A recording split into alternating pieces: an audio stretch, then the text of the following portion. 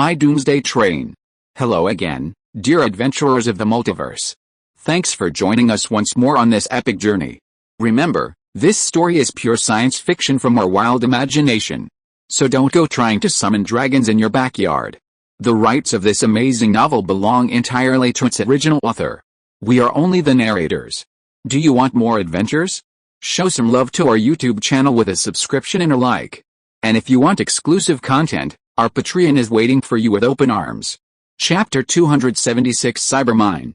Uncle Lee hurriedly explained, Mr. Mang, weren't you planning to buy a large number of dream stones? You bought 102 in total, at an average price of 500,000 units of iron ore. This cost 51 million units of iron ore. Most of the train conductors exchanged their star certificates for iron ore, only a few retained them, but the corresponding iron ore is a liability asset and is temporarily sealed in Neon City. If you don't count these dream stones, today's net profit would be 58.92 million units of iron ore, a year-on-year increase of 112.1%. Chen Mang put on a smile upon hearing this and nodded. That's right, you scared me. I thought something had happened in Neon City.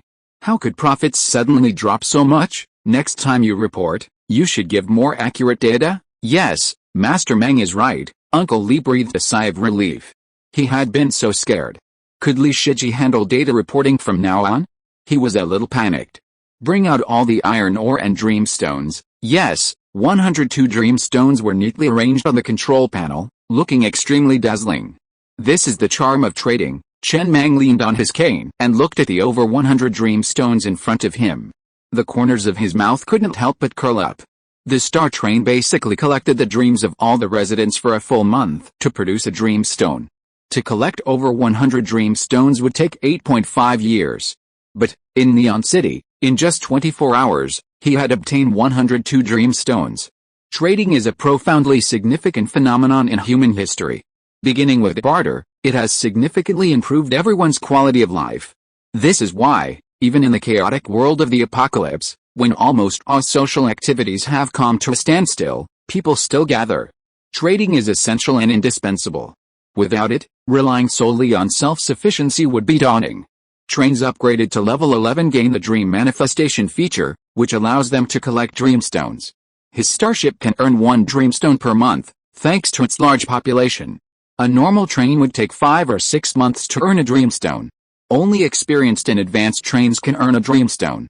According to statistics, there are not 102 experienced and advanced trains among the guests arriving in Neon City this time.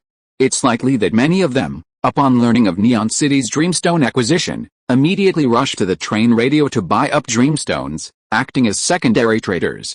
These dreamstones are generally at 100% capacity. Only a dozen or so are at 99% capacity, commanding a lower price.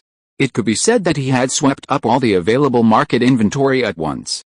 Future acquisitions wouldn't be as large, but that didn't matter.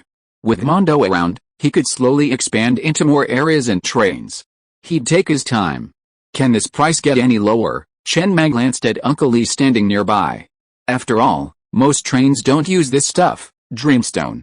The dream-making function of a level 12 train can be used to create dreams while consuming dreamstones, which also slightly increases mental power. Currently, mental power is only used to pilot certain firepower mechas, but mecha blueprints are already scarce, and mechas that require mental power are even rarer. Currently, the starship only has the Leech mecha, which does require mental power. It's hard to go any lower. Uncle Lee shook his head. Those who can afford to sell dream stones are generally high-end trains. This price is already the lowest we've reached after discussing it with several train conductors. Any lower and those high-end train conductors would be a bit skeptical. Instead of exchanging it for iron ore, it's better to use it yourself. It's also good for entertainment. This price is the lowest we could negotiate after many discussions. Even so, some train conductors chose not to sell it to us and kept it for themselves. Indeed, Chen Mang nodded. Value changes over time. For example, when he first crossed over, if he had found Ji Chuchu and a train conductor offered him 50,000 units of iron ore, he would definitely sell her without hesitation. But if a train conductor offered him 50,000 units of iron ore now, he would not only refuse but also give them a cold shoulder. Isn't that provocative? Are you so bold? The train still had 12.04 million units of iron ore, a relatively modest amount. Meanwhile, in Carriage 10, a new Level 1 special portal had been added to the wall. A Level 1 portal was sufficient.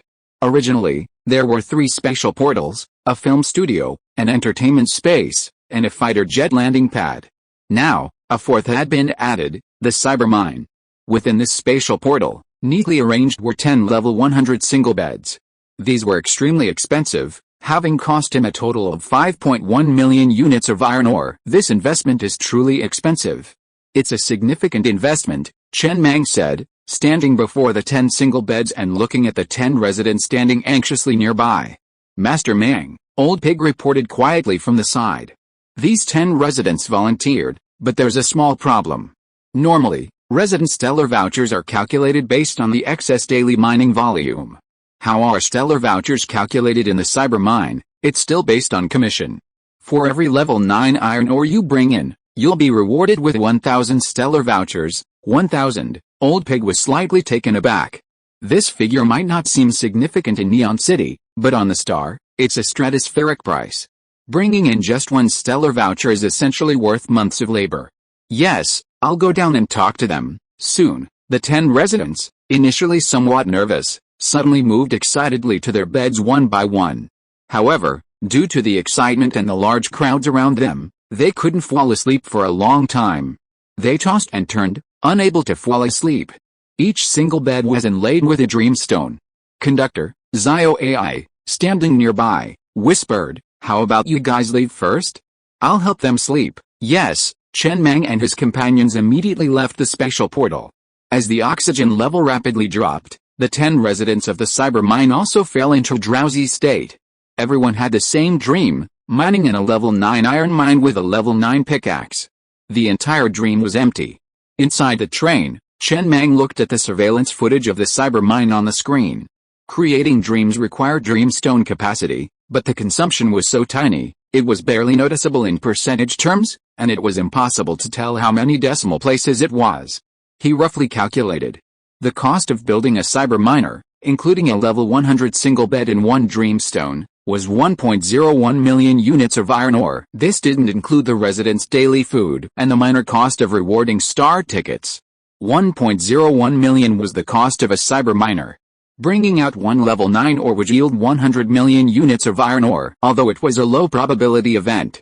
However, the maintenance and use of the cyber miner are free of charge. The only cost is when it is created. In other words, as long as the time is extended indefinitely, the investment will always be recovered. It just depends on when the profit can be made. Conductor, Zio AI's voice sounded in the train cabin. All 10 residents of the Cyberman have successfully fallen asleep, and their dreams have all been successfully implanted. According to the rules, as long as you dream, there is a chance that you will bring out an item from the dream. There is no set dreaming duration here, that is to say, even if you dream for an hour, there is a small probability that you will bring out an item from the dream, and the time it takes to mine 1 unit of iron ore is exactly 1 hour. Our residents are all very hard-working. It takes about 50 minutes to mine 1 unit of iron ore. Conductor, I have roughly modified the mechanical structures that you just created with a mechanical heart, and named them cone according to your instructions. When a resident falls asleep, every hour, a mechanical mechanism will activate and pierce a steel needle into the resident's buttocks, waking them up. Then the oxygen level will be lowered again, allowing them to fall asleep quickly. Repeat every hour. Each resident works 12 hours a day, meaning they can dream 12 times. This greatly increases the probability. With 10 residents asleep, there's a 120 chance of obtaining a level 9 iron ore unit every day. Perfect, Chen Mang grinned and nodded. As long as he obtained a level 9 iron ore unit, he could use the funds to build more cyber mining machines and admit more residents, and the situation would continue to snowball. Unemployment? Not a possibility. The residents of the Star still had a vague understanding of themselves. They were always worried about the residents losing their jobs, but how could they possibly be unemployed? The probability should be 1 in 10, right? I dreamed about 10 times, and only brought out a level 9 iron ore unit. That time, I didn't use dream crafting. Conductor, you're the child of destiny. You're different. Next time, bring the child of destiny. Okay, conductor, you are the destiny. Yes, Chen Mang paused before adding, next time Neon City opens, buy some accessories that can help people fall asleep quickly. Reducing oxygen levels does have its drawbacks. After all, it's okay, we have medical cabins. Any problems can be fixed directly, and the cost of repairs is negligible compared to the profit. It's better to reduce costs. With someone like you who alternates between lacking oxygen and generating oxygen, the oxygen concentrator is very tiring. Understood. I'll buy it next time Neon City opens. Another 7 days passed. Neon City celebrated its 4th opening, and attendance increased with each opening. At this rate, Neon City would soon be open every day. Today, Neon City welcomed a major event. Almost every customer who exited the starting point was stunned by the scene before them. A product advertisement flashed across every screen in the city. Mining robot. Not 39,998, not 29,998, just 9,998. Take home a mining robot that can work 24 hours a day. It can mine and cut trees. It's the only one in the world. Don't miss this opportunity. Limited to 5,000 units, while supplies last. I haven't seen such a lively scene in ages. A train conductor, entering the Neon City for the first time, murmured as he took in the scene. The large outdoor screens hanging from the tall buildings all displayed the products, posters and advertisements in unison. For a moment, he felt a bit dazed. It was as if the apocalypse hadn't arrived. He was still in the modern city, and everything was just a dream. It felt so unreal and illusory. Mining robot. Many people froze in their tracks as they stared at the overwhelming advertisements. This was the first product they had ever seen that could replace slaves in mining, and it was a robot that could work 24 hours a day. Wasn't its efficiency higher than that of slaves? Just sell 5,000 units. Yeah. Chen Mang, sitting by the floor-to-ceiling window, could only nod slightly. I'm not sure if there will be many buyers. Let's see how sales go first. The market is difficult to predict. Any conceptual product ultimately needs to be tested in the market to determine its true acceptance. Only a novice entrepreneur would imagine the market without any research. A mining robot costs 2,500 yuan and sells for 9,998 yuan, for a profit of around 7,500 yuan. If all 5,000 units are sold, the profit would be 37.5 million yuan. The profit margin isn't huge. It's far less than a space bag. It costs 1 unit of wood, and if you sell 50,000 units of iron ore, that's a profit 50,000 times the original. This is a profit that drives capitalists crazy. But no train would buy these things in bulk. They usually buy a few for personal use, not hundreds or thousands. But mining robots are different. If they want to truly gain widespread use and significantly improve train production efficiency, buying 7 or 8 won't make sense. At least 100 or more are needed to achieve a certain scale. This is a high-volume product. A high-volume product will have a low profit margin. If the profit margin is too high, others won't be able to afford it. 3 hours passed. Only a little over 100 mining robots were sold, and these were all bought by many train conductors, each of whom bought 1 or 2. Chen Mang was confused at first. What was the point of these train conductors buying a mining robot? Later, he sent Uncle Liao to inquire and found out. These train conductors bought 1 or 2 mining robots to motivate the slaves on the train. They told them that if they didn't dig well, their jobs would be taken over in a matter of minutes. They weren't very important to the train. The train was doing them a favor by giving them food. After learning the reason, Chen Mang remained silent for a long time with an expressionless face before speaking softly. A long time ago, I heard a fable. Sardines are a species of fish that easily perish during transport. One day, a fisherman accidentally placed a catfish in the sardine transport. Unexpectedly, the sardines, evading predators, remained active, and ultimately, most of them survived. This phenomenon was later categorized as the introduction of external stimuli to stimulate the vitality and competitiveness of an existing population. In management, it's also known as the catfish effect. It can effectively boost employee motivation. My original intention was to sell production tools, but I didn't expect everyone to buy them as catfish. No trains were buying in bulk. This was actually within his expectations. After all, this was the apocalypse, and there were no slave associations. No one cared about the treatment of slaves. There were no salaries, just food, and slaves had no right to complain. This led to, even though mining robots were extremely cheap, even ridiculously so, they were still not as cheap as slaves. This was frustrating. He couldn't control matters in other areas. He couldn't just say that all trains must improve slave treatment. It would be strange if anyone would pay him any attention. But this works well, Chen Mang nodded. When the trains develop and we find ways to trade slaves remotely, or when we can operate across regions, we can buy other slaves at a high price and place them in the cyber mines on the star, then we can sell them the mining robots. Just then, Zio AI, looking at the changing information on the screen, suddenly said, "Conductor, a conductor has used nearly 10 million units of iron ore to purchase 1,000 mining robots at once." Oh, Chen Mang's eyes lit up. Let's find out why this conductor bought them. Find out his pain points and see if we can exploit them. Soon, Uncle Lee returned. "Master Mang, that conductor is a high-level conductor. He suffered heavy losses in a natural disaster, and almost all his slaves died. Slaves in high-level areas are scarce, and he was worried. Then he came across our mining robot sale and bought 1,000. Yes, Chen Mang smiled with satisfaction. This was exactly his target group. It had been nearly 2 years since the apocalypse. The survivors had basically been plundered by the various trains. Perhaps there are still survivors hiding in the ruins of the city in the White Zone, but in the high-level areas, where can they hide? Slaves are difficult to obtain. Once they die, they're gone, and one less is needed. This customer group is the primary user group for mining robots.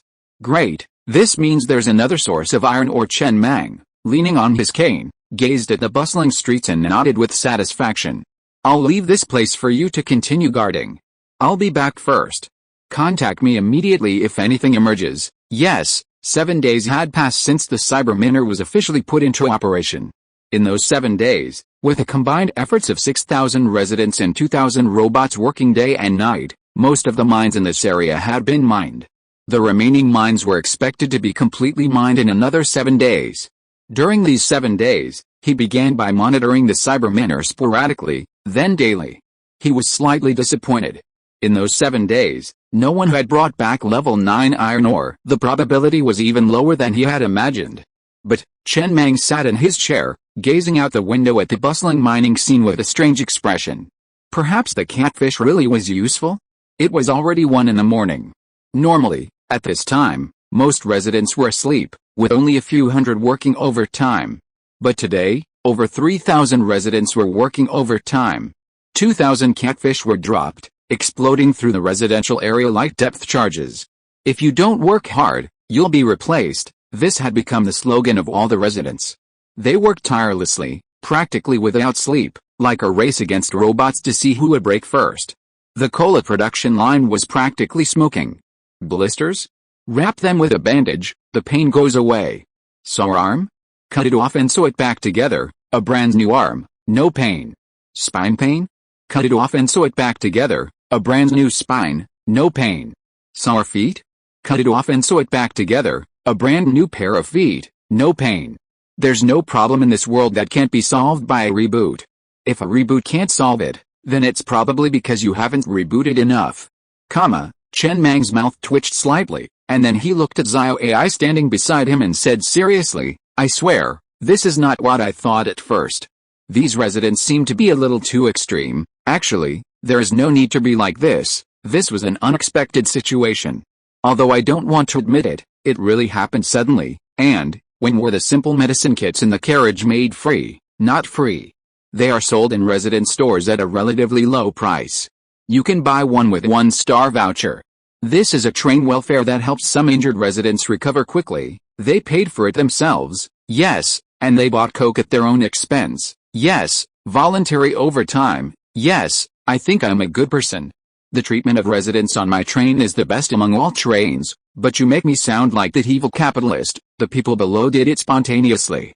It has nothing to do with you, the conductor." Indeed, at this moment, Zio AI, standing nearby, suddenly spoke up, "Master Mang, the dreamstone on a resident's bed in the cyber mine has been flickering since they woke up." Shit. Chen Mang leaped up from his chair, grabbed his coat from a nearby rack, and threw it on. "Go check it out. If it's a damn level 9 pickaxe, smash that mining machine. Really, fake it, don't get mad." 3 minutes later, Chen Mang arrived at carriage 10 and secretly decided to use his mechanical heart to build a ground-level elevator like the ones in the airport.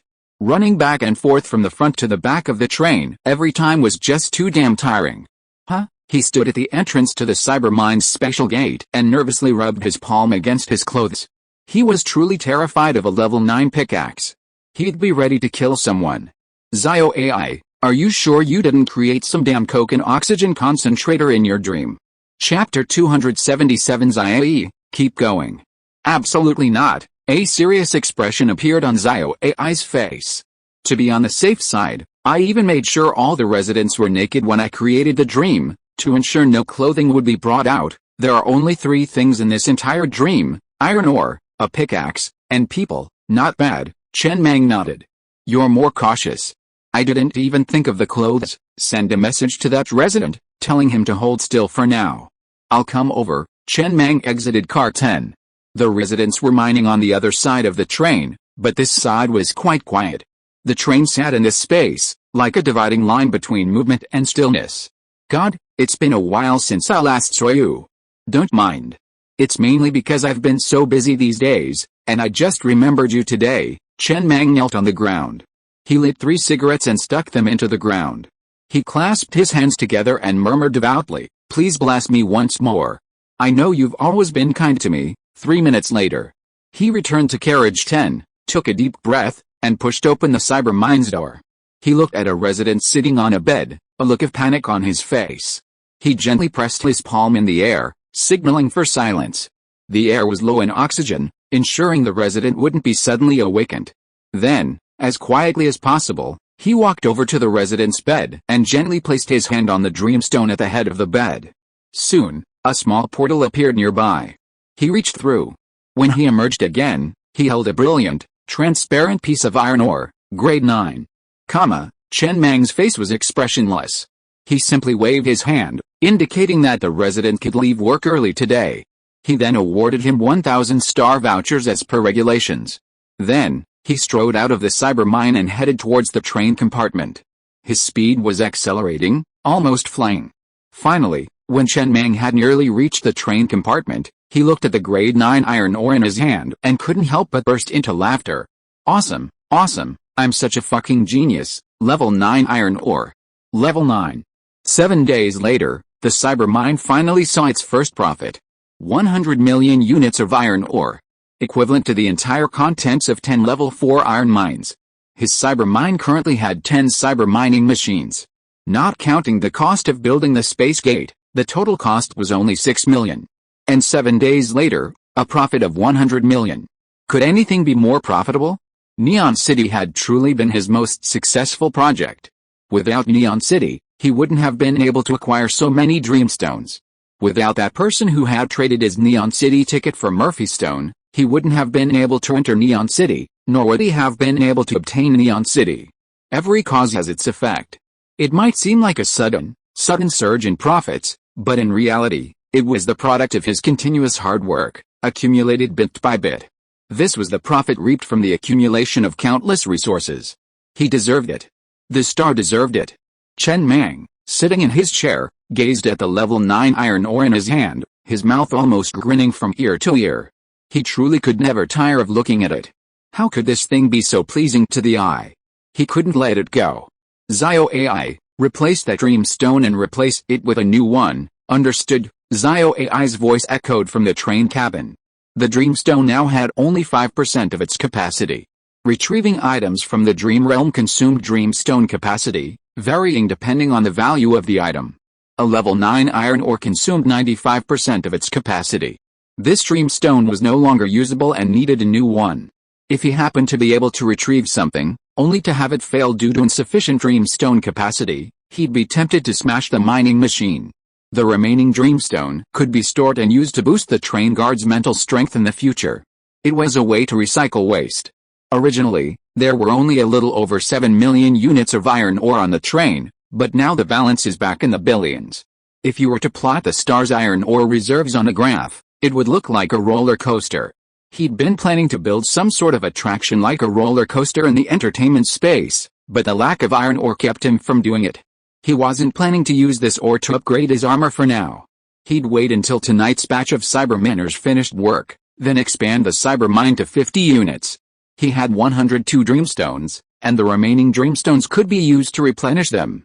If all of these dreamstones could be consumed successfully, 10 billion units of iron ore would be deposited. Zio AI, tell Neon City they need more dreamstones, we'll take as many as we can, understood. With enough dreamstones, he could expand the cyber mine, increasing the chance of obtaining a level 9 iron ore each day. With enough dreamstones, even the smallest probability would be achievable. Is this a lie? Outside the train, a young man looked at the resident panel shared with a burly man in front of him on the iris chip, and roared in disbelief, "Are you fucking cheating? I know you used to be a programmer, you must have secretly changed the number of stellar coupons you were given? I'm going to report you right now, you're so bold, kid, you dare to tamper with this." Name, Damio. Number, 4998. Train resident. Position, cyber miner. Balance, 1014 stellar coupons. Treatment, level 1 resident. Promotion progress, 100%. Mental strength, 12.2. Overall physical fitness, 12.1. You must have cheated. All of us have the job title of no, so why is your job title a cyber miner, and how is it possible that you have more than 1000 star coupons? You were promoted to level 1 resident treatment not long ago. Tell me honestly, where did you get these star coupons? I tell you, don't try these little tricks on the train. President AI will definitely find out, and you're dead. Stay away from me, don't get me involved. Hey, Big Mouth grinned and said nonchalantly, I earned this, what am I afraid of? The real-time changes to this resident panel must be approved by President AI's database. Who else can change it except President AI? A few days ago, didn't Captain Pig come to recruit cyber miners, so I signed up. If you dig a mine, you will be rewarded with 1000 star coupons. How is it going? Is it okay? And my mental strength has also increased a lot. I feel that my brain is now more flexible than before. If I were to write code again at this time, I might be able to write better and faster than before. Okay, I'm just going to show off. We both came from the Kanglong train. Look at me now, and look at you. I'm still a second-class resident. Oh, what do you want me to say about you? Go on, come on.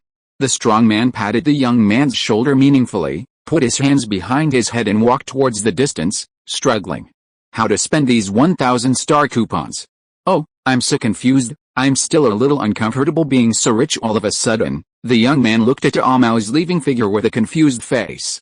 After confirming that the other party really did not modify the number of stellar coupons through cheating, he couldn't help but trot towards the old pig not far away, and offered a cigarette with a respectful and flattering face.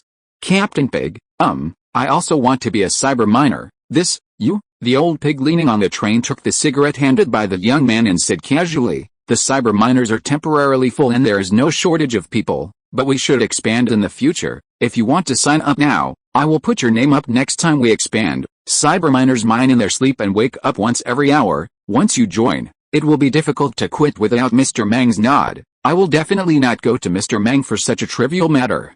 If you dare to tell Mr. Mang about this when he comes to inspect, I will definitely not let you have an easy time in the future. Do you understand that? The young man tried. He asked tentatively, I heard that if you dig up ore, you'll be rewarded with 1000 star tickets.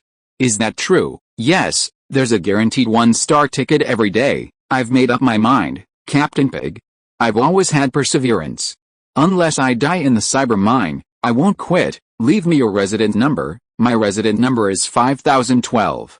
Thank you for your trouble, Captain Pig. Go ahead. Okay, old pig, leaning against a train, lit his cigarette and looked at the young man's departing back with a slightly quizzical expression. He knew how the cyber mine operated. He found it a bit torturous, sleeping 12 hours a day and being woken every hour. And in a low-oxygen environment. If he kept doing that for a long time, he'd be in trouble. But, he thought carefully, maybe he'd had too many good days. Even this level of hardship seemed a bit torturous.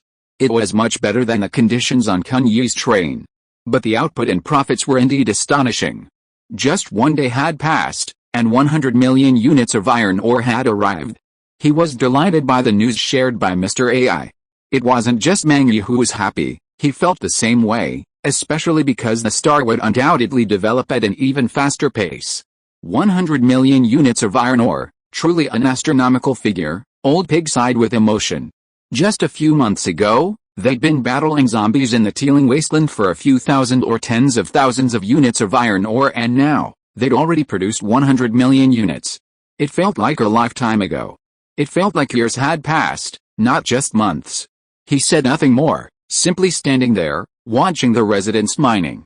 When he had nothing else to do, he loved watching them mining. It brought him a sense of happiness. Not long after, the cyber mine closed. Before leaving, all the cyber miners would grab the spray on the nearby table and spray their buttocks with it, allowing the needle pricks to heal completely before leaving. About 10 minutes later, Chen Mang, along with Lao Zhu, Zio AI, and the others, returned to the area. They consumed 20.4 million units of iron ore and crafted another 40 level 100 single beds. This brought the number of cyber miners to 50. A brand new dreamstone sat at the headboard of each single bed. This would be the cradle of dreams and the launching pad for the starship. Lao Zhu, Chen Mang said, turning his head to look at Lao Zhu. Go find 40 more miners. Yes, it was getting late. Chen Mang didn't do anything else, but washed up and prepared for bed. He didn't conjure dreams. He had been mining in his dreams for the past few days, leaving him with a sore back when he woke up. Now that he had his Cyberman, he could just let sleep take its course. He was exhausted. Just as he lay down, Zio AI's voice suddenly rang out from inside the train. Conductor, there's something urgent, I might need your attention. What is it? Chen Mang said wearily, lying in bed, preparing to fall asleep. There aren't any monsters in this space, so what could possibly be happening? Conductor, you might need to come to carriage 2 about that strand of hair. Chen Mang sighed wearily, but when he heard about the strand of hair, he got up, put on his clothes again, and headed for carriage 2. He remembered that strand of hair. When he'd just upgraded his single bed to level 100, he'd had a strange, illogical nightmare. The strand of hair had come out of that nightmare, or, more accurately, anal hair, since the woman had been facing the river when he'd climbed out. Inside carriage 2. Chen Mang leaned on his cane with an expressionless face, looking at the scene in the Mecha R&D center. The three-legged cat heavy machine gun in the space began to turn slowly. Zio AI, don't tell me that there is a supernatural event invading this carriage. Move away everything that can be moved. I will blow up the space door. I don't really like the existence of things like supernatural events. Inside the Mecha R&D center, the strand of hair seemed to have been growing disorderly, and a large amount of hair grew on the steel frame brought back from the ice and snow area, which looked extremely creepy. It's not a supernatural event, Zio AI, who was standing aside, explained. Anal hair is a very magical existence. Not everyone has it. Almost most people will never have the opportunity to see what anal hair looks like in this lifetime. After all, people can't see their own anal hair. These days, I have collected anal hair and hair from many residents and compared them. That is not anal hair, but hair, real hair. Butterbutt was facing the river at that time, then the hair grew on the butt. Okay, let's not talk about this for now. I only gave you a small bunch at the time. Why has it become so much now? I just accidentally discovered that this strand of hair has good extensibility, so I did an experiment to test how good its extensibility is. I kept stretching it until it was like this. This strand of hair is very strange. It can keep the hair diameter almost unchanged. It has been extended to 3.9 kilometers so far. Chen Mang frowned slightly, looking at the large amount of hair wrapped around several steel frames not far away. You mean these hairs are not growing randomly by themselves, but you stretch them? Yes, it's okay as long as it's not a supernatural event. Then what? And this strand of hair has a strong bearing capacity and is expected to be able to pull objects weighing 1 ton. This experiment is not difficult to do, right? It's difficult to do. As long as the hair is under force, it will stretch. It can't pull up objects at all. It will only pull the hair and stretch. At present, we have not calculated how long it can stretch. After a long silence, Chen Mang said softly, it is indeed magical, but this matter is not urgent. Can you tell me after I wake up? Zio AI was momentarily unsure how to get back. After a moment, she said sheepishly, Conductor, don't you think this is amazing? Amazing. Anything else? Nothing. Chen Mang said nothing more, simply heading back to the train compartment. Next time you disturb my sleep for something non-urgent like this, I'll smash your head. Zio AI was left alone, scratching the back of her head. Isn't this urgent? This completely violates the law of conservation of energy. How can hair extend infinitely with almost no change in diameter? Where does all this extra hair come from? It can't just appear out of thin air, right? Forget it. Zio AI shook her head and went back to working on her cosmic receiver. The robotics research center nearby was blinking green, operating continuously. Besides building 2 basic robots, this accessory can also be used to develop new robots. However, it requires an AI chip to be the main driver, and this consumes computing power. Zio, keep up the good work. The next moment, a docile rabbit appeared on the display screen at the robotics research center, and a clear voice rang out, "Okay, Mr. AI, this AI chip, originally brought from the Earth's core nuclear bomb a few days ago, had been reactivated and, after setting its underlying permissions to loyal to the star, inserted into the robotics research center. It could be used to develop better robots." After all, he truly hated seeing that industrial waste. In his view, those robots belonged in the meat grinder at the garbage dump. He hadn't told the train conductor about this, believing it unimportant and waiting for the results to emerge.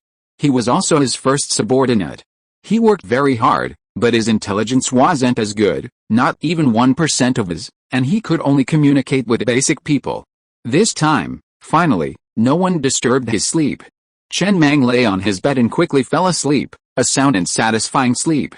When he woke naturally, there were only 10 hours left until the closing time of Neon City's 4th operation. In half a day, Uncle Lee would be reporting to him with the data and bringing out another large batch of iron ore. Chen Mang stood up and stretched. He subconsciously glanced at the dream stone on the bedside table, but saw nothing. He washed up and sat in a chair. He had even forgotten whether he had dreamed last night. Sometimes the memory of a dream can last for hours, while other times it is forgotten the moment you open your eyes. He sat in a chair, lit a cigarette, and began to read the train log. Everything was normal. There were no sudden incidents of note. He then took Little Green, who was sitting on a chair nearby, in his arms, playing with its pink mouth, and said with a smile, "By the time we get out, the train will be almost at level 15. You can wake up then, an S-level cub of the Star Beast. I'm really looking forward to seeing you when you wake up." A thought suddenly occurred to him. After a moment's silence, he spoke. S-class Star Beasts should be the highest level, right? There shouldn't be R, SR, or SSR levels, right? Zio AI's voice echoed quickly from the train cabin. According to my data, S-class Star Beasts are the highest level. There's no information about R, SR, or SSR levels. But that's just my database. I'm not sure if there are corresponding levels within the mechanical civilization. I hope not. Chen Mang breathed a sigh of relief. He had been worried that Little Green wouldn't awaken even after the train reached level 15. A Star Beast isn't necessarily better the stronger it gets. A stronger Star Beast means raising a youngster consumes more iron ore, and he doesn't have the iron ore to build Little Green. S-class is enough. He hopes he doesn't cause any more trouble. The requirements for upgrading the train to level 15 were quite high, and he wasn't yet qualified. This requirement would likely hold him back for a long time. Upgrade requirements: consume 60,000 units of level 3 iron ore. All car components must be at least level 240, have at least 500 survivors, 3 couples must have married via the Doomsday marriage certificate, and have at least 1 child under the age of 16. The first few conditions were easy to meet, and he already had them, but the latter ones were more obvious. The mechanical civilization probably expected higher-level trains to have a greater sense of responsibility, to prioritize the continuation of civilization while striving for survival. While those children might not contribute much value at this stage, they were undeniably the backbone of civilization. The future of civilization depended on their legacy. There were many children under the age of 16 on the Stellar, but getting 3 couples to marry via the Doomsday marriage certificate was a bit more difficult. First of all, Doomsday marriage certificates weren't easy to obtain. He was curious where the other trains that had reached level 15 got theirs. There are 3 Doomsday marriage certificates in the star, but there has never been anyone who can use them. The words true love are like a chasm in the sky. Shen Maozi and Mijia are already married. Just 2 more times will be enough. But Zio AI, I remember that many people are together on the train these days, but are there any sincere couples? We've tried everything, but no, they know that the other party is not sincere, so they don't break up. Conductor, this is the end of the world. We are just living together. No one cares whether the other party is sincere or not. I know. Chen Mang frowned slightly and sat on the chair. After thinking for a while, He whispered, "Call Zhang Yiren for me, soon Uncle Mang." Zhang Yiren stood in the train compartment, cautiously looked at Chen Mang who was sitting on a chair and said tentatively, "Are you looking for me? Well, do you remember the cornea movie you filmed last time?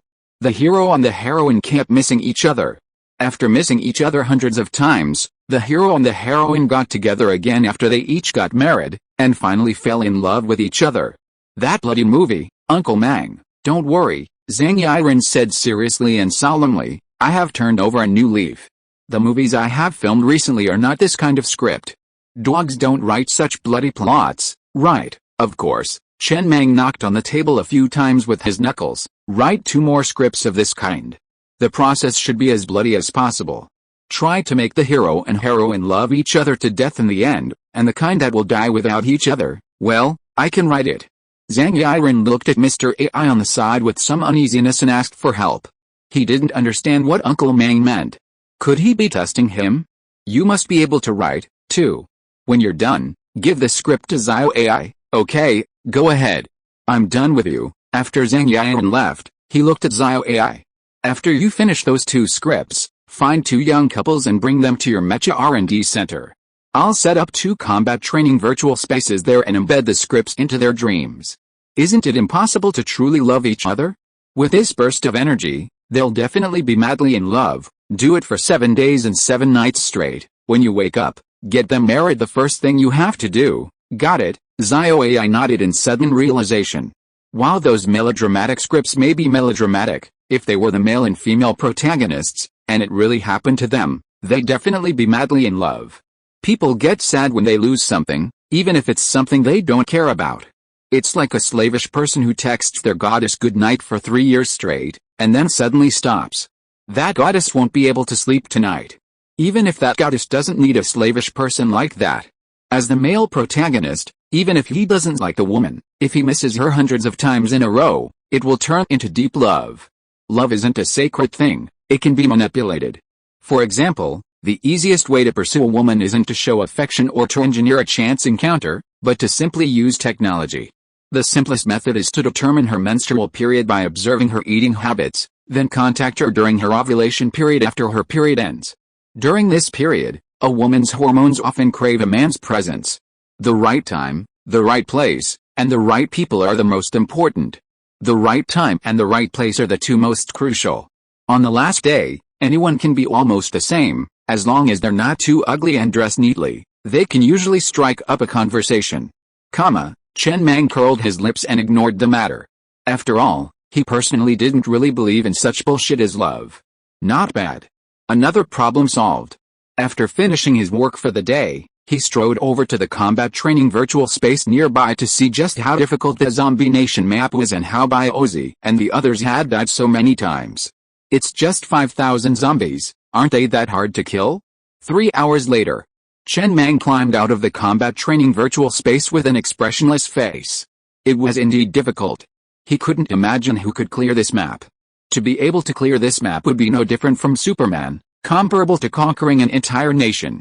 This thing requires a mecha to enter, relying on physical strength alone is impossible. There are no new movies to watch. It is said that Zhang Yiren's latest film is a zombie movie, which he is looking forward to. He still likes zombie movies. Sitting in his chair, Chen Mang glanced at the train resources on the control panel screen, ready to consume all the titanium crystal ore first. Wait, he rubbed his temple lightly. He seemed to have forgotten something very important. His level 20 Viper unmanned fighter seemed to still be flying outside. When he entered this space, his plane had not returned. He hoped that no one would be so stupid as to shoot it. As long as no one was too greedy. His unlimited endurance fighter jets could remain airborne forever. He then looked at the Viper unmanned fighter production line. Producing a single level 20 Viper unmanned fighter consumes 2.5 million units of titanium ore. He had placed this component in the fighter landing pad in carriage 10. The train now held a total of 101.07 million units of titanium ore. After a brief moment of thought, he used 100 million units of titanium ore to build 40 level 20 Viper unmanned fighter jets. Area 10, Fighter Landing Pad. Chen Mang gazed at the 40 fighter jets neatly parked in the space and nodded with satisfaction. Each fighter jet had 4 level 20 cannons, and like the black hole robots, they were recyclable. If they ran out of level, they could be recycled and used to build higher-level fighter jets. Very useful. These 40 fighter jets were part of his confidence in reaching the red zone, Dusk Coast. Beyond that, his greatest strength was naturally his level 17 armor. The titanium ore was instantly depleted, leaving only 1.07 million units. However, titanium crystal ore currently has no other use besides manufacturing fighter jets. Time flies. When the clock struck midnight, Neon City's fourth operation had come to an end. The mines in this area were almost fully mined, and the star would depart in a few days. Master Mang, Uncle Lee, standing inside the train compartment, reported seriously, Neon City has sold out all 5,000 mining robots this time, generating a net profit of nearly 37.5 million. All sold out? How many were purchased in bulk? 3. The rest were small batches, some buying 1 or 2, others 7 or 8 or more. How many people came to Neon City this time? 1,492, nearly 1,500, Chen Mang pondered. These train conductors have impressive spending power. Just over 1,400 of them were able to buy all 5,000 mining robots, which translates to 50 million units of iron ore. These high-end trains seemed to have more money than he'd imagined. And they all had plenty of iron ore stored. There are more and more people. It's all thanks to your planning, Master Mang. Indeed, Chen Mang smiled and nodded, leaning back in his chair, staring at the control panel and thinking to himself. At this rate, we'll be open every day soon. I haven't seen Mengdo in a while, and I wonder if he's tired of living out in the open. P.S. I'll post the typos first and correct them later. Please give me some monthly votes. Chapter 278 Reopen? Tell me about the total profit. Chen Mang reclined in his chair, arms resting on the armrests, rocking gently, a hint of a smile playing on his lips. Uncle Lee hurriedly continued his report. The total profit from the mining robots was 37.5 million units of iron ore, leaving a net profit of 32.9 million units, for a total of 70.4 million units, and we acquired 12 Dreamstones. It's worth mentioning, there was a big boss with a level 17 mechanical train. He bought a lot of refrigerators at once and kept muttering about reopening the business. Chen Mang lowered his eyes and didn't reply. Reopen? How could it be possible? Upgrading a mechanical train to level 17 would require an astronomical amount of resources and time, not to mention a lot of luck. Forget about it. If you ask this train conductor to start from scratch, he wouldn't even be able to reach the position of a level 17 mechanical train conductor. Reopening the business is impossible. An S-level potential isn't worth it, not to mention that a level 17 mechanical train is in the red zone. In the white and green zones, restarting is indeed possible. For example, if you feel the train isn't planned properly, or if you've obtained a rare train order and want to start over, there's no problem. It won't waste much anyway, and the danger level in these areas isn't too high. With someone protecting you or a bit of luck, you can survive. However, restarting in the red zone, a level 1 mechanical train would be like a lone boat in the hundreds of meters of waves. A single wave would wipe out even a trace of it. It's certain death.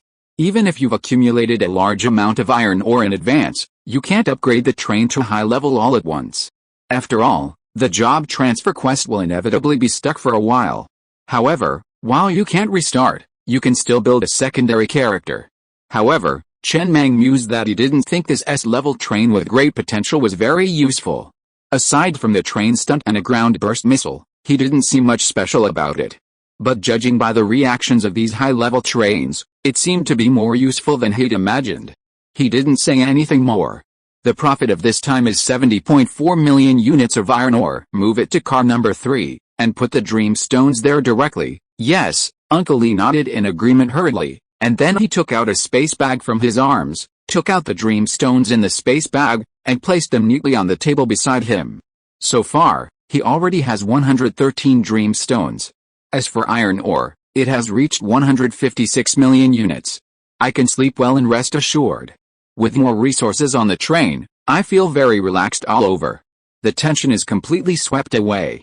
He glanced at a picture of the cyber mine on the screen and chuckled. If, one day, I get 3,000 mining machines, then I can get at least 100 million units of iron ore every day, or even more. Right, it's a bit of a bug. Will the mine be mined out one day? No. Zio AI's voice rang out in the train. Level 9 unit iron ore is not directly produced by consuming the energy of dream stones. Dream stones only provide a channel. In the universe, there is a saying called its quantum entanglement. Basically, once two particles become entangled, their quantum states become correlated. Measuring one particle instantly determines the state of the other, no matter how far apart they are. It can even transcend time and space. The human brain itself is amazing. I extracted information in my last city. There's a saying on this planet that when a creature dreams, its brain waves enter a stable and extreme state, resonating across time and space with creatures elsewhere in the universe, thus giving rise to dreams. So the actual situation should be, in a level 9 iron ore mine in a corner of the universe, there is indeed someone mining. It's just that they used dream stones to form quantum entanglement, which eventually caused the ore dug by that person to run into our pockets. The universe is very big. It's just a small level 9 mine. No one cares, but, Chen Mang paused and continued, if it's as you said, the slave who lost a level 9 iron ore should care, right, he will definitely care, and if nothing unexpected happens, he will be whipped, poor child, indeed. Are you sure AI can dream? How about writing a similar program? If robots can dream, create 100,000 mining robots and stuff them all into the cyber mine. Tomorrow the train will take you out of the universe. There's really no way, Zio AI said helplessly in the train. I don't know the specifics of mechanical civilization, and there's no relevant information in the database. Based on my current thinking ability, I can't even think about the existence of something like dreams. This is an existence unique to intelligent creatures. Even semi-intelligent creatures like cats and dogs dream. In the library of the last city, I found a book called Bionic People Don't Dream of Electric Sheep. It roughly said that robots don't have brains and nervous systems in the biological sense, and don't have the ability to enter dreams at all. Why are they talking about electric sheep again? Again, nothing. Chen Mang didn't say much, just tilted his head to look out a window. After a long silence, he said softly, Zio AI, although I know it's a bit early to think about this now, I have actually been thinking about this problem. The train is destined to rush into the universe in the future, but I'm a little afraid of the universe. I always feel like I don't have the grounded feeling I have on the planet. I always feel a bit like I'm rootless in the universe. Also, the universe is really huge. The maximum speed of trains can now reach 5,040 kilometers per hour. This is an extremely exaggerated speed on the planet, but in the universe, it seems extremely small. The distances of hundreds or even tens of millions of light years away are so vast that I feel like I'll be floating in the universe for the rest of my life, with no place to settle. The mechanical civilization and the Zerg are engaged in an all-out war in the universe. How do they move in the universe? Do their trains have the ability to speed faster than the speed of light? It shouldn't be. Inside the train, Zio AI's voice paused for a moment before continuing. It is generally believed that the speed of light is the highest upper speed in the universe and cannot be exceeded. For example, we can do a simple experiment in our minds. When your train is traveling at the highest speed, throw a stone forward. The speed of the stone thrown out will definitely be faster than if you throw it forward while standing on the ground. This is called acceleration, but if you take out a flashlight and shine it forward when the train is traveling at the highest speed, you will find that the speed of light is the same as your speed on the ground, and it is not accelerated by the train. This is the upper limit of the universe. The speed of light, 1,079,251,200 kilometers per hour. The star is currently a long way from this number. But even if it reaches this number, it will be extremely difficult to travel freely in the universe. The light width of many galaxies is more than 10 billion light years. This means, even if the star train has the speed of light, it will take more than 10 billion years for you to travel from one end of this galaxy to the other. It is impossible for any living creature to have such a long lifespan, including the giant beasts in the sky. In such a long time, civilizations like mechanical civilizations may have been born in the thousands or even tens of thousands, and such galaxies, there are billions of them in the sea of stars. All the numbers on the planets will seem extremely small in the universe, so you don't have to worry at all, conductor. You will definitely drift in the universe for the rest of your life. It will even be difficult to find a second planet suitable for living beings in your lifetime. Chen Mang said softly with an expressionless face. Are you comforting me? Yes, thank you. I don't feel comforted, I feel more panicked. A little humor. Although this is true in theory, there are still shortcuts to take, such as the Rosen Bridge, which is a wormhole. The wormhole can greatly shorten the distance between 2 points and travel to tens of thousands of light years away in a short time, similar to time rift. Just like the time rift detector, there is actually not much room for use on the planet. It is more often used in space. A time rift isn't a wormhole, right? After entering a time rift, the flow rate inside will accelerate significantly, and you'll arrive at an unknown adventure map. Well, they're two different things, but there will definitely be wormhole detectors in the future. I'm also curious. Trains are a means of mechanical civilization, and they can install and upgrade different accessories to enhance their trains. Why choose trains over something more suited to the universe, like a starship? Conductor, I really want to answer all your questions, but you should also know that the true power of AI lies in its ability to quickly retrieve the correct answer from a vast database. Unfortunately, my database is truly empty, and even a skilled cook cannot cook without rice. It's difficult to give you the answer you want.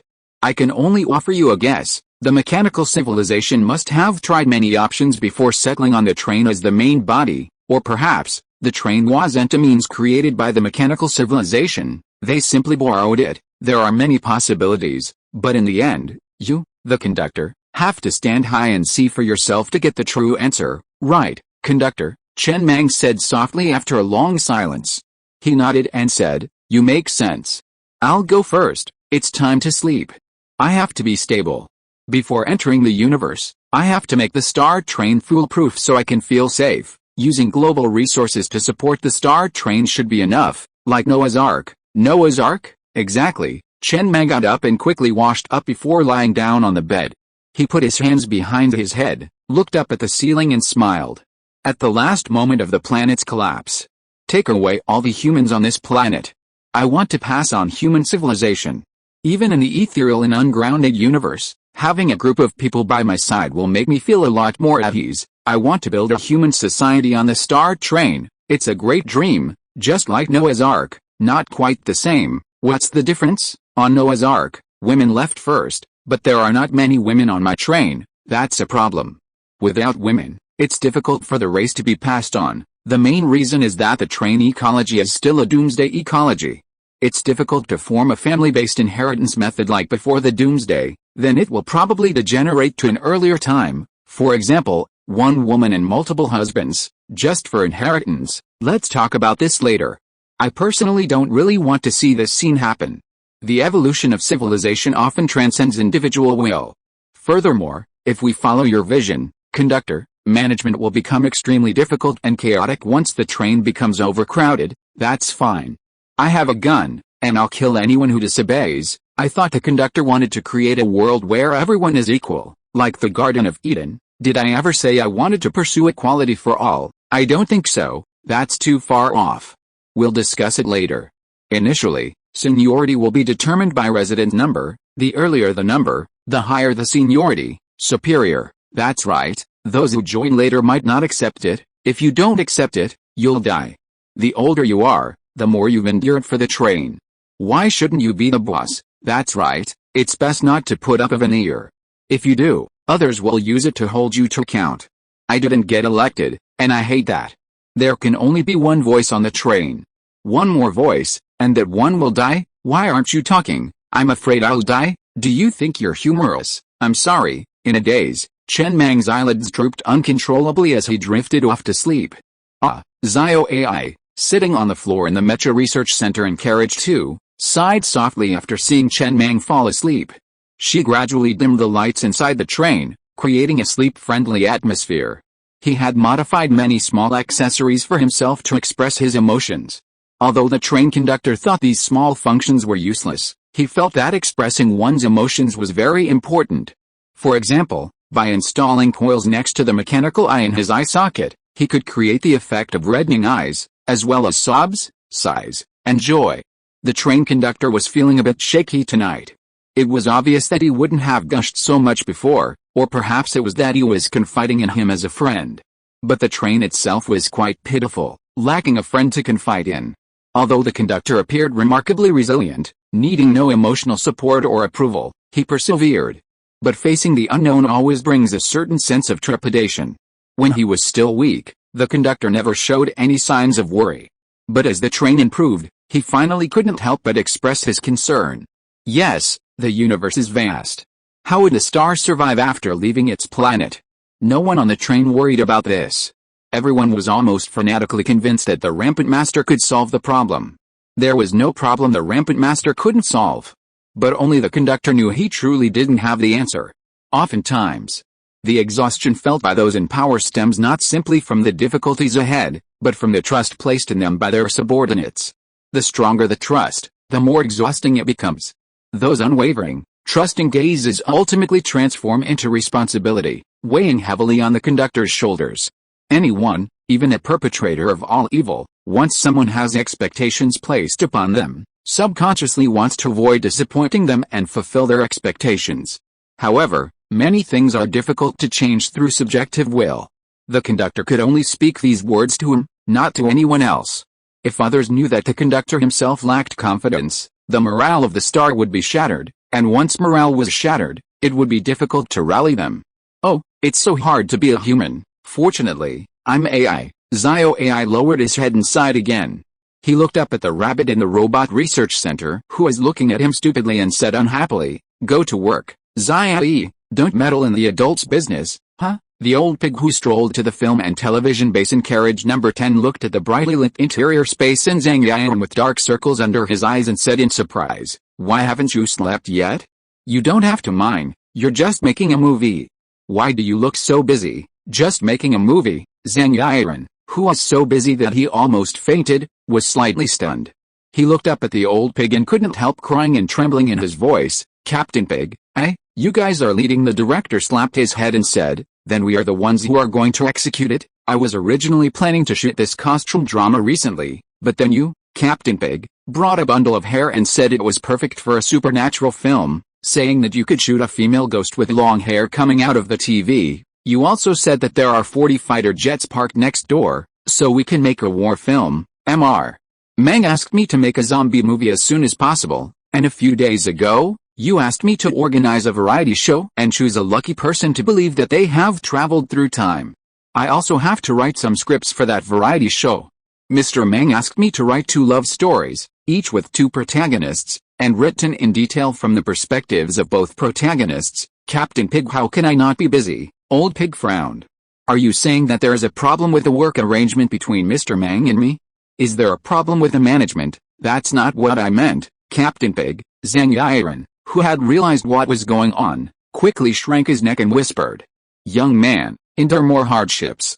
The more you endure now, the more blessings you will have in the future." Old Pig stepped forward, patted Zhang Yan on the shoulder, and said meaningfully, "Let me tell you a secret. When the train gets crowded, I plan to implement a market economy. That means your movies will be screened in refrigerators or space gates, and residents will need star vouchers to watch them. Think about it, now you've made a name for yourself, and by then, you'll be the only one making movies on the entire star. How much money will you make? I wouldn't say that to anyone else. I'm only telling you this because you're smart." This, Zhang Yan was slightly stunned, the scene playing out in his mind. He had no doubts about the star's future. He was absolutely certain that if all the trains on Blue Water Planet perished, the star would be the last to go. If a market economy truly came into being, he would monopolize the star's film industry. Then, with the fame he'd accumulated over these days, he'd earn a fortune in star vouchers, instantly catapulting himself into the middle echelons of the star. His originally tired and frightened face flushed instantly as if he had received a shot of cardiac stimulant. He looked at Lao Tzu with excitement and straightened his back. "Captain Pig, I understand what you said. Don't worry, I will complete all the tasks assigned by my superiors at all costs." Ahem. Lao Tzu coughed softly before whispering, "Remember not to tell anyone about this." "I didn't tell many people, only a few of my closest confidants. Leaks can lead to failure. My duty is to manage my subordinates for Master Mang. As long as everyone can deliver on their promises to Master Mang, I'll treat everyone well. If you cause trouble and I get scolded by Master Mang, you won't be able to handle it either. But writing a script is indeed a demanding task, and you can't handle it alone. There's a writer on the train. I'll call him for you. You can sign the screenwriter's name when the time comes." "Okay, no problem." Zhang Yan looked at Lao Tzu's departing figure with some excitement, but then, seeing the female lead beside him, he felt a slight sigh of regret. This guy has become increasingly popular after his films. If the starship has tens of thousands, hundreds of thousands, or even millions of fans, this guy will be incredibly popular. He can't really become the first star after the apocalypse, right? He really didn't expect it. The world was clearly ending. How come his career path is becoming smoother and smoother, his life goals are becoming clearer and clearer, and he's living better than before? Is this doomsday a good thing or a bad thing? Huh? In the residential car, a young boy with bloodshot eyes sitting under the pavilion tilted his head in disbelief and looked at the pig conductor with a trembling voice. Pig conductor, what do you mean I only write 20,000 words a day? After writing 20,000 words every day, I feel like I've been raped by a sow.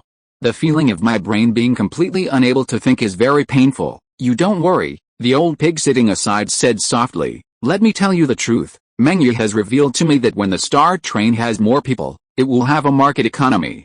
At that time, not everyone can read the novels you write.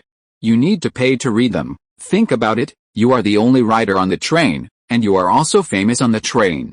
When so many people pay to read your books, how much will you earn? Go to Zhang Yiren for a favor and get the title of screenwriter. You will be more famous. Won't you make more money in the future? People can't just look at the road under their feet. They also have to look up and see the distance from time to time. Chapter 279. What a genius idea. One night, it only takes one night. The old pig looked at the young boy sitting under the pavilion with a serious expression. As long as the market economy is implemented, it will be your day to become rich.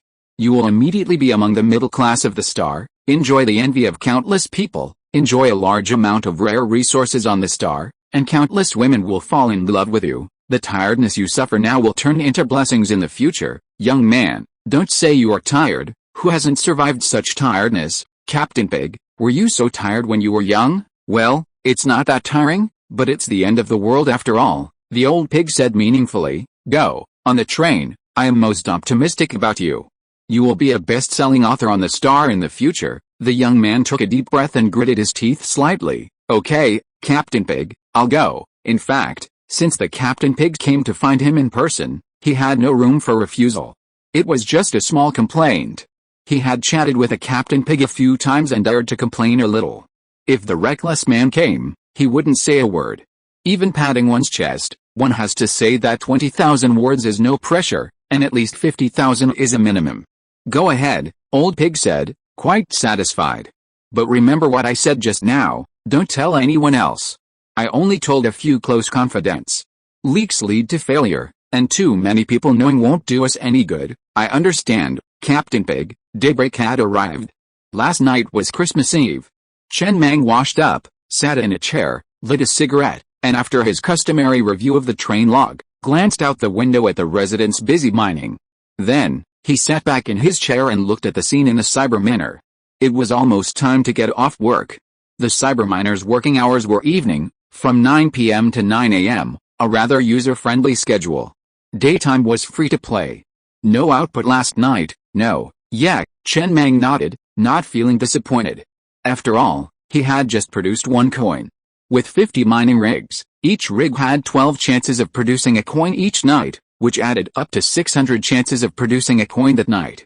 Our current plan is to dream 12 times a night, each dream lasting 1 hour. 1 hour is just the time it takes to mine an iron ore, maximizing the output opportunities. I suddenly had an idea in my dream last night. Can we do without the mine? Just make the dream into an empty space in a level 9 iron ore unit.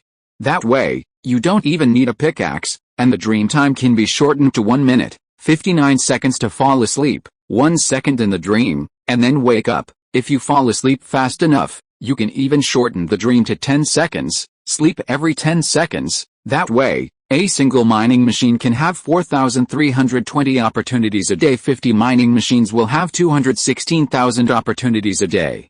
At least several level 9 iron ores can be produced a day, right? In the train room, Zio AI did not respond immediately. After a long silence, he said, it's a genius idea, but it's a pity. I just tried to experiment, but I can't create this type of dream. I can't directly produce a level 9 unit of iron ore. I can only create a mine. Is it impossible? Chen Mang shook his head with some regret. It doesn't matter if it doesn't work. Ask Zhang Yiren if he has finished writing the script. I'm anxious to upgrade the train. Conductor, you gave this order yesterday. How can he complete it today? Normally, It takes at least a week to complete a script, and this is still, at this moment, Zio AI's voice suddenly stopped. After a pause, she said quietly, "Conductor, Zhang Yiren requested a meeting outside the train room. He says he's finished writing 2 scripts." "Genius," Chen Mang nodded in satisfaction, grinning. "Let him in quickly. That's why you have to have confidence in the people I trust. Since he's my chosen screenwriter, he can't be bad. Look at his efficiency, hard-working, I like it, it's quite hard-working." Zio AI paused. This efficiency was even more terrifying than AI. Is he still human? Zhang Yiren, with dark circles under his eyes, cautiously entered the train room and presented 2 thick notebooks. "Master Mang, here are the 2 love scripts you requested yesterday. I wrote them with a pen that resembles a script killer. No matter who it is, as long as they immerse themselves in the story, they'll definitely cry their eyes out and fall head over heels in love with their partner." "Very good." Chen Mang took the script, glanced at it, and then tossed it into Zhang Yiren's arms. He smiled and said, "Take it to carriage 2 and give it to Zio AI. Good work. Get out of here." Inside the space, the star train sat in its original location. 2,000 mining robots and over 6,000 residents were working swiftly in the surrounding mines. They estimated that within 6 days, they would have completely mined all the mines in this dimension and left the space completely. But before that, he had to upgrade the train to level 15.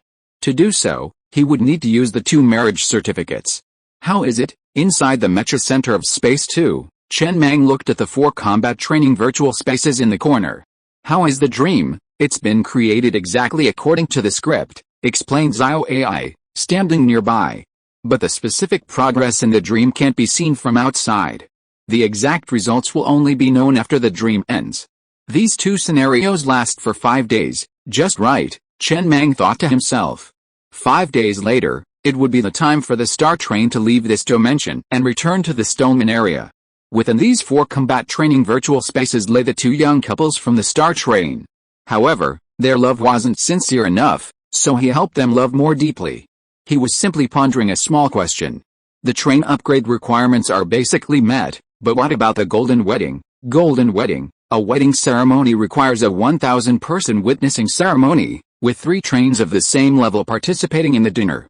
Food and wine are provided for all attendees, and basic items such as wedding gowns, red carpets, simulated flowers, and fireworks are also required. Successfully completing a golden wedding adds 500 heritage points and 20 prestige points to the train. A golden wedding grants 500 heritage points and 20 prestige points. The most basic bronze wedding only grants 100 heritage points. Since he'd already gone through all the trouble of using 2 Doomsday marriage certificates, he couldn't waste the heritage points. He'd definitely just pick them up along the way. 1,000 heritage points is a lot. Just the witnesses, food, and wine are easy to come by. Where can he find 3 trains of the same level? He's currently level 14. He doesn't know anyone in the Stoneman area, and he doesn't want to try to find a few unfamiliar trains. That's too risky. Unless, I got it. Chen Mang's eyes suddenly lit up, and he smiled. Zio AI, have Sister Key and the others build a wedding hall in Neon City. Neon City was the perfect location. Finding 3 level 14 train conductors in Neon City wouldn't be difficult. It could also be used as a special building. Other trains would undoubtedly be struggling with the need for a Doomsday marriage certificate, so charging a fee would be a reasonable option. It's safe and convenient, with absolutely nothing to worry about. Sure enough, once you find a pain point and solve it, you'll find market demand. However, Neon City's next opening wasn't until 6 days later, and the 2 woke up 5 days later, a day early. Zio AI, delay their dreams until 6 days later. Zio AI looked down at the script in her hands. This script only covers 5 days later. Call Zhang Yiren over and have him add the extension until 6 days later. Pulled from his bed, Zhang Yiren trotted to the Mecha Research Center in carriage 2. Bewildered, he glanced down at the script in his hands, then looked up at Mr. Mang and Mr. AI. For a moment, he really wanted to say that scripts are literary creations. The ending is already set, it's not like building blocks that can be added to haphazardly. How can we add to it like this? It would ruin the plot's tension. These thoughts quickly flashed through his mind and faded. Zhang Yiren took a deep breath and said firmly, "No problem, leave it to me," Chen Mang said with satisfaction. "I knew you could do it." Time passed quickly. In the blink of an eye, it was already 6 days later. All the mines in this dimension had been mined, and the star train was about to depart. All the residents gathered in front of the train. Chen Mang stood alone on the roof of the train, overlooking the residents. Over 6,000 people stood below. At a glance, faces were indistinct, only heads visible. On either side of the train were two massive screens. Chen Mang's figure appeared on these screens, allowing those standing further away to clearly see him. His voice, carried to everyone's ears through the speakers, was heard. The scene was utterly silent, no one spoke. Everyone waited for him to speak. The equipment was improving. This wasn't his first time addressing the residents, but he'd never had the luxury of such a speaking opportunity before. Perhaps it was because he sensed the intense attention being directed at him. Chen Mang stood upright on the roof of the train, like a blunt, heavy sword, leaning on his cane. After a moment's silence, his voice reached the ears of every resident through the speakers. Thank you all for your hard work this month. Everyone has contributed greatly to the development of the star, whether you're the residents on the front lines mining or those in charge of logistics. You've all worked hard. Take 2 days off today and tomorrow. The day after tomorrow, you'll enter a magical, modern city and begin your own carnival, and the residents with the first 1,000 resident numbers will arrive in this modern city early tomorrow to attend the wedding of the two newlyweds on the train. Please be careful not to ignore anyone who approaches you, and you're strictly prohibited from revealing any of the star's secrets. Zio AI will remind you all at all times through her iris chip. Now, everyone aboard, get ready to go home. Chen Mang exited the train amidst the crowd's cheers and returned to the train interior. Bringing all 6,000 people to Neon City was no simple task. It required numerous Neon City free admission tickets, each one for 10 people, requiring over 600. But it didn't matter. This thing doesn't consume his energy, it consumes Neon City's level 8 energy stone. He still has plenty of that, so he can use it freely. It's worth mentioning that the Neon City free admission ticket is only usable by the train conductor.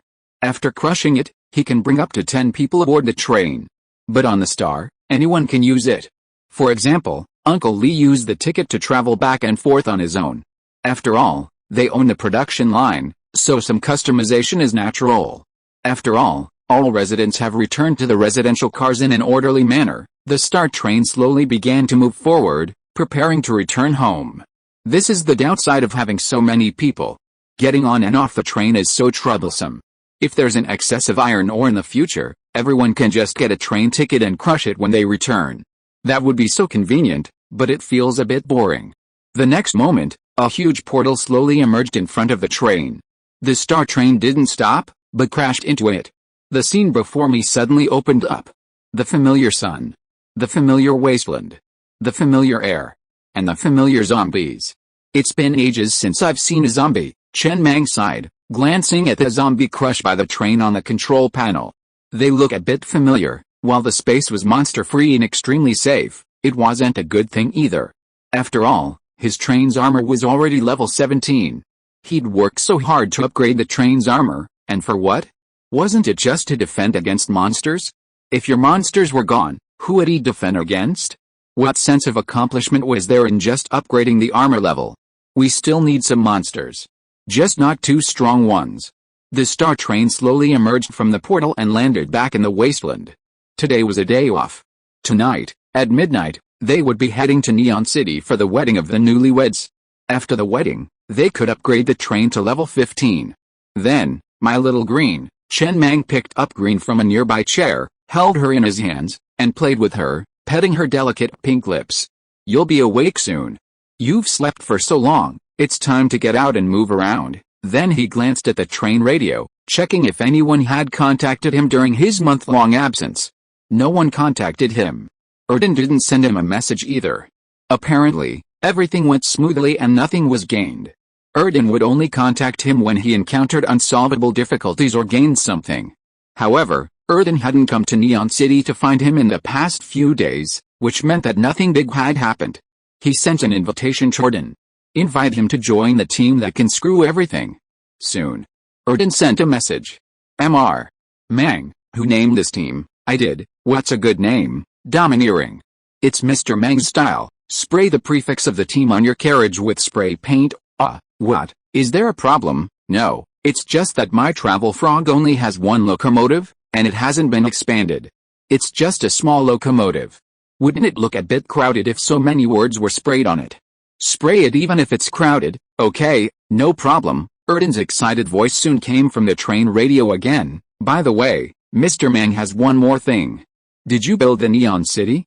I went in. Wow, I haven't seen such a modern city for a long time, especially there are also star vouchers, which make my thugs itch. They keep telling me when they can get official status, get the resident panels and star vouchers of the star, Mr. Mang, you didn't see it, my thugs were so proud at the time, as if Neon City belonged to them. Actually, I also want the resident panels, otherwise I always feel like I'm wearing a condom, and there's a gap between me and the star. Don't worry about it, we'll talk about it later, I'll find a way. By the way, remember to come to the opening of Neon City tonight, there are passes to the wedding hall, and 2 couples are getting married on my train tonight. Chen Mang added one more sentence before hanging up. After thinking for a moment, he said, the iris chip can't be used by other train members, right? No. Zio AI, who was standing aside, shook her head and said, the iris chip can only be used by train residents, and the train residents must be near me, otherwise there is no way to update in real time. Erden and the others are so far away from me, it is impossible to update in real time, unless they first become residents of the star, and then implant the iris chip, so that even if they return to the traveling frog, as long as they come near the star, I can connect to their iris chip and update the data in real time. That's fine, Chen Mang nodded. Next time Erden and the others come over, I'll implant iris chips in them. Erden's point is valid. Without the resident panel, they always feel a bit disconnected from the star. With the iris chip, although we can't update remotely, at least they'll feel at home when they return to the star. This will make it easier for me to reward them with star vouchers. At a distance, even if we can't update in real time, the resident panel should still pop up, right? Yes, that's enough. Remember this. If I forget, remind me. The mining trip was over. The cyber mine had been operating for over 10 days. After obtaining that level 9 iron ore, it yielded nothing in the remaining 6 days. No, that's not to say it yielded nothing. They brought back a level 9 pickaxe. You'd say it's useless, right? This level 9 pickaxe is quite expensive. Just the appearance is different. It's incredibly thick and translucent. It costs a fortune to make it on a pickaxe production line. But you say it's useful. The highest level of ore he's encountered in real life is level 4, and he's never even encountered level 5. How can he find level 9 ore? He definitely won't be able to use it anytime soon. He certainly won't be able to sell it. Who can buy a level 9 pickaxe? He really wants to know, which train can find level 9 iron ore? Where can they find it? Why can't he find it? But, he's not in a hurry. After this Neon City event, he'll upgrade the train to level 15 and expand the cyber mine once again. The only reason for the low probability is a lack of resources. As long as the resources are increased, he won't believe in probability. It's still a while before nightfall. Residents disembarked and lay in the wilderness around the train, their noisy chatter revealing their yearning for the future. This is the Purple Zone, an area with monsters up to level 15. Few trains would dare let residents chat in the wilderness like this. An accident would mean a major loss of life. But the star, fearless. A group of black hole-armed robots began patrolling the perimeter. As for Biozzy and the others, they were still trapped in their combat training virtual space. They'd been training for a full month, and the results were astonishing. Inside the train, Chen Mang stood at the control panel, looking up at the Viper drone still circling overhead. He whispered, "Looks like no one's been too lazy." "No, someone must have been," Zio AI said softly. The Viper drone's level 4 energy stone is only at 72% capacity. The fighter's endurance energy is supported by the solar energy panels on the wings, which do not consume the capacity of energy stones. It is obvious that it has already opened fire, but without the mechanical eye, I don't know the battle process. Later, install a few mechanical eyes on the fighter jets in the fighter apron in carriage number 10. Yes, since someone is so mean, why is my fighter still flying there? I remember that it only has level 0 defense and it will break if touched. The defense is very low, but the maximum speed is 5040 km per hour. Even if it breaks if touched, it has to be able to be touched. Is it so strong? Chen Mang glanced around inside. I didn't see any traces of scrap trains around. That train should have escaped, and this fighter is lost. After contacting the star, The default order was to hover at high altitude and repel any enemies that entered its territory. Even if they escaped, the fighters wouldn't pursue them. I don't know which train this is, but it's so weak, unable to even defeat a fighter jet abandoned by the train. Train captain, you need to face up to your own strength. That fighter jet has a level 20 attack power and a speed of 5,040 kilometers per hour. In the entire purple zone, there are only a few that can defeat the Star's fighter jets before their energy stones are depleted. How weak, Chen Mang sighed. The purple zone and the red zone are only one level apart, so why is the combat power of the trains in these two zones so different? The trains in the red zone are incredibly powerful. He said nothing more, only glancing out the window at the black hole armored robots. The ones they had previously built were all level 8. They were no longer sufficient, but they could be recycled. After returning from Neon City, they would all be recycled for this group, and then a batch of higher level robots would be built. Level 20 would be enough. So, in the red zone, there would be flying robots in the sky and running robots underground. He has them all. Chapter 280. Your train has been upgraded to level 15. Inside the train. Chen Mang looked up at the fighter planes circling overhead, admiring them quietly. He liked this thing, it looked authentic. His train's speed exceeded 3,000 kilometers per hour, so it had to have at least level 10 armor. Otherwise, the train would be in danger of disintegrating. But in fact, this was because he didn't have an energy shield. If he had an energy shield, a level 10 energy shield would be enough.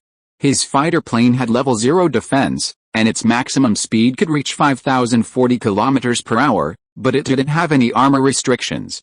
It would just consume energy stones. Time soon came to night. It was about to reach midnight. The first 1,000 residents by resident number had already entered Neon City in an orderly manner, and the rest stayed in the train. Inside Neon City, almost at midnight, many train conductors brought their thugs to Neon City almost on time. They arrived on time, and among them were both newcomers and veterans. How bustling! A young man, having just appeared at the spawn point, froze in shock at the scene before him. He had never seen such a bustling adventure map before. It even gave him a sense of apocalypse. Huh? The young man took a deep breath, glanced at the shops, and immediately began to explore the street. In his experience, adventures were rarely hidden in such easily visible shops. He had read many online game novels, and in those novels, adventures were often found in hidden locations. It took a full 30 minutes. Suddenly, his eyes lit up, and he was drawn to a shop, the mechanical train confession room. The name sounded unusual. Something special. He glanced around cautiously, and when he saw that the area was mostly deserted, he quickly pushed the door open and entered. The shop was decorated in black and white. There were no employees, only a cushion placed on the ground, and a screen nearby that explained the shop. If you feel guilty about something you've done, you can come here to confess. There are 3 levels of confession. 1. Normal confession, 100 points per minute. 2. Advanced confession, 1,000 points per minute. 3. Extreme confession, 10,000 points per minute. 10,000 points per minute. The young man looked down at the balance on his watch. 1,000,000 points, he had just exchanged for iron ore, equivalent to 10,000 units of iron ore per minute. It was a bit expensive, and he didn't know what the reward would be. Gritting his teeth slightly, he chose the most expensive option, extreme confession, and began to kneel on the mat and reverently confess.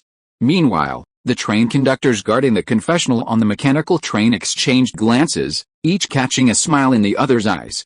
Ever since I got scammed by this shop, my favorite thing to do every time Neon City opens is to wait here and watch new people get scammed. Indeed, who would have thought there would be such a rip-off in Neon City? It's mainly because this shop is so well hidden. You said it was your first time here and you found such a hidden shop. Don't you have any ulterior motives? Indeed, but I don't know if it's just an illusion, but after confessing, I do feel a lot better. I feel like this paid confession is more effective than the free one. You're such a jerk. A moment later. It's been 10 minutes, and this guy still isn't going to come out. Yeah, he'd have to do a lot of terrible things for 10 minutes to take him so long to confess. He's out. He's out. That scam beggar just happened to walk over here. Do you think he'll get scammed again? He definitely will. The young man walked out of the mechanical train confessional with a sullen face, his fists clenched, and he felt like cursing. What the hell is this place? They actually charge for confession? And there's no reward at all? Believe it or not, He smashed this shop. Isn't this pure deception? Just then, a ragged beggar, swaying on crutches, approached, his voice trembling. Hey young man, I haven't eaten in a long time. Would you mind giving me some stellar tickets so I can get a meal? You? The young man hesitated, his expression grim. If he had given it at the beginning, it would have seemed like a lucky encounter. But now, after being cheated once, he felt something was amiss. After a moment's hesitation, he finally said, Is 100 stellar tickets enough? 100 stellar tickets wasn't much for him. If he got cheated, he got cheated. After all, this was the first person he'd met on the adventure map who could talk to him. He didn't know if they were NPCs or something else, so he decided to give it a try. Enough, young man, you're such a kind-hearted person. I've never had a use for this stone, so I'll give it to you. The beggar shakily pulled a stone from his pocket and handed it over. Stone? The young man was momentarily stunned, then his voice in disbelief rose to a crescendo. Murphy stone. Holy crap, he was about to look at the beggar and say something, but he was already gone, leaving behind only a shadowy figure. Oh, I'm telling you this, but I just spent 100 stellar tickets on a Murphy stone. Yes, a Murphy stone worth nearly $1 million. What's going on? It's actually a Murphy stone. The train conductors, who had been watching the spectacle, now gathered around, bewildered, staring at the Murphy stone in the young man's hand. Why? I gave him 1,000 stellar tickets last time, and he got nothing. You only got 1,000, and I gave him 10,000. That's what they call good things happening to good people. The young man cheerfully tucked the Murphy stone into his arms and strode off. Several train conductors stared at the young man's retreating figure, silent for a long moment before beginning to analyze the situation. So, 100 stellar tickets should be given. 100 is the correct amount. No, it should be. The mechanical train confessional isn't completely useless, but can temporarily boost one's luck. We just don't know it. I think it's after exiting the mechanical train confessional, when all sins are temporarily absolved, that the interaction with the beggar is triggered. In short, the process should be to enter the confessional first, then encounter the beggar. Right. The train conductors agreed and exchanged glances, each seeing the fortune-making secrets in the other's eyes. They seemed to have grasped something. Sun City, 7th floor. Chen Mang stood at the French window, gazing at a nearby hotel. It had previously been closed, but now he had converted it into a wedding hall. A wedding hall is a fixed wedding setting. There are two types of wedding arrangements. One is custom-made, where a wedding company sets up the venue on site and then dismantles it after a single use. The price is often higher, starting around 10,000 yuan when including the 4 heavenly kings, with no upper limit.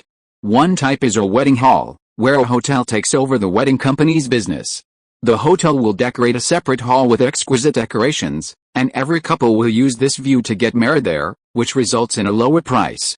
The downside is that if you post photos to Instagram with people from the same county, you might find that your husband's ex-girlfriend also held her wedding there. For the same price, the latter is more attractive. The hotel below was converted into a wedding hall, used for the weddings of the 2 couples on this train, and will be used for weddings on other trains in the future.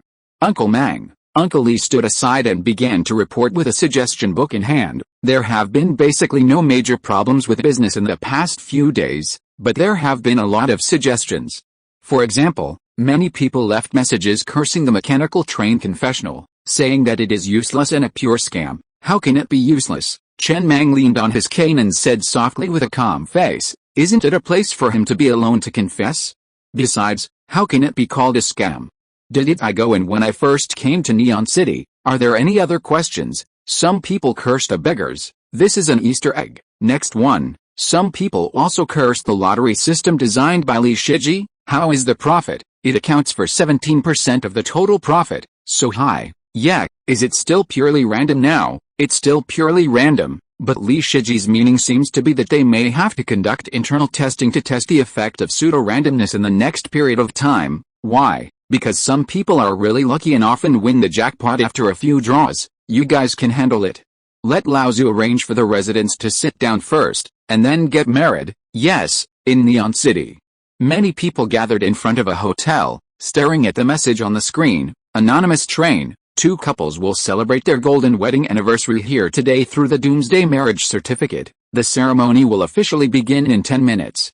Everyone is welcome to attend. Those who attend on a level 14 train will receive a prize, limited to the first 3 participants. P.S. We offer Doomsday marriage certificate weddings for 3 levels, golden, silver, and bronze. Prices vary depending on the level of the wedding, and there are also differences in prices for those bringing their own residence or using the hotel. Please inquire with the staff for details. This neon city is getting better and better. A middle-aged man stood at the hotel entrance, stunned at the rather dignified young woman standing by the screen. When he first arrived in Neon City, there were only a few dozen people at a glance. Not even a few. It's only been a short time, and yet there are already so many people, and the variety of shops has increased. He immediately approached the staff and said, "I'm a level 14 mechanical train. I'm here to show my support. Do you have any prize money?" "Yes," the staff member said, smiling as they handed over a red envelope. "There's a chip inside. Touch it to your watch and you'll receive prize money. How do I book a golden wedding?" "I'd like to book one. This wedding is scheduled to end at 1 o'clock. You can book it from 1 o'clock to 2 o'clock. You'll need to bring your own Doomsday marriage certificate. For residents of our area, the price is 580,000 stellar vouchers. A golden wedding requires 1,000 witnesses. But it doesn't require survivors from any particular train. Anyone on the stellar will do. It's not expensive," the man thought to himself. "It's like exchanging 580,000 stellar vouchers for 500 inheritance points and 20 reputation points. Quite a good value. Book me for 1 o'clock to 2 o'clock. Okay, sir." Payment here, drinks and other things were naturally plentiful. The flowers were also made of iron flowers, and after being painted, they looked quite good. Meanwhile, in carriage 2 of the Star Train, 4 combat training virtual spaces sat quietly. Zio AI calmly handed 4 Doomsday marriage certificates to Zhang Yiren, who was standing beside her, and instructed. "The moment I open the combat training virtual space, I'll put one in each of your hands. Do you understand? One for each man and woman." "Understood," Zhang Yiren said with a trembling voice, somewhat uneasy. "AI, is this important? What's the matter? My uncle asked me to write 2 love stories, but he didn't tell me what they were for. I thought, stop talking nonsense." Zio AI shook her head. "The conductor has already set up the wedding venue. If anything goes wrong now, you can just go and film a movie as Louis V, and you'll be the male lead." The next moment, the combat training virtual space opened. The 2 couples stood up from the training space in a daze. When they saw each other, their eyes instantly reddened and they hugged each other. "Zio, I love you, I love you, Zio, don't you love me?" They were hugging each other. It was just 4 people hugging, and the situation was a bit confusing. Zio AI couldn't tell the relationship between them for a moment, but Zhang Yiren, standing beside them, didn't care at all, having immediately thrust the marriage certificates into everyone's hands. So, the marriage certificates all glowed red, meaning they were complete. All that was left was the wedding ceremony to receive the inheritance points. "Very good." Zio AI took the certificate from Zhang Yiren, glanced at it, and then thrust it into Zhang Yiren's hand. "Take the certificate and the 2 couples to Neon City to find Master Mang. He's done a good job." "Is that the relationship between these 4 people?" Zhang Yiren hesitated, then gritted his teeth and said, "It's a bit complicated. Basically, in the script, each of the 4 has a very complicated story, and each has loved the other 3. You can't blame me." Master Mang said it was as complicated as he wanted, as he gradually regained consciousness. The 2 couples gradually realized they had been dreaming for a long time. They looked at the other 3 with complicated eyes, their lips slightly parted, but in the end, nothing came out, everything was silent. The wedding was perfect. With 1,000 marriage points and 40 inheritance points credited, the residents of the Star, who hadn't had time to rest, soon welcomed their second wedding. However, the 2 couples didn't seem to get along very well. "Since we're married," a young man stopped the woman in a corner of the Neon City and asked seriously, "that means we're officially a family in the apocalypse, and we'll live on the Star for a long time." "It's the apocalypse. I won't ask for too much. I just want to know if you used to be a businessman, because I have a tattoo," the woman asked, a little embarrassed and angry. "Yes, because you have tattoos," the young man said firmly. "It's not that I discriminate against women with tattoos, but the overlap between tattooed women and women working in the business world is too high. 70% of tattooed women work in the business world." "Bullshit. Don't judge an entire industry based on your own experience," Chen Mang handed the tablet back to Zio AI. He didn't care. They were already married, and they didn't seem to know how to divorce. If they couldn't make it, they could hold a trial and select 20 jurors from the residents. The losing party would be shot. Simple and convenient. Through the mechanical eye, Zio AI could see what was happening in every corner of the city. Remember to send out robots to find people for urinating or defecating in public. How disgraceful. There's a public restroom right next door. Such a lack of manners. Yes, Zio AI nodded, indicating she'd taken note. Uncle Lee and the others are worried that if they find people, they might lose a few customers. If they stop coming, everything will lose customers. We can't give up the initiative just to keep them. The initiative must be ours. Only after we ensure that, can we even consider increasing sales. Fines should be imposed. A few fewer train conductors won't affect Neon City at all. Understood. Time passed quickly. It was soon midnight. Neon City's business hours had concluded for the day, and it was time for the residents of the Star to relax. Of course, with the things they had, they couldn't spend money in Neon City. They couldn't afford anything. They mainly just wanted to see the bustling skyscrapers of Neon City. That was all. The rest was left to Lao Zu and his friends. They set up a large venue in the square with the residents, singing, dancing, watching movies, and so on. They had a great time, but there were so many people that he wasn't particularly fond of joining in the fun. Chen Mang returned to the train compartment alone. The interior felt rather cold and quiet. Such a large train, with so few people on board, felt a bit empty. Just then, Mr. Mang, have some fruit. Chen Mang tilted his head to look at Zia Fang, who was approaching. Suddenly, he felt a surge of activity in the train compartment. He casually said, "Aren't you going to Neon City? I thought you'd be back in the evening. You could call me if you need anything. Otherwise, I wouldn't even have anyone to call." "Well, you girl." He tilted his head to look at Zia Fang, who was standing beside him. Her face and figure were both perfect, quite nice. He really liked her personality. "That's quite thoughtful. Bring me a basin of hot water and give my feet a massage.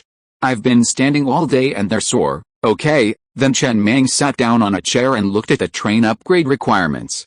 Upgrade requirements: consume 60,000 units of level 3 iron ore. All train components must be at least level 240. There must be at least 500 survivors. 3 couples must have married using the Doomsday marriage certificate, and the train must have a child under the age of 16. He met all of these requirements.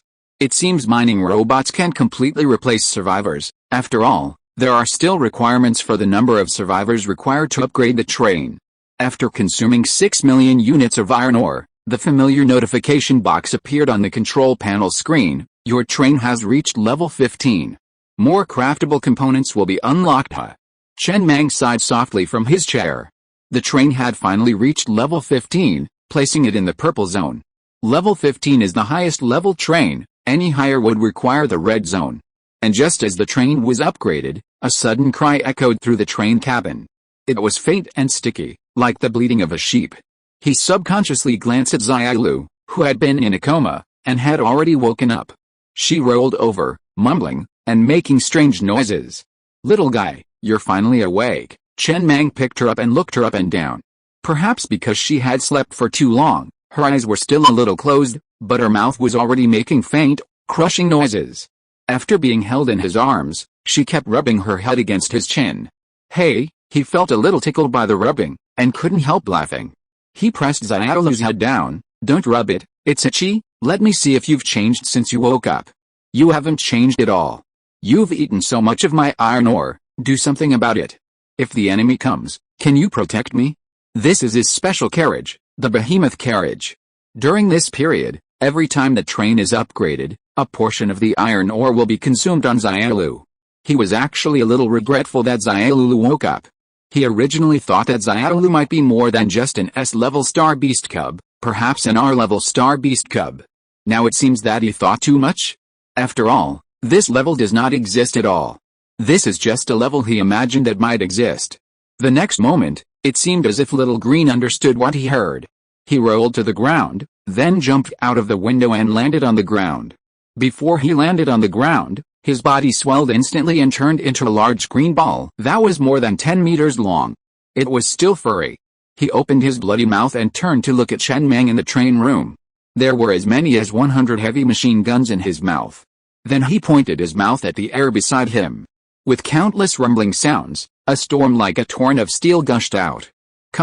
Chen Mang held Little Green in his arms with a complicated expression, opened his mouth, and looked at the pocket-sized machine gun in his mouth. Doesn't it hurt? Little Green shook his head. The effect of the giant beast carriage is to speed up the growth of the star beast cubs and enable them to have a certain combat effectiveness in their infancy. For example, normally, Little Green will not have any means of attack at this stage. But since it has become a giant beast carriage, it has an attack method with a built-in fire control system.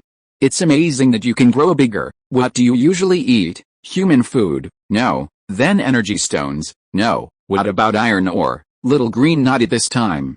Okay. Chen Mang picked up Little Green and held him in the air and said with a smile, you are also a big gold swallower, but I don't have more information about the star beast for the time being. You just have to make do with it for now. When I reach level 18 and know the specific situation of the star beast, I will see how to train you. Star beast, born to live in the sea of stars, it sounds amazing. Although you were able to grow to 10 meters in size just now, your predecessors fed on stars, and you are far inferior to them. Xiaolu pouted, with a hint of disdain in his eyes. Tisk, you're still pouting. Do you mean that when you grow up, you will be more powerful than them? Of course, I look forward to seeing you grow up. I really don't want to see how the behemoth eats stars. Xia Fang, who was sitting next to him, put Chen Mang's feet, which had been soaked until white, in her arms, picked up the blade and trimmed them carefully, but from time to time she smiled knowingly when she heard the conversation between Master Mang and Xiaolu. She had almost never seen Master Mang have such a gentle side. You can also do pedicures. Chen Mang held Xiaolu in his arms, smiled and looked at Xia Fang who was doing pedicures. It's true that I haven't cut my nails for a long time. I used to cut them frequently when I had paronychia, but after the paronychia was cured with a medical cabin, I seldom cut them anymore. But you are still doing pedicures before the end of the world? We still need a replacement. Xia Fang can be unemployed. No, Xia Fang said, not even looking up. While carefully trimming her toenails, she said, Master Mang, you forgot. The first time you asked me my name, I told you I was an elementary school teacher. You can't keep trimming paronychia. It hurts more and more. The deeper you cut, the more difficult it will be to place it next time, forming a vicious cycle. Before the apocalypse, I liked watching videos of donkey hoof trimming, and I learned this technique. Chen Mang looked at Xia Fang expressionlessly. Master Mang, Xia Fang, quickly reacting, said uneasily, did I say something wrong? It's okay. He was in a good mood. They were basically the only two people on the train, even Ji Chuchu and the others had gone into play. The windows in the train compartment were open, and the night breeze blew in, bringing a chill that mixed with the warm air, creating a comfortable and cold feeling. He liked this feeling. Winter was almost over. He lowered his head, fiddling with his dodging little green nose, and said casually, how is being an elementary school teacher? Not very good, a mixed bag. Xia Fang had already finished her pedicure. After washing her feet again, she wiped them dry and gently kneaded them. The composition of elementary school teachers is very complex. Some of them came in directly after college graduation, some of them had very capable husbands who were assigned easy jobs, and there are also people like me who are muddle-headed. There is a strong tendency to show off among colleagues. I have no opinion of my own. From childhood to adulthood, I have always followed the arrangements of my family. My family asked me to come, so I came. I passed the exam smoothly all the way. Where are your parents? Dead. Died in front of you? Yes, my mother was killed by my father. My father committed suicide. Did he commit suicide out of despair? No, my father drove my mother to the school to pick me up as soon as possible. There were many cars stuck at the school gate at that time. At first, everyone was more abiding by the rules and let those with power go first. Later, the situation gradually became serious, and no one cared about it. Xia Feng's voice was a little depressed. Later, the car could not be driven. During the escape, my parents were injured by zombies to protect me. The injuries were not serious, but my parents were worried that the two of them would turn into zombies and attack me, so they killed my mother first and then committed suicide. I remember that being injured by zombies will not infect you into a zombie, right? Yes, but pre-apocalyptic film and television works almost all assume that being injured will infect you, so That's why I hate those who make movies. If it weren't for them, my parents wouldn't have died. Chen Mang picked up the mineral water on the table and brought it to his lips. He took a big sip before lighting a cigarette. He didn't know how to say it. In fact, he thought that you should at least wait and see if there are any changes before committing suicide. Why do it so quickly? If all else fails, you can tie yourself up. The courage to end your own life is indeed resolute. Wait, this cigarette doesn't taste right. He suddenly frowned slightly and took another breath. Confirming that the cigarette did taste wrong, he coughed a few times and swallowed his saliva. He felt a slight soreness. If nothing unexpected happened, it should be tonsillitis or throat inflammation, cold, or something like that. Strange. His body should be in a state of near-perfect health, yet he can still get sick. He'll go to the medical cabin later to repair it. I don't know why. Maybe it's because the night breeze is too pleasant. He actually enjoys sitting here, massaging his feet while chatting with Xia Fang about family matters. There's a sense of ease and comfort, a feeling that is quite rare in the apocalypse. My condolences, Uncle is also a friend. The voice stopped abruptly. Chen Mang quickly retracted his right foot and looked at Xia Fang, who was sitting on the bench with her mouth slightly open and her body leaning forward, a little dazed. What are you doing? Is this another Ji Chuchu teaching you? Isn't this because Ji Chuchu has nothing to do all day? I'm still thinking of words to comfort you, and I've already said my condolences, and you're doing this to me. Xia Fang lowered her head and said nothing, just sitting there in panic. Forget it. Chen Mang sighed lightly and waved his hand. Let's not talk anymore. Go down. I'll call you if I need you. He actually really enjoyed this kind of chat about family matters, because no one would talk to him about these things on weekdays.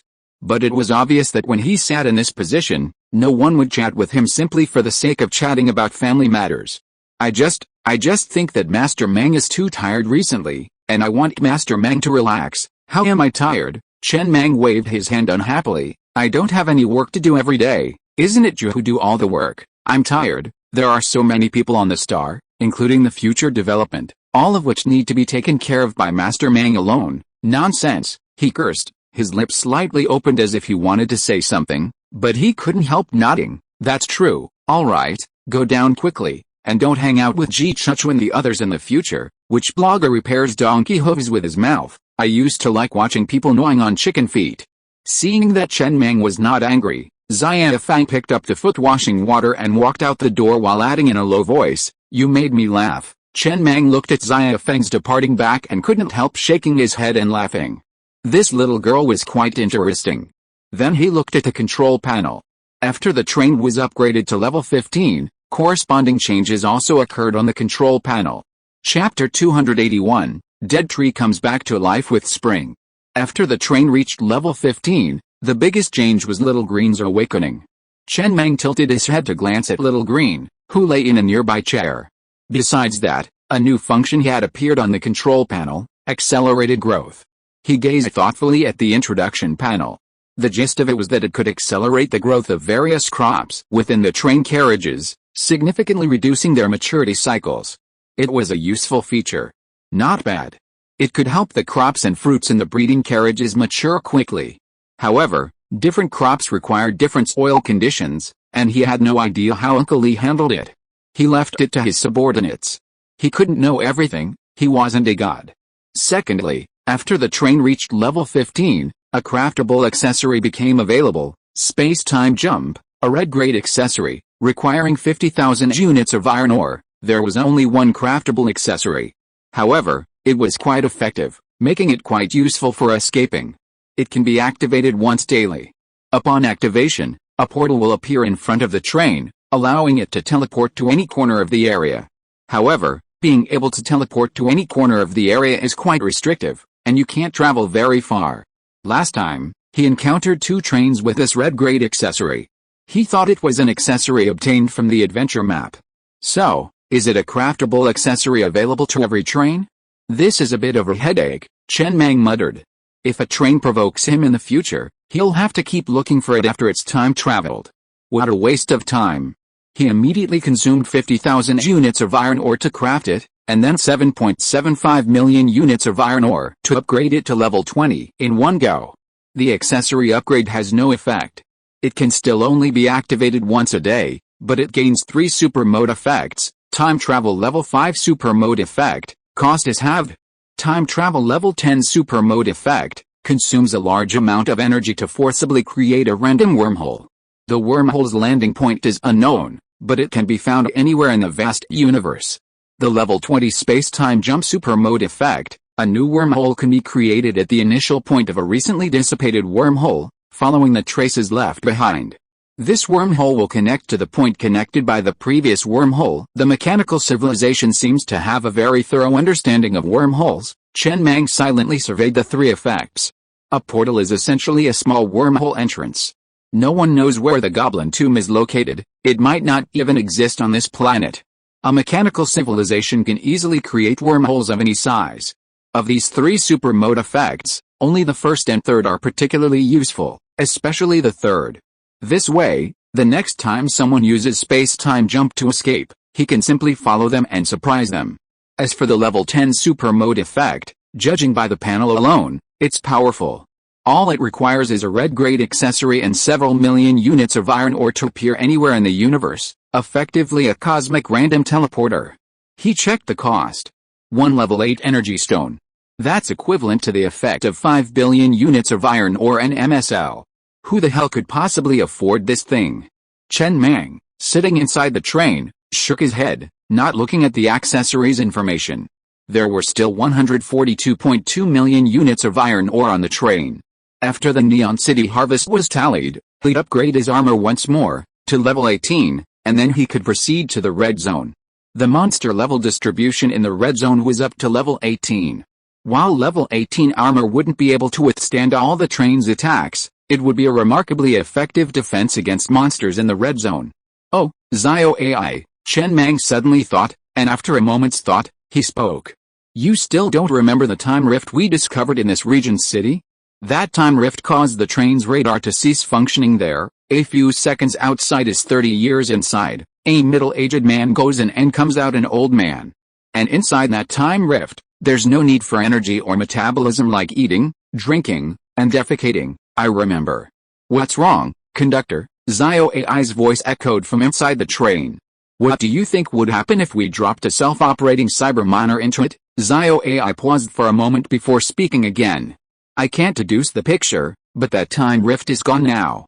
We need to find a new one and then try this experiment again. Is Mr. Shen still alive? No, Uncle Lee is taking good care of him. We'll use him next time. Okay. Just then, countless points of light suddenly appeared in front of Chen Mang, and then they slowly formed a panel in front of him, forming several lines of text. Sorry to have kept you waiting. This is the Dead Tree Resurfacing Adventure Map. Remember the classroom challenge in the first level? You successfully cleared the first level, and 19 other pioneers have also done so. In 48 hours, 20 pioneers, including you, will advance to the second level to select the winner and compete for the final victory in the third level. The winner will receive a gift that would make the hearts of countless train conductors beat faster. It's the gift bestowed by the mechanical Princess Tutu, bestowed upon the most intelligent being on the planet. A little sneak peek. There's a gift called the Galaxy Map, which features numerous legal wormholes and coordinates, helping you find planets suitable for settlement and survival.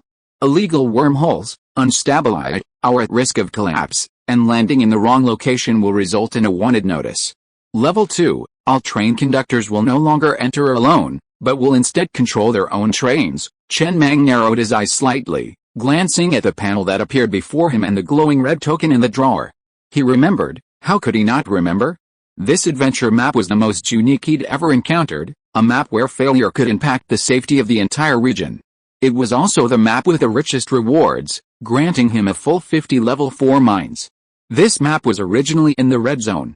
They shouldn't have encountered it before entering the red zone, but it happened to be located in the red zone of Dusk Coast, at the intersection of the two zones, vulnerable to machine gun fire, allowing trains in the purple zone to enter.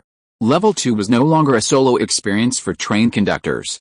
This meant there were fewer puzzle elements, and more likely to be train-to-train confrontations. The other trains were likely in the red zone, and he, a level 15 train in the purple zone, felt a little uneasy. He still coveted the galaxy map as the final reward. Get ready. We'll go in 48 hours later to see what's going on and try to take it. I'm sure Li Shiji will have to do a lot of work by then. Have him rest and stay in top condition. Yes, Chen Mang stopped talking and glanced at the control panel. He was about to enter the red zone, which contained only the gold, pink, and rainbow zones. In other words, he was only a few steps away from the rainbow zone, the planet's strongest and most dangerous zone. The end seemed just around the corner. But he didn't know what lay there. He didn't know whether reaching it would bring a reward or a greater crisis. Neon City. The business had already closed, and residents were celebrating in the Neon City Square. Not far away, a large group of residents, all from the first 1,000 residents, lay sprawled. Initially, these residents were quite excited. They could arrive in Neon City a day early and attend the wedding of a train crew member. This gave them a sense of superiority. This was the privilege of being a high-ranking resident. Especially in the apocalypse, being able to attend a lively wedding banquet with everyone was a blessing. But soon, things started to go wrong. After the first wedding banquet, there was a second, and after the second, a third, and so on. 20 wedding banquets in a row. After that, the first 1,000 residents became somewhat delirious, like the Walking Dead. If the scene of the 18th wedding banquet were put on display before the apocalypse, it would look like a drug addict gathering. Like the streets of Mexico. The air was filled with a faint, sour smell of burning. Many things eventually develop in extremely unexpected ways.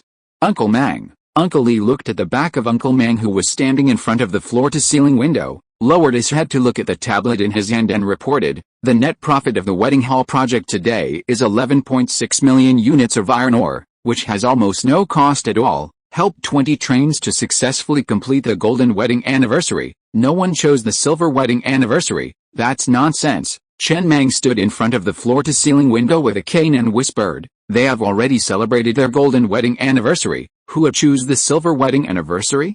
How many mining robots were sold yesterday and what was the total profit? Yesterday, 110 mining robots were sold, with a profit of 825,000 units of iron ore. The total profit is 67.79 million units of iron ore. Not bad." Chen Mang nodded lightly. The sudden drop in the income of the mining robots was completely expected. After all, he only had so many people in Neon City now, and all those who needed to buy had been bought last time. This meant that none of the new people brought in this time needed mining robots. How many people came yesterday? 2,312 in total. When the number of people exceeds 5,000, we'll start operating daily. Yes. Chen Mang was about to give some instructions regarding the construction of Neon City when Xia Feng's voice suddenly came from behind him. "Master Mang." He instinctively turned around and smiled at Xia Feng. "Why are you here? Are you planning to relax with everyone in Neon City?" "No, Boss AI asked me to come in to see you." Boss AI said the Cyberminer has shipped. Chen Mang tilted his head to look at Uncle Lee. "Bring yesterday's profits out of Neon City." Without pausing, he disappeared from the spot. Chen Mang returned to the train compartment. Xiaoi was already waiting nearby. She immediately spoke. "Conductor, the Cyberminer shows they've shipped, but we don't know what exactly it is. It's either a pickaxe or level 9 ore." Chen Mang went into the restroom and washed his hands carefully, as if to ward off bad luck. Then he lit a cigarette and strode out of the train compartment towards carriage 2 with a hint of anticipation. It's a 50-50 chance. It depends on who you run into. Several days had passed.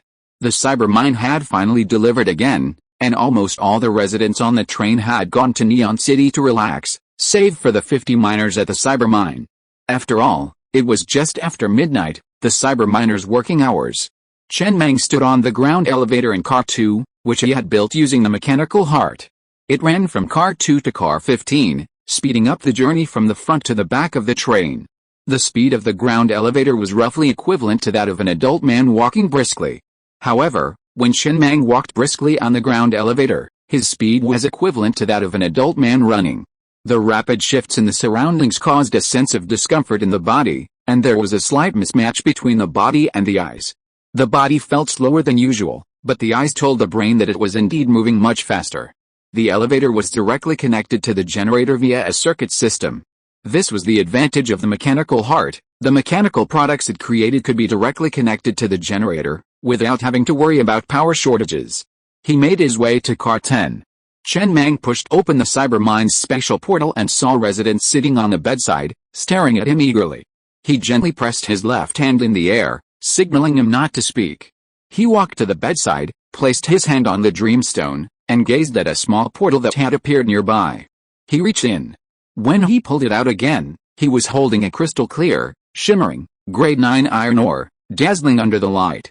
The dreamstone's capacity on the bedside table had rapidly dropped to 5%. Huh? Chen Mang took a deep breath, gripped the grade 9 iron ore tightly, and left it to CEOAIT handle while he strode back to the train room. Inside, Chen Mang sat in a chair, looking at the grade 9 iron ore in his hand, and laughed. His laughter grew louder. He wasn't laughing at having obtained 100 million units of iron ore, but rather at having invented a stable and efficient way to obtain iron ore. While he didn't know how the trains in other areas fared, he figured his cyber mining machine was the only one in his area. Others want to build a cyber miner, but it requires 98 Murphy stones, enough to upgrade a single bed. This is extremely expensive, and Murphy stones are not easy to collect. Even if you have enough iron ore, it would be difficult to acquire 98 Murphy stones in a short period of time. The only regret is that there are too few dream stones.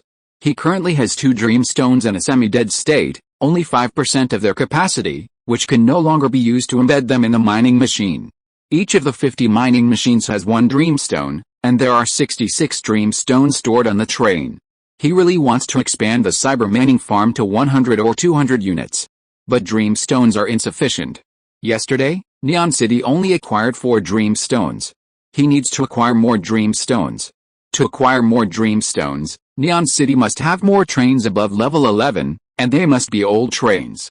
If the trains only have about 1,000 residents, it will take at least 6 months to produce a dreamstone. The apocalypse has only been going on for about 2 years. It's a bit too rare, making it difficult to acquire in bulk. Chen Mang frowned, pondering how to quickly acquire a large quantity of dreamstone. This was crucial to the train's explosive growth. He was targeting veteran trains above level 11. He couldn't rely on Mundo at this point. He teleported randomly, with no control over his location. Perhaps in the second level of the Dead Trees Resurrect Adventure map, which would open in 47 hours, he could acquire some dreamstone from the other 19 trains. But that would only be a small effort, not a significant one. He needed a stable source. Zio AI, I'm here. Find a stable and large-scale source of dreamstone. Yes, then, Chen Mang glanced at the train's resource panel.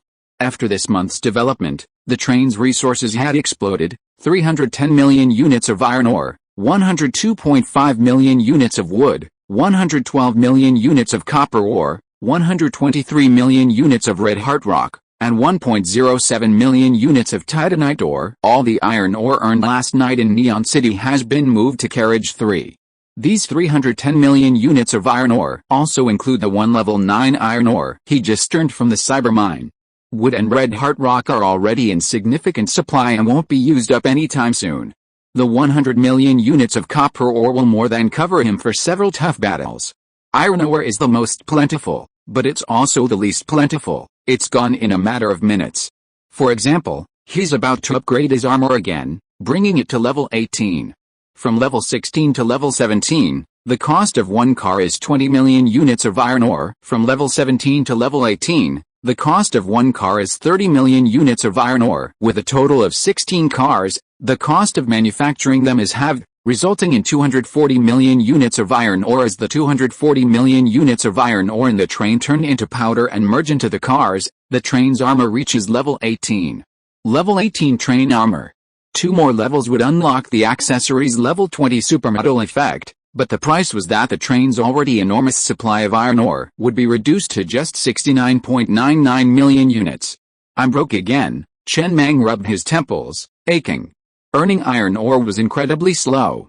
He needed to head to the red zone soon to see if he could find level 5 ore. Mining level 4 wasn't enough to keep up with his production. He couldn't stop now. Even seeing level 3 or a million or 2 units was a drop in the bucket. It would be better to let the residents rest so they could dig harder when they found higher level ore. 240 million units of iron ore. If I used that to buy bread, I could buy 2.4 billion slices, enough to feed so many people. Time passed quickly. 48 hours had passed. During that time, the enemy radar had detected an unmined level 3 iron mine nearby, but he hadn't explored it. He'd said he didn't care, but when he couldn't find any, he had to dig anyway. It's just that the residents have been mining continuously for a month and are really tired, so they're taking a few days off. It was late at night, the sky was full of stars, and all the residents had returned to their residential areas. Chen Mang sat in the train, looking at the flashing red token in the drawer. They were about to head to the adventure map of dead trees resurfacing. To be honest, it felt a bit long since he'd been to an adventure map since meeting Erden. He was only responsible for developing outside, exploring the adventure map, and other things. Such matters had been left to Erden. His think tank was already standing in the train, also waiting for the opening of the adventure map with slightly nervous expressions. Li Shiji, Lao Zhu, Uncle Li, Biozi, Zio AI, and others. Of course, Biozi wasn't considered a think tank here, he was just there to make up the numbers. Master Mang, Li Shiji spoke first. Ever since you told me about this 2 days ago, I've been thinking about this Dead Tree Resurrection adventure map. First of all, the train levels in the red area are basically between 15 and 18, based on my speculation, a train of this level is definitely close to the top tier, if not the top tier of Doomsday Train. In other words, these trains are definitely a minority, but as long as a train fails to pass the first level in this adventure map, an event crisis will befall this area. This is extremely unreasonable. The difficulty of the first level is not low. According to this gameplay, for 20 people to pass the level, at least 100 people must not have. The red areas corresponding to these 100 people should have been destroyed in various event crises long ago. This is unreasonable both in terms of data and logic, so I think those 3 event crises are very likely clues to the second level. That's a bit far-fetched. Old Pig frowned slightly. It's not just a bit, it's really far-fetched. It's strange that those 3 crises are connected to the second level. To me, this is all a cruel selection process orchestrated by some idiotic little mechanical princess. This way, they're going to select the most intelligent person, but if they want to select the intelligent, what's the point of the whole area? According to her system, if a train fails a few more times, all the trains in the corresponding red area will have to go to see their great-grandmother. Perhaps those 3 crises are just for show, not that serious. They're just there to increase the psychological pressure on the contestants? To make them feel like if they fail, everyone else will die because of them. Hey, Deputy Captain Pig, that's an interesting point. Biozi looked at Old Pig in surprise. He had never thought of that, but Old Pig's words suddenly seemed like a revelation. He wasn't a thinker, he was a warrior. Chapter 282 Mechanical Civilization is not yet extinct. He couldn't get a word in here, nor could he offer any constructive suggestions. He was only here because Mang Yu trusted him. But he didn't want to appear clueless, so all he could do was agree with whatever he thought made sense. Li Shiji, do you know the population of Blue Water Planet? The latest data before Doomsday is 14.7 billion. Do you know how many Doomsday trains there are? I don't know. Chen Mang looked at Li Shiji and whispered, let me tell you, when we were still in the Teeling Wasteland, we had 50 million trains. Now that so much time has passed, that number may be less, or it may be more. All the trains, we need at least 100 residents to develop smoothly. Otherwise, the mining progress will be very slow. We've only just started selling mining robots, and we haven't sold many. Let me be clear, mining robots are gold-grade components, extremely rare, and not available on every train. Do the math. If these 14.7 billion people are spread across 50 million trains, how many people can we get on each train? 294. Before Li Shiji could even speak, Zio AI gave a precise answer. No one on the train could be faster than him. Okay, Chen Mang nodded again. The data of 14.7 billion people is the latest population data before the Doomsday. The number of trains 1 year after the Doomsday is 50 million. During this year, some people must have died, right? You should be able to feel the death rate. According to the most conservative death rate, half of them died, which is only a 50% death rate. That is 7.35 billion people. After deducting the population of 50 million train captains, the remaining population is exactly 7.3 billion. In other words, there are an average of 146 people on each train. It is no exaggeration to say that if every train has this number of people on it, I have reason to believe that 99% of the trains should have been destroyed long ago. This number of residents can hardly maintain the normal mining needs of the trains. It is too small. It may be enough in the early stage, but it will not be enough after a little development. So I have 2 possibilities here. The first possibility is that among the 50 million trains in the teeming wasteland at that time, 2/3 of the trains were newly built level 1 trains. There were not many people on these trains, and the remaining population was evenly divided among the remaining trains. The second possibility. Chen Mang paused and did not continue speaking. A possibility flashed through Li Shiji's mind, and he took over the conversation and said in horror, "The second possibility is that these 50 million trains may not only count the trains on the Blue Water Star, but also the trains on other planets that are also experiencing doomsday." "Yes," Chen Mang nodded and said softly, "it is possible. So I value this map of the dead tree coming back to life so much, because if this is really possible, then the mechanical princess will definitely not just select the smartest people on one planet, but will screen on multiple planets. If we can get in touch with the train conductors on other planets that are experiencing doomsday, then we can send out tickets to Neon City and see if we can try to open up the links in Neon City to other planets and make it bigger and stronger." Li Shiji's expression was complicated and he was silent for a long time before he said softly, "I actually want to say that before the doomsday, the Federation did not detect any planets with life characteristics near the Blue Water Star. The civilization level is crushing. They are not on the same level, so don't think about it." Just as several people were talking, the token that had been flickering in the drawer suddenly shattered. Countless tiny red dots emerged from it, forming a crimson portal in front of the train. It slowly rotated, like a black hole stained red with blood, extremely tempting. Everyone fears black holes. But who wouldn't want to keep one in their aquarium? It's truly beautiful, so delicious it looks, and I want to eat it. Chen Mang said nothing more. Instead, he sat in his chair and slowly pushed the control lever. The train slowly entered the crimson portal before him, re-entering the Dead Tree Resurrection adventure map. Like a baby seeing the world for the first time, everything suddenly became clear. The star train appeared in a square. A huge square, the size of several football fields. The square was surrounded by white fog, and all that could be seen was the square and the 19 trains of various shapes parked there. The enemy radar was disabled. Chen Mang glanced at the control panel. His enemy detection radar and resource detection radar were disabled, so he couldn't see the equipment levels of the other trains, but they all looked powerful. All 19 of these trains had been expanded. However, the carriages were relatively short, typically 6 or 7, including the locomotive, with a maximum of 9. The Star had 15 carriages, including the locomotive itself, and that was before the behemoth carriages. His train was the largest of the expansions. It stood out.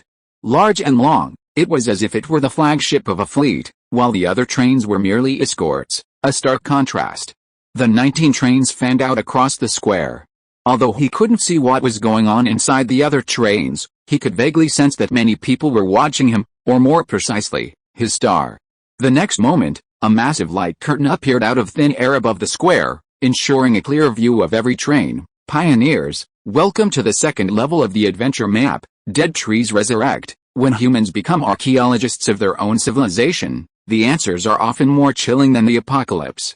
After 180,000 years of fierce battle, the machine civilization was ultimately defeated. The fate of the defeated civilization was far more horrific than you might imagine. The machine civilization was defeated, but its seeds would not be completely wiped out. One day, a single seed of the machine civilization would sprout anew, proclaiming to the entire universe, the machine civilization is not yet extinct. 1,800 years is a deeply symbolic number in the history of the machine civilization, but that was so long ago that it cannot even be found in the machine civilization's historical database. Sadly, this symbolic number ultimately became the death knell of the machine civilization. Within the Dead Trees Resurrect adventure map, you'll find a seed left behind by the machine civilization. This reward is only given to those who deserve it. If you have the ability, take it and let it take root and sprout. Level 2. From now on, you must reach the destination as quickly as possible. Trains cannot attack each other in this map. The time limit is 48 hours. The first 5 players to clear the level will advance to the third stage. Pioneers, keep going. The next moment, the white fog surrounding the square suddenly dissipated, revealing a 10,000-meter deep cliff enclosing the square. 2,000-meter-long bridges connected the square to the other side of the cliff. The fog above also dissipated. As the fog cleared, tens of thousands of glass capsules appeared, hanging from the ceiling dozens of meters above the ground. Each transparent glass capsule contained an organ grown from flesh, blood vessels, human nerves, and wheels. A heart, a liver, a lung. A mechanical heart slowly beat within its container. The 20 bridges, composed of countless gears and steel blades, whirled rapidly, a whirlwind of metal, clearly not suitable for normal traffic. Beside each bridge, a screen displayed the name of a train. Soon, he saw the control everything star on the screen next to the bridge directly in front of him. It was obvious. There are 20 bridges in total, each with its own. Whoever crosses their bridge first will leave. The other side of the cliff isn't the end, there's still white fog behind it. Leaving the square is merely leaving the starting point. Inside the train compartment, Chen Mang quickly surveyed the scene before him, remaining silent. He had at least 7 or 8 ways to leave. Spider silk, spider leg hopping, bunny clouds, and so on. There was no need to solve a puzzle. How could a 100-meter wide cliff possibly stop the star? But, the problem is, the trains here are all at least level 15, all in the red zone. Trains of this level are generally considered high-end on the Blue Water planet. How could they not fly? It's no exaggeration to say that navigating the 100-meter wide cliff is like walking on flat ground. However, the second level had already begun a minute ago, and not a single train had moved. Everyone remained silent, as if unaware that the second level had even begun. 2 possibilities, Li Shiji said quickly from inside the train cabin. The first possibility is that this is an obvious trap. Crossing this 100-meter wide cliff by any other means might trigger a train destroy in crisis. The only way is to decrypt the information to stabilize the bridge, which spins like a metal storm, and then proceed normally. The second possibility is that this level rewards pioneers. This adventure map emphasizes the concept of pioneers, indicating that it values the first train to face the unknown and choose to move forward. Perhaps this level can be directly flown through, and most likely, only the first train can fly through. The remaining trains will have to continue to pass the level honestly. Chen Mang nodded, but said nothing. It was obvious to everyone, including the other 19 trains, yet no one moved. Pioneers, it sounds nice, but what's the difference between them and the Suicide Squad? Moreover, he really thought that with his level 18 armor, he didn't need to fear the metal storm on the bridge at all. He just didn't believe it. Could that metal storm even withstand level 18 armor? The experimental method was simple, just remove a carriage and try it out. If he were alone, he would have tried it long ago. But with so many trains here, he didn't want to let others take advantage. He paid the price, and everyone shared the benefits. For a moment, everyone froze. For a full 10 minutes, not a single train moved. Everyone remained in their own train compartments, observing their surroundings, quite patiently. Did you see anything? Chen Mang stared at the tens of thousands of mechanical organs on the ceiling, rubbing his sore eyes. He didn't see anything. I think these mechanical organs might not be clues to the decryption, but rather a kind of interference function. Then he pushed the joystick, slowly steering the star train towards the bridge corresponding to the star train, ready to conduct an experiment. As the train approached the bridge, he had just stepped off the star train and gazed at the rapidly rotating bridge before him, composed of countless gears and steel blades. He wasn't particularly fond of deciphering secrets, so he decided to conduct a rather crude experiment. Buzz buzz buzz, with a humming sound, a small drone from the swarm platform component took off from the star train and flew towards the cliff. This component could be used to produce reconnaissance drones, though he rarely used them. Chen Mang's eyes were fixed on the drone. Unimpeded, it reached the other side of the cliff with incredible ease. Boom, the roar of the engine echoed within the train. A Viper unmanned fighter jet, using the interior of the train as a runway, shot out from the rear. After circling half a circle in the air, it also successfully reached the other side of the cliff. After completing these 2 experiments, Chen Mang waited patiently for a minute. Seeing no reaction from the other 19 trains, he couldn't help but sigh. This group of people were truly patient. Then he turned his head and looked at Lao Zhu. Bring him down. Soon, a fierce, furious man with a ferocious face was dragged off the train by Baozi and his men. This was the same group of desperados who had attacked Baozi in the ruined city of the Stoneman region. After being captured, they hadn't been killed, but kept as supplies. Soon, a train command was activated, and the sturdy man was crammed into the newly constructed train. Naturally, this level 1 train couldn't fly. The spider legs were non-detachable parts, but he had a plan. The next moment, Chen Mang slowly raised his staff. A powerful magnetic force emanated from the powerful magnet, sending the level 1 train soaring through the air, hurtling towards the other side of the cliff. Can fly? He had so many tricks up his sleeve. Whenever he wanted to, he could perform countless different flight maneuvers. However, just as the train reached the top of the cliff, the air above it suddenly began to tear apart. Almost instantly, the unarmored level 1 train was reduced to countless iron filings, plummeting into the pitch-black void and disappearing. Deader than dead. Instantaneously. The traps surrounding the square were actually space-shattering. Chapter 283 Boss AI, First 1. Period. The space-shattering trap looked like it wouldn't withstand even his level 18 armor, let alone his level 30 armor. It seemed he'd have to resort to decryption. Just then, a train started moving. The unpainted doors of the 6 carriages opened, and a middle-aged man jumped out. He looked towards Chen Mang and muttered, "What the hell is going on?" His voice wasn't loud, but it was faintly audible in the quiet square. Then, as if hitting a pause button, the conductors from the other trains also jumped out, gathered together, and began to whisper and discuss. "Let's go." Chen Mang immediately led Li Shiji and the others toward the conductors. He also wanted to see the style of the conductors of these high-level trains. He glanced at everyone as he approached and spoke first. "The other side of the cliff isn't the end. I think we can discuss our findings first, then rely on our own abilities once we're there. My current conclusion is that those tens of thousands of glass capsules on the ceiling are probably misdirections, and there's no hidden information." However, after he finished speaking, the group continued to talk, as if ostracizing him and completely ignoring him. "How do we get through? I don't know. Wasn't that train that tried to fly over there torn apart by space? The only solution now is to solve the puzzle here. I think we should try to shoot at those glass capsules on the ceiling." "Hey, Biozi," standing behind Chen Mang, shouted angrily, "I'm talking to you guys, can't you hear me?" Throughout their journey, no one had dared to ignore him like this group. By ignoring him, they felt insulted. "It's okay." Chen Mang calmly raised his hand to stop Biozi, then looked back at the group and said, "Do you all seem to know each other?" But still, no one paid him any attention, not even a glance. Damn it, Biozi couldn't help but curse. He rolled up his sleeves and strode forward angrily, pushing aside the nearest thug and about to grab the train conductor by the collar to demand a question. However, he froze in place, glancing at his retracted right hand. Why did the slap feel so light? He looked up at the nearest thug, whose expression was stern, and thrust forward again. This time, he saw clearly. His hand passed directly through the man's body, without any resistance. Biozi, somewhat bewildered, stepped forward tentatively, extending his hand to push at the nearest train conductors. Sure enough, without exception, his hand passed through them all. He took a deep breath, slowly retreated to Mang Yi's side, and whispered in a trembling voice, "Mang Yi, they don't seem human." Chen Mang said nothing. He simply extended his cane and stabbed each one, passing through them all without exception. He walked to the side of the train and thrust it in again, also without any resistance. Confirmed.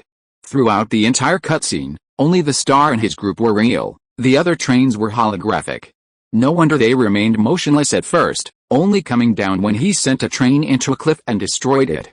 Return to the train. Inside the train, Chen Mang sat in his chair, glancing at the countdown on the screen console. He whispered, "It's basically confirmed. The 20 trains should be located in different squares, separate levels. Didn't the conversation just now mention that a train tried to fly over but was torn apart by space? This train here shouldn't be the level 1 train, but the 20th train. It's like a replay. At some point, 20 trains arrived here. The 20th train attempted to fly over but was torn into pieces by space. The star has now replaced the 20th train's ecological niche. If I'm not mistaken, these people will only leave the train and talk after a train is shattered. Zio AI, replay the footage you just recorded and see if there are any clues." Yes, soon. The screen showed the discussion of the train conductors, and their voices began to echo through the speakers inside the train compartment. The conversation wasn't very long, only about 2 or 3 minutes.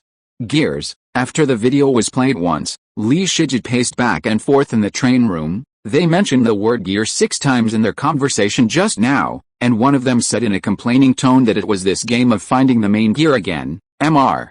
Mang, you guys also saw that the bridge that was spinning as fast as a metal storm was not rotating as a main body, but countless steel blades were spinning at high speed at their own frequencies. Some steel blades rotate faster, and some rotate extremely slowly, and the power source of all the steel blades is the gears at the tail, and these gears are connected together to form a huge and complicated gear matrix.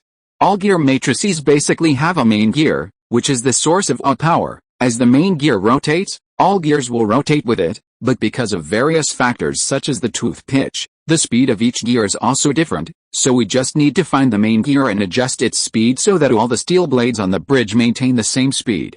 Then, perhaps the bridge will return to normal. Then the question is where the main gear is. That makes sense. Bai Ozi nodded seriously. Could it be on the bridges of other trains? Lao Zhu frowned. Since the other 19 trains are holographic images, not real people, there should be corresponding clues in their dedicated bridges, right? Possibly, Bai Ozi said thoughtfully. No, Chen Mang sat in his chair, his face calm as he looked up, his gaze passing through the skyline at the tens of thousands of glass capsules on the ceiling. He whispered, the most telling piece of information in that video just now is probably the train conductor constantly looking down at his video game console. He's playing Connect the Dots. If I'm not mistaken, the main gear should be on the ceiling. Those tens of thousands of glass capsules filled with mechanical organs like hearts, lungs, and livers aren't misdirections, they're puzzles. Just eliminate these tens of thousands of glass capsules and you'll see the answer. As for how to solve the puzzle, don't you think it feels a bit like Connect the Dots game? Yeah. Bai Ozi paused for a moment, then looked up at the tens of thousands of glass capsules overhead and slapped his forehead. It really does feel a bit like Connect the Dots game. Try it. A Doomsday cannon locked onto one of the capsules and opened fire without hesitation. A level 1 cannon shot fired, successfully hitting the capsule containing the mechanical heart. No damage was caused, and the capsule showed no signs of shattering.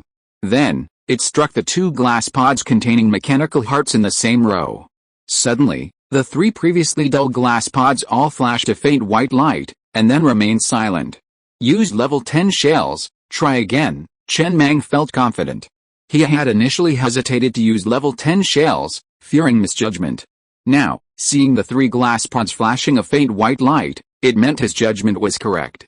Not enough. Level 15, level 16, level 17, level 20. When the shells reached level 20, and 3 level 20 shells hit the 3 glass pods containing the same mechanical organs in quick succession, something magical happened. The 3 glass pods hanging from the ceiling suddenly flashed red, then shattered, dissolving into dust and vanishing into thin air. Furthermore, the glass pods hanging from the ceiling began to move rapidly, filling the gap in the blink of an eye. And then, they noticed a hidden recess at the far left end of the ceiling. That's where new glass pods had just moved out, pushing one another to fill the gap.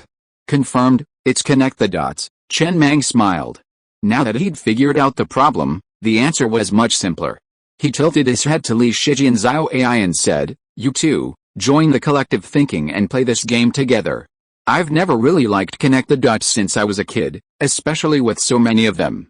It hurts my eyes. For the first 10 minutes, they couldn't think of anything Connect the Dots in the first place.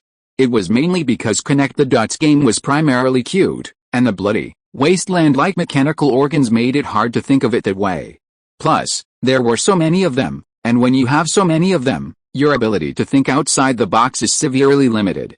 For example, when no one is looking up at the stars, trying to play Connect the Dots with the stars is like trying to play Connect the Dots game.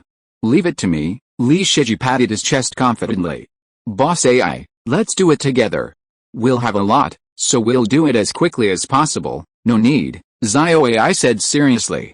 With my computing power, this level of Connect the Dots game is an insult to me. I can do it alone. You take a break.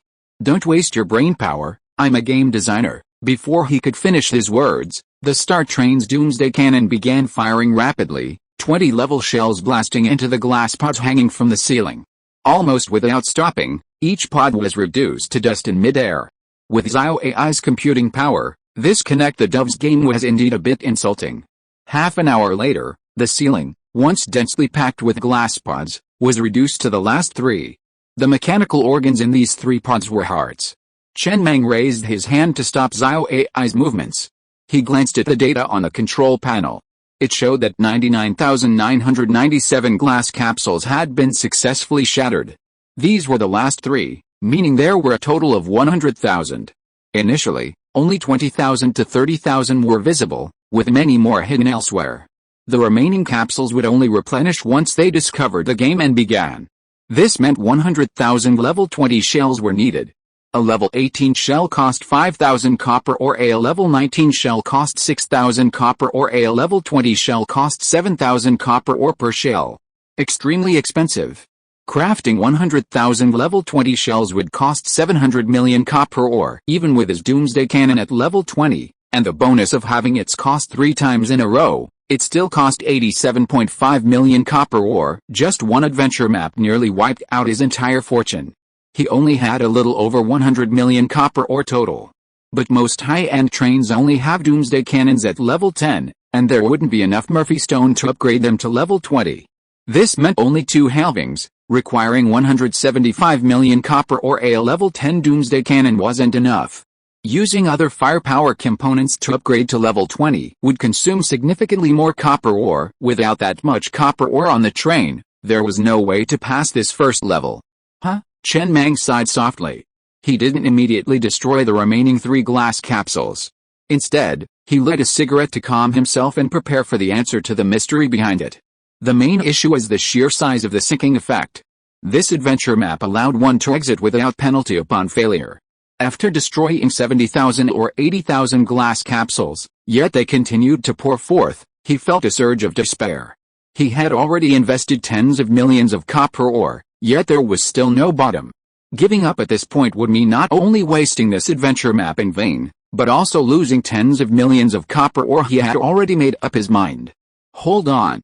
If he ran out of copper, he'd urgently activate Neon City and adjust the exchange rate for copper to stellar tickets to 1.3, exchanging as much copper as possible to get through this. But he managed to hold on. He didn't even need 100 million units of copper. 87.5 million units were enough. That was a precise number. Chen Mang glanced at the level 50 Doomsday Cannon on the console. After firing a few hundred rounds, if he felt the situation wasn't right, he'd upgrade one to level 50, hoping the 4th super mode effect would also have ammunition consumption. Unfortunately, it didn't. It only increased its power. This level not only tested one's judgment and observation of information, but also the train's fortitude. The train must have at least a level 10 Doomsday Cannon, 175 million units of copper, and a train order. Or, like him, a level 20 Doomsday Cannon and 8,750 units of copper. To pass this level, it was impossible. Anything less was impossible. Without the Doomsday Cannon, any other firepower component would do, any with 20 attack power. The Doomsday Cannon was the most economical, while using other firepower components would be an even more astronomical cost. He didn't pause, choosing instead to destroy the last 3 glass pods. The next moment, the pristine ceiling suddenly became covered in countless spiderweb-like cracks. Bright light seeped through the gaps, and the cracks grew larger and larger.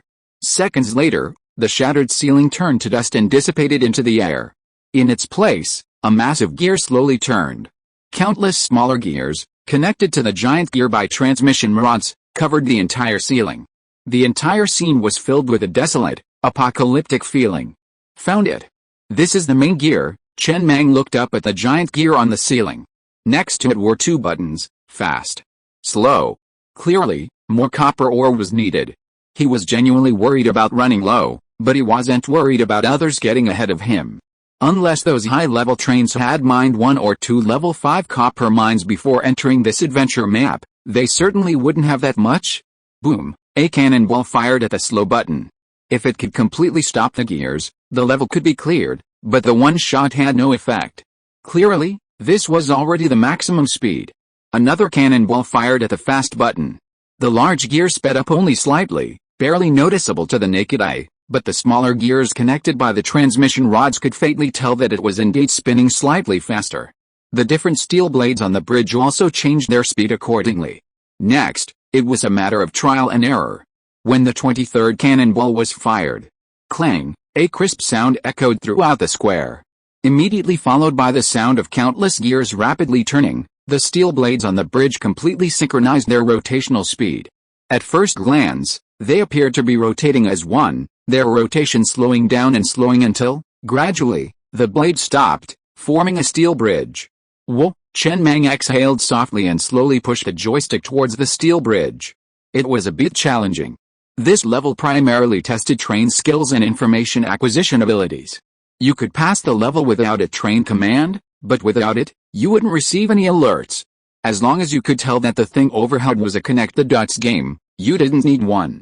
The star cruised across the 100-meter-long steel bridge and successfully reached the other side of the cliff. Here, too, was a square. When they arrived, the white mist gradually dissipated, like a girl shedding her skirt, revealing a magnificent scene before them. Chen Mang glanced around. There was only one train in the square, with no other access routes. He had no idea whether the 19 trains he had joined had arrived yet, and he had no idea of the other train's progress. The square was surrounded by a wall dozens of meters high, reaching up to the ceiling, enclosing the star like a cage. And the walls were covered with faces. Hundreds of thousands of them, their faces glaring fiercely at the star train, emitting a cacophony of piercing sounds, a scene somewhat eerie. 3 lines of words were written on a whiteboard at the front of the square. This is a member of the Mechanoid clan who was once unjustly killed. You must use the car stereo to soothe them by playing the correct frequency to pass. You only have 3 chances. IOAI, what fruits are good for the brain? Blueberries and cherries are good. Have Zaya fine, bring me some. Okay. Chen Mang sighed softly, leaned back in his chair, lit a cigarette, tilted his head, and waved to Li Shiji. Come on, see if you have any ideas? My head hurts, let me see. Li Shiji nervously scanned each face and laid on the wall. 30 minutes later. Still no clue. Lao Zhu and Bayaozi had already walked out of the train and came to the wall, observing the faces closely. They looked so lifelike, as if they were alive, their eyes staring straight at them, their facial expressions very vivid.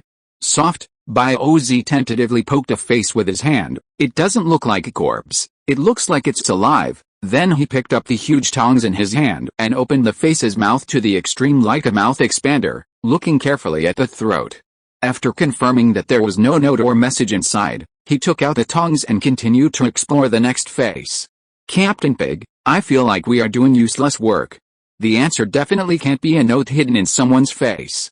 We have to find it someday. By this time, all the inhabitants of the train had disembarked, each clutching a massive pair of tongs crafted by Mang Yi from his mechanical heart. They were checking each face for anything hidden in its mouth. The scene was incredibly lively. Some climbed ladders, some stood on elevated platforms, and some perched on the shoulders of mechas. Their goal was to quickly inspect every face for anything hidden in their mouths or any unusual area. Stop yelling. I really am, hey, giving you a hammer. Bayaozi, somewhat annoyed by the cries of the faces, raised the tongs high, threatening them, but he didn't dare actually strike.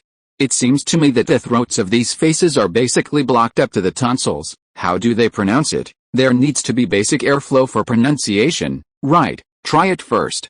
If you keep trying, you will find the answer. Lao Zhu checked the mouth of each face one by one with a serious expression. Mr. Mang, the answer will certainly not be hidden in the human mouth so crudely, but we don't have any better solutions now. We can't just sit and wait. We must try it first. Maybe the answer is really in the mouth of one of the faces. That's right. Bayaozi pried open another face next to him, took a closer look, then took it out of his arms and walked towards the next one. But then again, if I could take this wall away, it would actually be a pretty good collection. There are hundreds of thousands of collectibles inlaid on this wall. What are you going to do with them? Think about it, one a night. Isn't that nice? Always something new. Bayaozi, act normal. There are still a lot of men's faces here. Life is only 30,000 days long. You can try anything. I'm just kidding, you pig-headed conductor. Don't look at me like that. Inside the train, the token on the control panel was filled with cigarette butts. Chen Mang rubbed his temple lightly with a headache, his eyes closed. He had just tried to replace the men's and women's faces with 1S and 0S and then calculate them in binary, but he quickly realized that this was a stupid move. There were hundreds of thousands of faces here. And there was no clear starting point or end point. It was completely different from the first level. If the difficulty of the first level was 1, then the difficulty of the second level was 10, more than 10 times the difficulty. He really couldn't understand it. The reason the mechanical civilization was annihilated was clearly due to insufficient firepower, their inability to defeat the Zerg. Aren't you screening for the train's strength and firepower? What's the point of screening these things? Will they help you fight the Zerg? And that too. You're 38 years old, and you're still calling yourself the little princess of the mechanical civilization? Can you set up a more normal adventure map? Xiao Fang, who was standing nearby, came over, carefully removed the full ashtray, and replaced it with a new one. Without saying anything, she quietly retreated. Just then, "Conductor," Xiao Ai's voice suddenly echoed from the train cabin. "Conductor, we've got a new direction. After you upgraded the mechanical eye to level 100, I entered all the faces into the database and began comparing them one by one. Not all of them are roaring with their eyes open, 12 of these are roaring with their eyes closed, and they all have very faint symbols engraved on their foreheads. 2 types." Chen Mang perked up, quickly looking up at a face on the screen, magnified several times, clearly visible roaring, eyes closed. A mark on its forehead hidden by its bangs. Show all the faces with closed eyes. Yes. He quickly picked up a pen and wrote down the marks on a piece of paper. There were 9 symbols and 3 symbols. That's right. Chen Mang looked a little tired, but his eyes gleamed brightly. The default initial hertz is 0. The correct sound frequency to pass this level should be 0 Hz, plus 9 times in a row, and then minus 2 times. This is the correct sound frequency to pass this level. The only question now is how much to add and how much to subtract. Are there any other abnormalities? No. Inside the train cabin, Xiao Ai's voice paused before sounding again. I didn't find any special abnormalities. I'll go and have a look. Chen Mang took a deep breath, jumped off the train and walked towards the stone slab in front of the square. He wanted to see if the final answer was hidden on the stone slab. It was an extremely simple stone slab. The 3 sentences he had just seen were engraved on it. He counted each word carefully. Perhaps the added number was exactly the sum of these words, but the next moment, he was slightly stunned. Every corner of the square had been carefully searched, and Li Shiji had come to this stone slab countless times. But it seemed that there was a place that had never been set foot on. That was. Chen Mang looked at the star train. That place was under the train car. He immediately used his cane to remotely control the train to float in the low air and strode towards the bottom of the train. Sure enough, at the edge of the square just after entering, that is, under the 14th car, he found an extremely vague and faint number engraved on the ground: 1892. Found it. Chen Mang grinned. If he was right, then there were only 2 answers. One could be 1892 Hz, and the other was based on 0, adding 1892 9 times in a row, and then subtracting 1892 3 times. That is 11,352 Hz. Everyone, quickly and orderly returned to the train. His voice quickly spread throughout the square through the car speakers. Then he strode towards the train room and sat on a chair. He excitedly took the mineral water handed to him by Xiao Fang and drank it all before looking at the screen. Xiao Ai, make a sound of 11,352 Hz. Try it. No problem. The next moment, accompanied by a shrill sound, after it came from the car speakers, the wailing of hundreds of thousands of faces on the surrounding walls stopped instantly, and the originally ferocious expressions on their faces gradually calmed down, their eyes closed tightly, as if they were asleep. Then, click, click, click. The sound of gears turning was heard, and the wall that was originally like a cage slowly split in the middle, revealing a train tunnel that was large enough for the star train to enter. What a pity. Chen Mang looked at the train tunnel in front of him with a little regret. Unfortunately, the final answer was 11,352 Hz. It would be better if it was above 20,000 Hz. Only by upgrading the car audio to level 10 or above can it have the supermetal effect of emitting sounds above 20,000 Hz. Other trains certainly don't have this effect. Then he can use this method to eliminate almost all of the other 19 trains here. I don't know how the other trains are progressing. This level wasted more than half an hour of his time, and he had to speed up. He slowly pushed the joystick, and the train drove into the train tunnel in front of him that seemed to be deep underground.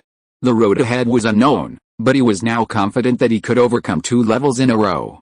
Even if the next level was more difficult, he would not feel completely powerless. The answer must exist. As long as this prerequisite is met, all that's left is time. Master Mang.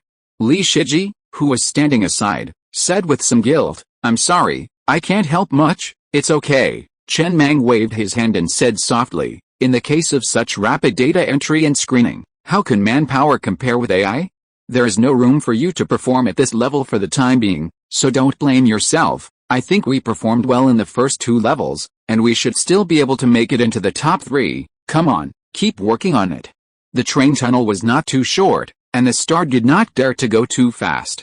After driving at a speed of 500 kilometers per hour for 3 minutes, it arrived at the location of this level. The space in front of me gradually became clearer. After exiting the train tunnel, what came into view was a huge heavy machinery factory. They were located in the square in front of the gate of this factory. The steel gate was rusty and tattered and collapsed to the side. The overturned crane was surrounded by weeds. The ground was full of liquid mixed with engine oil and sticky blood. The whole scene looked shabby. In the corner of the factory, you could vaguely see a small hill made of mechanical wreckage and human bones, slightly higher than the 2-meter wall. After the train slowly stopped, a light curtain appeared in front of me. Congratulations, pioneer, the fact that you can get here is enough to prove your strength. But, the train is a group, and with only the conductor as the driving force, the train will not have much potential. Talent reserve is an anti-human thing in the Doomsday, but it is something that must be done. It will be fun next. You can choose to exit the adventure map at any time, but please note that the moment you choose to give up, it means that you will voluntarily withdraw from the selection for the position of heir of mechanical civilization forever. This level is the last level of the second level. If you pass this level, you can successfully pass the second level. Next, there will be 1,000 zombies attacking you, each lasting 15 minutes. After a wave of zombies attacks, your train will be you have 5 minutes of rest time. You need to kill all 1,000 zombies within 15 minutes. If you fail to kill them all, or the train room is captured, it will be considered a failure. Starting from level 1 zombies, each time a new zombie wave is born, the overall level of the zombies will be +1. In the central control room of the heavy machinery factory in front of you, there is a huge gear set that is stuck, causing the entire heavy machinery factory to be abandoned. You need to complete 36 small tasks and be in the rest time before you can successfully pass the level. In this level, the train conductor must stay in charge of the train and must not go to the factory. 15 minutes later, the first wave of zombies is about to arrive heir to the mechanical civilization. Chen Mang lowered his head and took out a cigarette from his pocket and lit it. He had thought that the rewards of this adventure map would be very generous. But he had never thought that the rewards would be so generous. It turned out to be a selection competition for the position of the successor to the mechanical civilization. At least, apart from other things, there will definitely be a lot of resources, such as iron ore, so give him more. However, since the successor is to be selected, why only so many train conductors are selected? Wouldn't it be more likely to select successors with higher potential if there are more people? At this time is not enough and he has no time to think about this. Looking at the balance of copper ore on the train, there are still 2.45 million units of copper ore, which is too little. If you're calculated based on a wave of zombies every 20 minutes, the zombies will all be level 4 after an hour. After 2 hours, the zombies will. They were all level 7. 3 hours later, the zombie horde would be level 10. 4 hours later, level 13. 5 hours later, level 16. 6 hours later, level 19. There wasn't enough copper on the train, absolutely not enough. But fortunately, there was plenty of iron, over 60 million. He also had 40 Viper drone fighters, each with a level 20 cannon that consumed energy stones, not copper. There were also mechas and other offensive methods, which also consumed energy stones. He calculated. Using all his strength, he could only hold out for 6 hours at most. After 6 hours, the zombies he faced would all be level 19 or above. Even a single one would spell doom for the train, let alone 1,000. Huh? Chen Mang took a deep breath and turned his gaze to Old Pig, Li Shiji, and the others. Now it's up to you. I'll stay on the train and deal with the zombie horde. The zombies won't enter the abandoned factory. You need to complete 36 small tasks inside, the tasks are unknown, and the decryption methods are also unknown. The first wave of zombies will arrive in 12 minutes, Zio AI will set a countdown on each of your iris chips. 6 hours is the maximum we have. If you haven't completed your mission at the moment the countdown ends, it means we have failed. I need to stay on the train for this operation. The rest of the mission depends on you. Too many people is not a good thing. It will easily make things worse. Old Pig, guard teams 1, 2, and 3, Li Shiji, Zio AI, and Uncle Lee. You go. Old Pig, you are familiar with the residents, so pick a few with more flexible minds. If after 3 hours, we are still far from completing the mission, I will send all the residents to the factory for a carpet search and investigation. Any other questions, Master Mang? Ozzy said hesitantly. Why don't I stay and guard the train? You know, I'm not smart.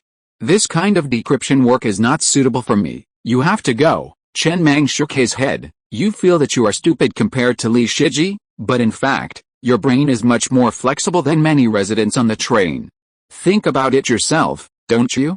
Ozzy tilted his head and thought carefully for a while. It seems to be true. Are Zhang Yizhang and going? Oh, they are not going. Then now, Chen Mang glanced at the countdown on the control panel. There are still 11 minutes before the first wave of zombies arrives. If there is any situation, please communicate with me through Zio AI in time. Now everyone, set off immediately, quickly. Ozzy and others did not dare to delay, and quickly left the star train and rushed to the ruined factory in front of them. Come on, everyone, the future of the star is in the hands of each of you. No matter who completes a task, 1,000 star tickets will be awarded. Then Chen Mang leaned back in his chair, looked at the backs of the people entering the abandoned factory, sighed lightly, and waited patiently for the arrival of the first wave of zombies. Zio AI's voice rang out in the train cabin. Conductor, you seem a little unconfident, it's too difficult. Chen Mang lit another cigarette and was silent for a moment before looking at the curling smoke. 36 tasks need to be completed within 6 hours. The mission objectives are still completely unknown. We need to find the tasks first and then find the answers. The time is too tight, the factory is too big, but I'm waiting for a miracle to happen. Li Shiji, whose face was pale from excessive tension, was now walking quickly towards the depths of the factory. At the same time, his mind raced, storing as much information as possible in his mind.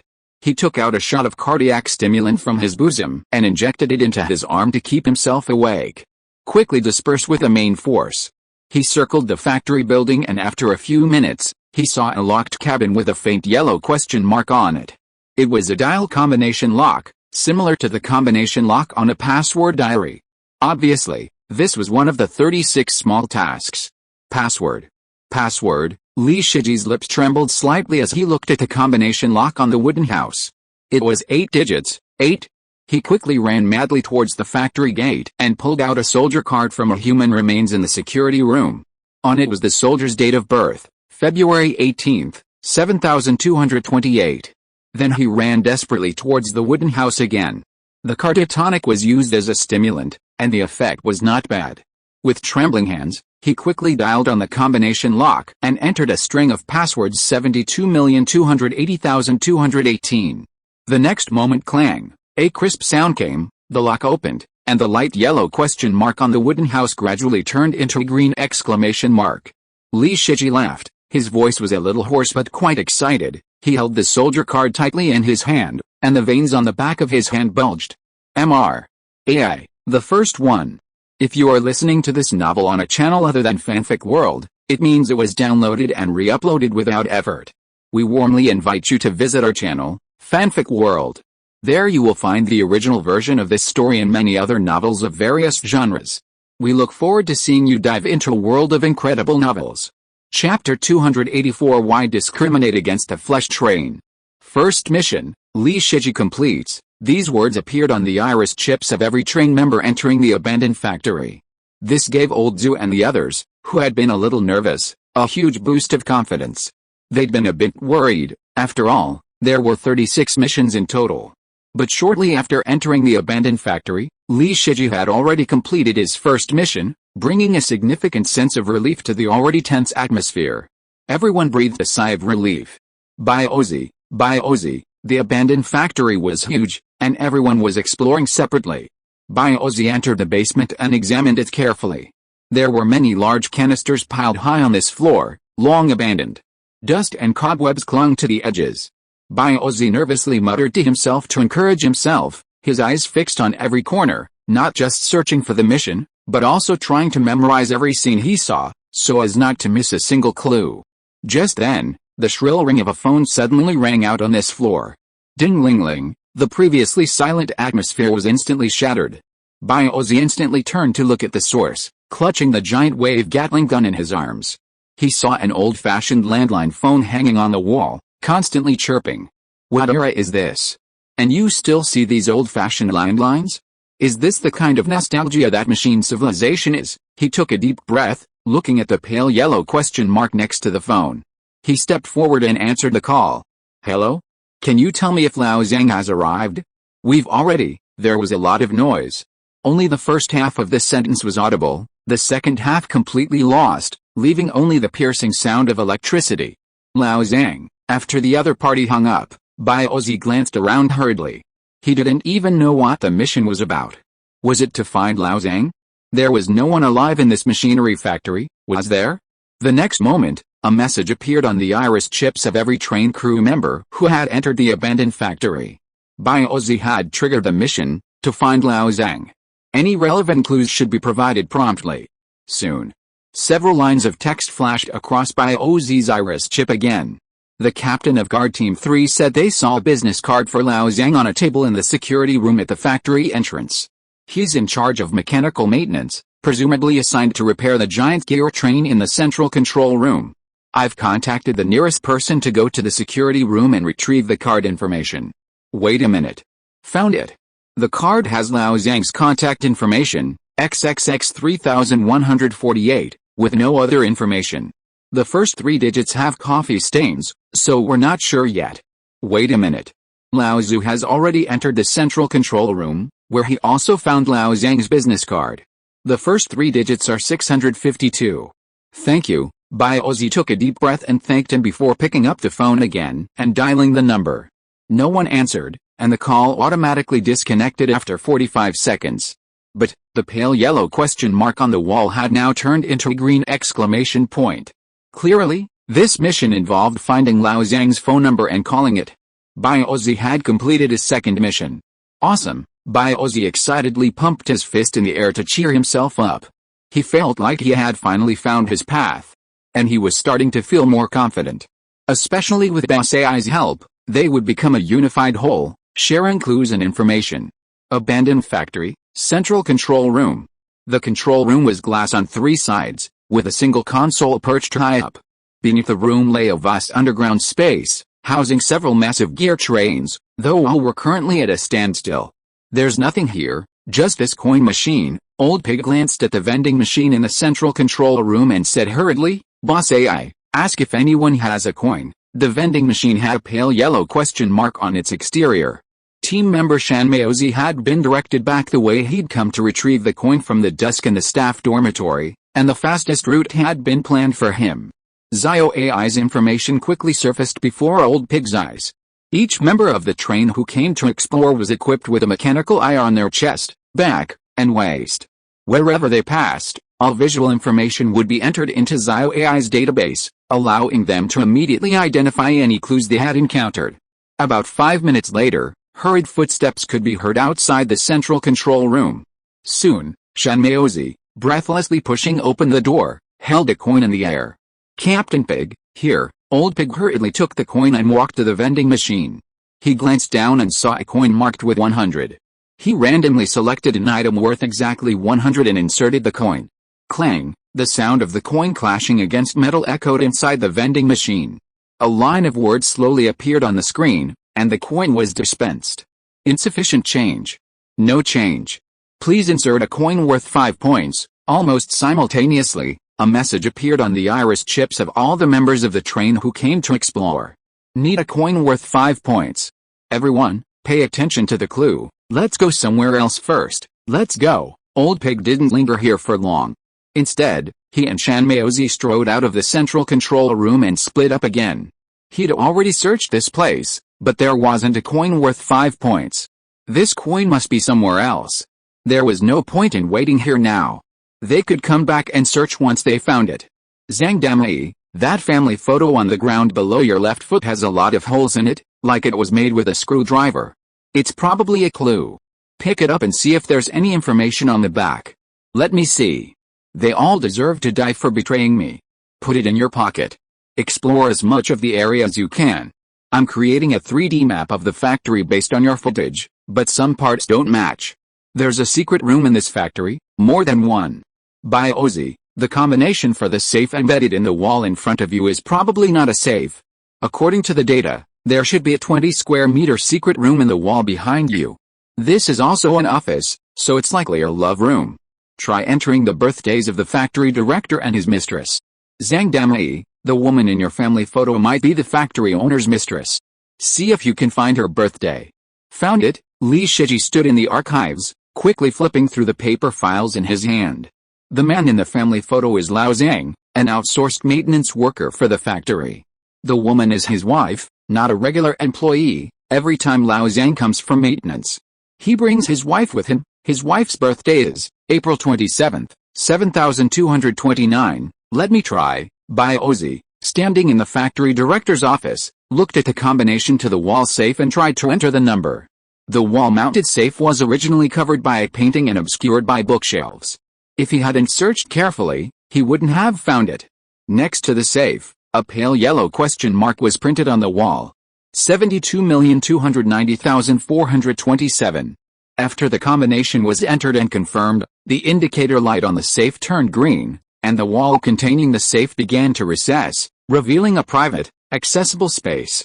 There really is a secret room. By Ozzy quickly looked around the secret room, and the originally pale yellow question mark on the wall turned green. By Ozzy completed the sixth task. The secret room only had a huge bed, a bathroom, and a huge floor-to-ceiling window. The glass looked a little gray, like a one-way glass. You can only look out from the inside. You can't see inside from the outside. He walked to the front of the glass. From this angle, he could just overlook the huge pile of gears in the center of the abandoned factory.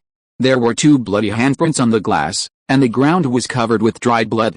Following the bloodstains, he looked at the wardrobe on the side. He opened the wardrobe. He saw all the clothes piled in the corner, and at the bottom of the wardrobe there was a tightly clenched photo. It was a secretly taken photo. It was a little blurry, taken through the gap in the wardrobe door. In the photo, a thin woman was lying on the glass, with an extremely fat man standing behind her. There was also a 5-point coin in the corner. Boss AI, contact Lao Zhu. I found the coin, and I have a new clue. By Ozzy said hurriedly with some excitement. It is obvious that before this factory was completely abandoned, this perverted factory director often deliberately broke the giant gear set, called Lao Zhang to repair it, and then took Lao Zhang's wife into the secret room, letting Lao Zhang's wife watch her husband who was struggling to repair it below. Then this matter was discovered by Lao Zhang, and Lao Zhang suddenly attacked with a knife and blood splattered on the spot. But when this photo was taken, Lao Zhang must have been repairing the giant gear set below, otherwise the factory director would not have had to bring the woman here at all. And the woman's face would not have had that weird feeling of guilt and uncontrollable emotions. In other words, although Lao Zhang had drawn up a murder plan, he was repairing it below himself to create an alibi for himself, and then let another person hide here to kill in advance, and he also took pictures of the evidence. This person should have feelings for the factory director or the factory director's wife, otherwise it would be impossible to hold the photo tightly. This is a subconscious reaction under emotional excitement. I guess it is most likely the factory director's original wife. Your reasoning is great. By Ozzy's Iris chip registered President AI's praise. Then, Zio AI relayed this information to everyone. Everyone, keep an eye out for any traces of the factory director's wife. This could very well be a new mission and a crucial clue. And, Lao Zhu, your 5-point coin has been found. We've mapped out the best route for you. Please proceed to the factory director's office immediately. Hey, By Ozzy glanced at the countdown. 5.5 hours remained. They had already completed 6 missions, and with the remaining 5.5 hours, they felt like they had more than enough time to complete 30. He excitedly lit a cigarette, then lay on the floor, peering under the bed. He felt great. Even better than the first time he cleared Resident Evil on extreme difficulty. He had never imagined he'd one day make a living relying solely on his brains. He was so strong as a pure warrior, and if he had even a little more brains, he shuddered to think, wondering if God had been too partial to him, gifting him with so many advantages when he created him. It was embarrassing. Abandoned factory. In the archives room, Li Shiji was quickly flipping through the paper files. While there weren't any missions, there might be many clues. The factory director was having an affair with the wife of an outsourced maintenance worker. Then, they designed a secret room specifically for the purpose, allowing her to watch her husband, Who was working on the repairs, have an affair. Could this be true love? Absolutely not. Pure perversion. In that case, why would he use his mistress's birthday as her password? There must be something fishy going on. Meanwhile, Chen Mang, sitting inside the star train, flushed red as he made strange noises. Hum. Hum. Hum. Hum. The first wave of zombies had all perished. They hadn't used their mission firepower accessories, but were using blades, and were in the process of resting. In a minute, the second wave of level 2 zombies would arrive.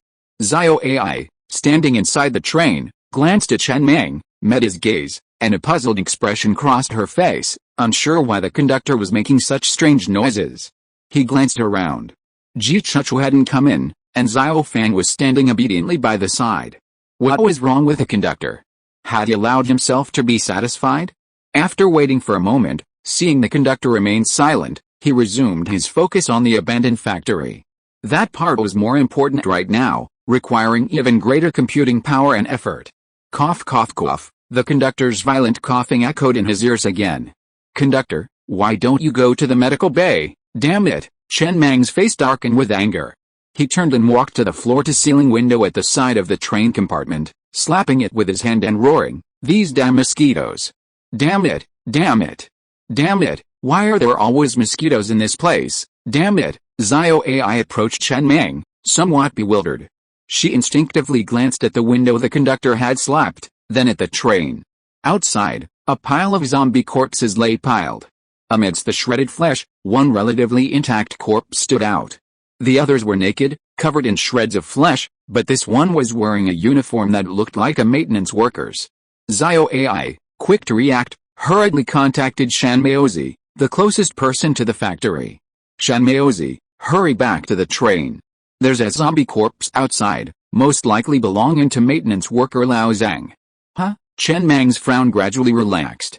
He walked weakly back to the control console and sighed deeply. With a dull look in his eyes, he lay back in a chair and lit a cigarette, looking utterly exhausted. This feeling of not being able to speak out was like not being able to fart. It was excruciating. He didn't dare to warn Zio AI too clearly, fearing he'd be judged as cheating and thus failing the mission. This level doesn't allow the conductor to participate. It tests the overall strength of everyone on the train, except the conductor. But if he missed this crucial piece of information, how could he possibly pass? So, he had to use this method to warn Zio AI. Fortunately, he managed to get the message across, otherwise he'd definitely be dismantled by the train's auxiliary AI once he got out. Damn, he was terribly anxious. Found it, Li Shiji knelt in the archives room, surrounded by a pile of messy, quickly flipped through files. Finally, he spotted a notice in one of them. Wang Ziru had married the factory director's daughter and succeeded him as director. The ex-girlfriend left the factory disheartened. The truth is out, Li Shiji muttered, his lips slightly pale. The factory director and the maintenance worker's wife were supposedly truly in love at first, but then, for the sake of his career, he gave up his girlfriend and married the old director's daughter, living off her, but he was still truly in love with this woman, using her birthday as the password to his brothel. I don't know how long it took. When maintenance worker Lao Zhang came to the factory to inspect equipment, the factory director discovered that the woman he had abandoned was actually the maintenance worker's wife. Their first meeting was a sweet glance, and their love rekindled, and they began their affair. The plot flows smoothly, but where can these clues be used? Meanwhile, on the other side, hidden from view, a Class 17 mechanical train sat in the square, its ceiling dotted with tens of thousands of glass capsules filled with various mechanical organs. A bald man sat inside the train, his expression gloomy, looking up at the ceiling. His reasoning was correct. The glass capsule overhead was indeed a match 3 puzzle, but it required a level 20 attack to dispel it. His train had already exhausted all its resources, including the iron and copper mines, and nearly 70,000 had been destroyed. And yet, new capsules were constantly being replenished, seemingly endlessly. At most 100,000, the man muttered. 100,000 was a round number. If this adventure map wasn't completely deceptive, there should be 100,000 medical capsules. The problem was, his train was completely empty of resources. His train's reserves were already substantial, but they were completely insufficient here. The other 19 trains were holograms, fake. I wonder if the other trains have made it through this level yet. The man looked across the cliff, a flicker of resentment in his eyes. He'd clearly deduced the answer, but was stuck here with resources. Wasn't that the puzzle map? He felt like the last math question on the college entrance exam. He knew the answer, but his pen was out of ink. This feeling was more disgusting than eating a raw cockroach. It was better not to know the answer, that way, he could feel at peace. But he didn't give up. He jumped out of the train and began searching the square for other clues. This adventure map couldn't possibly have such high requirements for the train's resource reserves. Perhaps there were abundant copper mines somewhere, but he needed to find them. Up, up, down, down. A level 17 flesh train was stationed in a cage with hundreds of thousands of human faces embedded in its walls. Two massive tentacles extended from the flesh train, rapidly scanning each face one by one. 9 up, 3 down, and there's 1892 engraved on the ground, which means the correct sound frequency should be 11,352 Hz. The boy sitting inside the train laughed. It wasn't too difficult. It's a bit stress-free. He felt he was the fastest, bar none. It seemed he should have no problem making it to the 3rd level. He just didn't know if he would come in 1st or 5th. Only the top 5 would advance to the 3rd level. The next moment, beep, beep, his flesh train emitted a piercing sound, and the faces embedded in the walls all closed.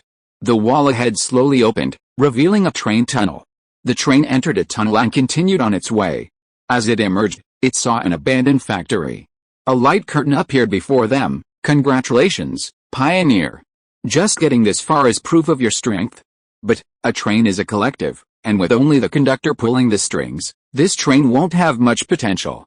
Talent pooling isn't humane in the apocalypse, but it's a must. Things are about to get interesting.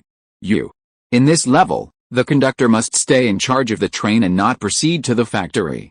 In 15 minutes, the first wave of the zombies will arrive. Upon seeing the light curtain before him, the boy's smile gradually froze, his gaze fixed on the small text. The conductor must remain on the train and not go to the factory. He glanced at his crew. 0. He was the only one on the train. How could the flesh train possibly have any residents? After a long pause, he finally tried. Husky, hey, I'm the flesh train.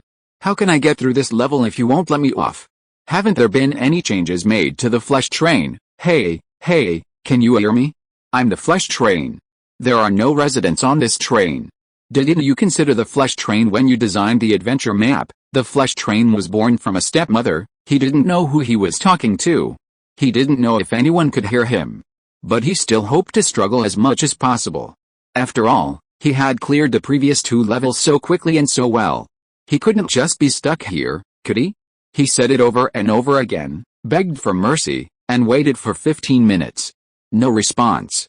But then came the first wave of the zombies. I'm fucking talking to you. The boy completely ignored the oncoming wave of zombies and roared with a somewhat agitated expression, if you don't let me get off the train, how am I supposed to get through this? Tell me, didn't your damn Princess Tutu consider the flesh train when designing the adventure map? Isn't the flesh train a human? The train job transfer doesn't even mention that the flesh train isn't a human. Why do we, the flesh train, always suffer such unfair treatment as trains, even that damn Neon City adventure map? Why can't corpses be exchanged for star tickets? Where am I supposed to mine iron? Since you're targeting the flesh train so much, why don't you just delete it? Still no one responded. Cold violence always hurts the most. Even if this light screen scolded him, it would at least make him feel better. Every punch he threw hit cotton. The feeling of weakness brought him to the brink of collapse. Without caring about anything else, he jumped off the train and forced his way into the machinery factory. However, just as his left foot stepped through the gate, a screen of light appeared before him. The train conductor violated the rules by entering the abandoned mechanical factory, thus automatically failing the mission. In 10 seconds, a portal will open and close in 1 minute. Please leave as soon as possible to avoid any unexpected accidents. The boy stopped at the factory gate, turned around, and looked at the rapidly retreating tide of corpses, his eyes filled with despair and resentment. Why? You're discriminating. Why are you discriminating against a flesh train? If he had known this would happen, he would have failed the first round. Now it felt like he was taking the college entrance exam, knowing every question, writing with divine inspiration, the answers in mind. The pen and ink were in his hand. Everything was perfect. As long as he handed in his paper, He would be the top scorer, and his life would soar from then on. But, when he was about to write his name on the paper, he was told that because he was dark-skinned, he couldn't write his name on the paper. Who could he appeal to? He really wanted to cry. He really wanted to cry. They're all very stable. In the first level, a man sitting in the train compartment in the square looked at the 19 motionless trains around him and snorted coldly, "Since no one's in a hurry, let's just wait it out and see who's anxious." The mission was limited to 48 hours. 3 or 4 hours had already passed. From the start, all the trains had sat there motionless. Although he couldn't see the expressions of the train conductors in the other compartments, he knew what everyone was thinking. They were simply waiting for someone brave enough to fly over to the other side of the cliff to see what was going on. He definitely wouldn't be the one to take that chance. He could just wait and see. After all, only the first 5 to clear the level would advance to the 3rd level. With everyone here, why was he in a hurry? He was wasting his time. 1 more hour, Chen Mang muttered softly, gazing at the control panel inside the star train compartment. 5 hours had passed since the mission began, and a new wave of zombies had already arrived. 41 Viper drone fighters were circling overhead, bombarding the 1,000 level 16 zombies with a relentless bombardment. The zombies that had appeared were already level 16. The train could only hold out for an hour at most. That was the limit. After that, it would be difficult to hold out. The ammunition was simply running low. He looked at the screen as Lao Tzu and the others explored. For this level, he had to be in charge of the train interior. The mission required the conductor to be in charge, but didn't explicitly mention whether he could command. He didn't want to risk that. Biozi and the others had performed well, and his command wasn't needed. From beginning to end, except for reminding Zio AI to take away the zombie corpse, he didn't interrupt once. And now, there were only 3 tasks left. 3 tasks in an hour seemed plenty of time. After all, they'd completed 6 tasks in just half an hour at the beginning. That was a breakneck pace, a perfect start. However, the reality was that 2 hours ago, there were only 3 tasks left. An hour had passed, and there was no progress. They hadn't found any clues for one of the tasks, and for the remaining 2, they hadn't found anything at all. Yes, they hadn't even found the tasks themselves. The entire abandoned machinery factory had been thoroughly searched, but still no trace of the hidden chambers. Even the secret rooms on Zio AI's 3D map had been explored, but the remaining 2 quests were nowhere to be found. Keep it up. All Chen Mang could do now was silently cheer him on. He had already imagined a celebration scene, as well as a way to comfort everyone if he failed. He had no idea which one would come, so he could only do his best. He also had no idea where the final 2 quests were hidden. He tilted his head to look outside the train, then refocused his attention on fighting the enemy. The monsters were gradually becoming higher in level, making it impossible for the train to handle them. He would need to manually control them, leaving the rest to Biozi and the others. Whether a miracle would happen was up to fate. It was time to offer some incense to the gods. Inside the abandoned machinery factory, Lao Tzu and Biozi met in the factory's core area. They glanced at the massive gear trains before them, exchanged grim glances, and shook their heads. They only had 3 quests left. They had no clue about one of them. The mission was to the massive gear sets in the center of the factory. On the steel surface of one of them, a faint yellow question mark was imprinted. I had no idea what the clue was. I had no idea what they were supposed to do. As for the remaining 2 missions, they were completely lost. We still have an hour, Biozi said hoarsely. We're running out of time. Why don't we tell Mr. Mang to have all the train residents come in and search for clues?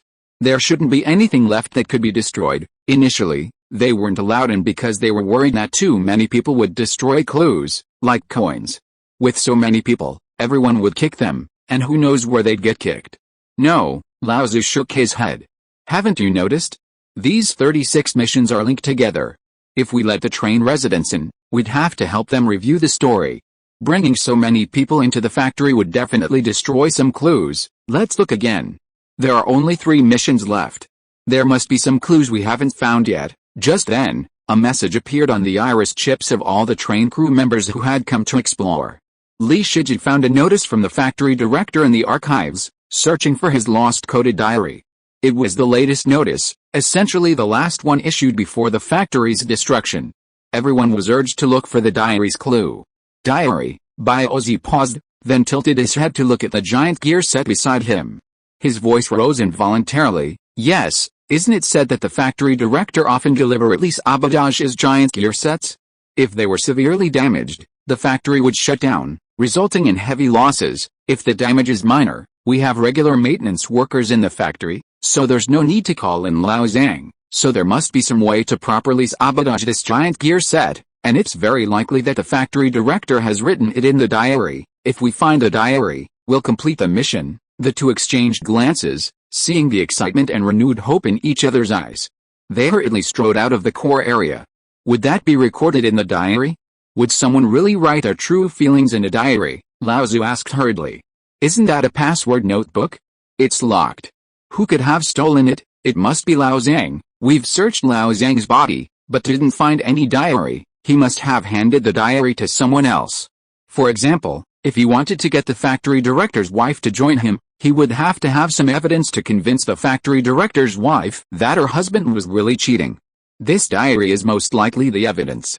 The factory director recorded his dirty deeds in the diary, so the diary must be in the hands of the factory director's wife. Fuck. It's so damn reasonable. There's absolutely no problem with this logic, and it fits the clues. By Ozzy, why did you suddenly seem to have an epiphany? Epiphany doesn't count, but the factory director's wife doesn't live in the staff dormitory. Where could she hide the diary? She can't hide it in her own home, right? We can't go to her home. There's only one factory in this area. It must be in the factory, but it should be in a hidden corner, and it must be in the factory. It must be hidden somewhere no one can find it, and the factory director definitely won't look for it. Let me think, could it be in the processing department? Processing department? When I met Li Shiji, he was in the archives. I flipped through them and noticed a piece of information saying that before the factory director came to power, he was an employee in the processing department and had always been bullied. So after taking office, he kept making things difficult for the old employees there and was unwilling to set foot in the processing department. By Ozzy, you've really changed. I'm starting to have a new respect for you. Not bad. I don't know why. I used to be afraid to speak out my suspicions, but now I feel more and more confident. I dare to speak out my suspicions. I used to worry about making people laugh. Yes, I'll make people laugh. Oh, I like to laugh. In the abandoned machinery factory, in the processing department, a shed was filled with automated assembly line machine tools. Most people gathered there, turning the place upside down. It had been searched many times before.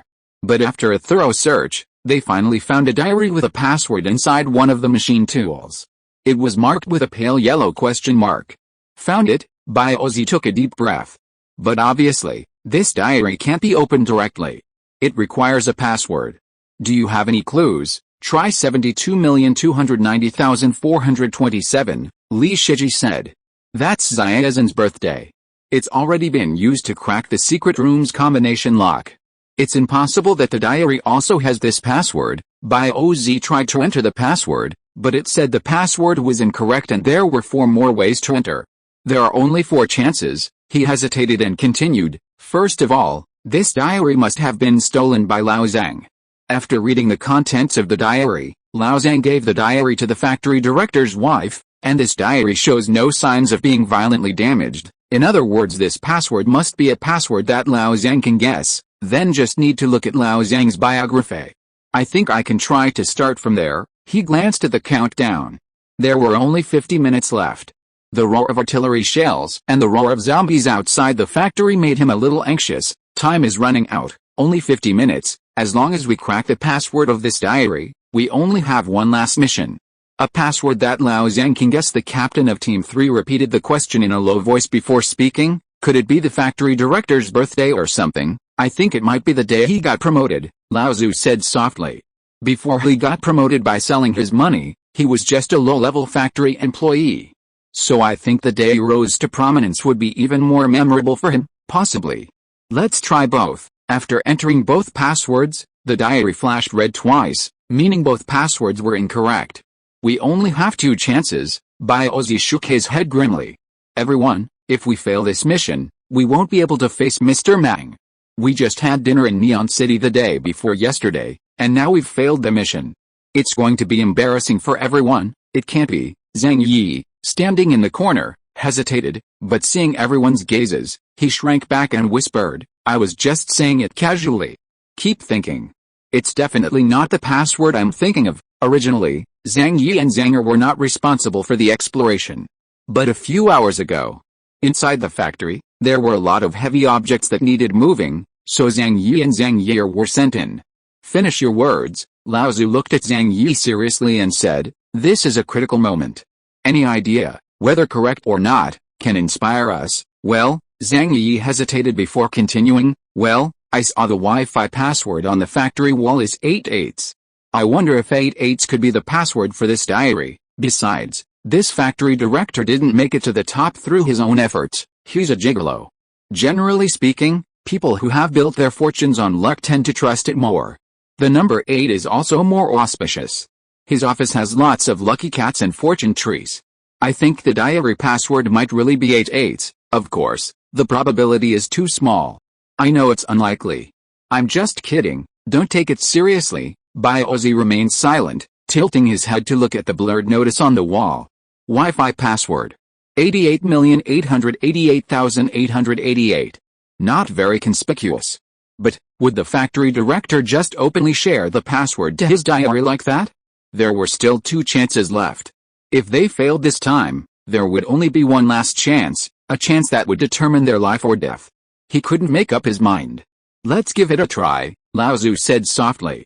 "I think what Zhang Yi said is quite possible." "Okay." Since everyone agreed, Ozzy didn't say anything else. He just nervously held the diary in his arms and carefully entered the 88 password.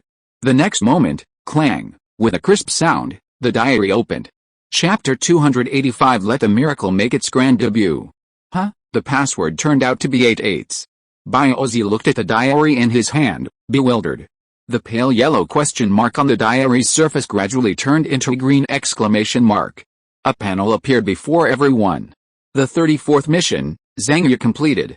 Standing nearby, Zhang Yi grinned happily, scratching the back of his head somewhat helplessly as he hugged his younger brother. At that moment, he discovered something more satisfying than stuffing things into the refrigerator. That was using his brain. He decided that this time, he couldn't just focus on physical training in the combat training virtual space, he also needed to develop his mind. He had a talent for this and couldn't waste it. "Hurry, take a look." Lao Zu hurried over.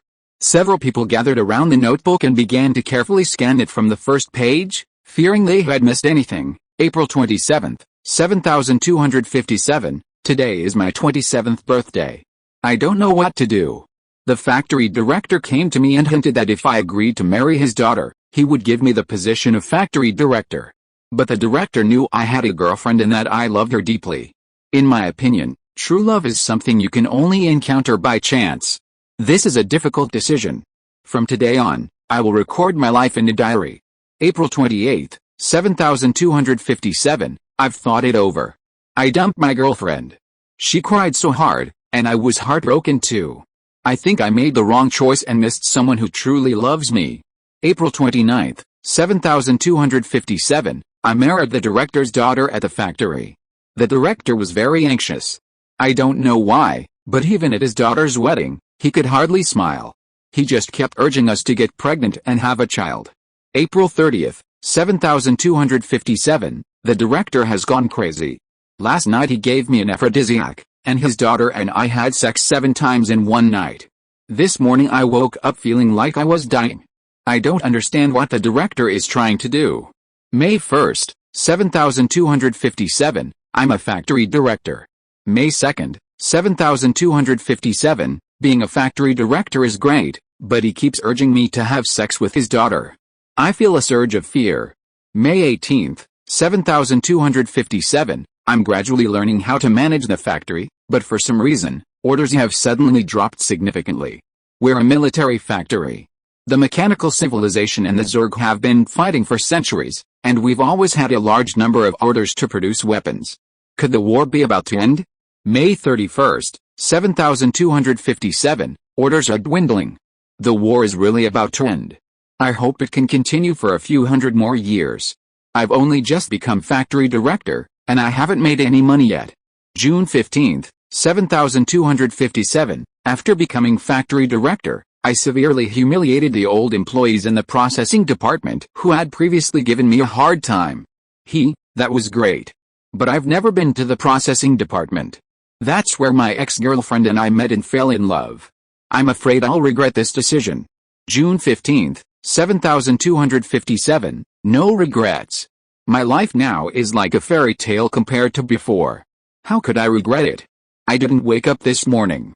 I won't write in my diary anymore. June 30th, 7257, I'm afraid of my current wife. She has sex with me several times a day. I asked her why, and she said it was her father's fault. Could her father be a pervert? He hid a camera in my house? He likes to watch his daughter being raped? July 1st, 7257, I checked my house carefully, and there are no cameras. But my father-in-law came to me again today, and he sounded very anxious, as if he couldn't wait for me to do something in front of him. I feel like he's hiding something from me.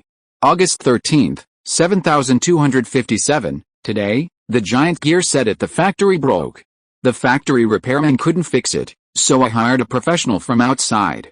While he was working, his wife brought him food. I recognized her immediately. It was the woman I like.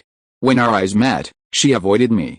For some reason, the moment I saw her, I wanted to give up everything I had and embrace her again. August 13th, 7257, I drank a lot. I might have gotten drunk. I regret it, I really do. She's still so gentle. What good is a factory director? If I could do it all over again, I'd only want her, not the factory director. But nothing can be repeated. I can feel she still loves me. She still loves me.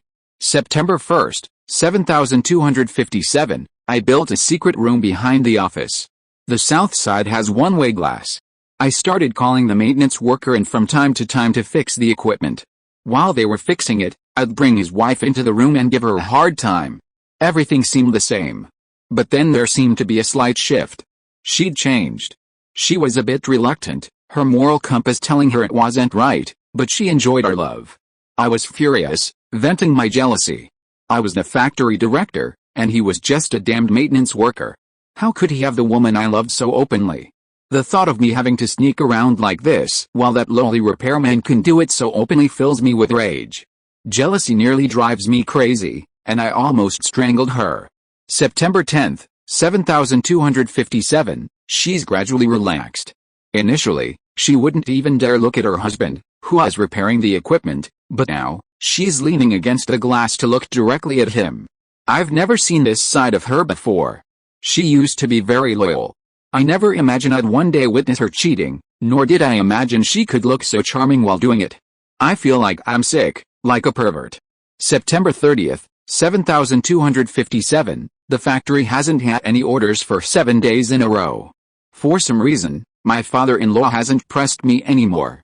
It's just that the news on TV says that mechanical civilization seems to be advancing at a rapid pace, constantly winning battles.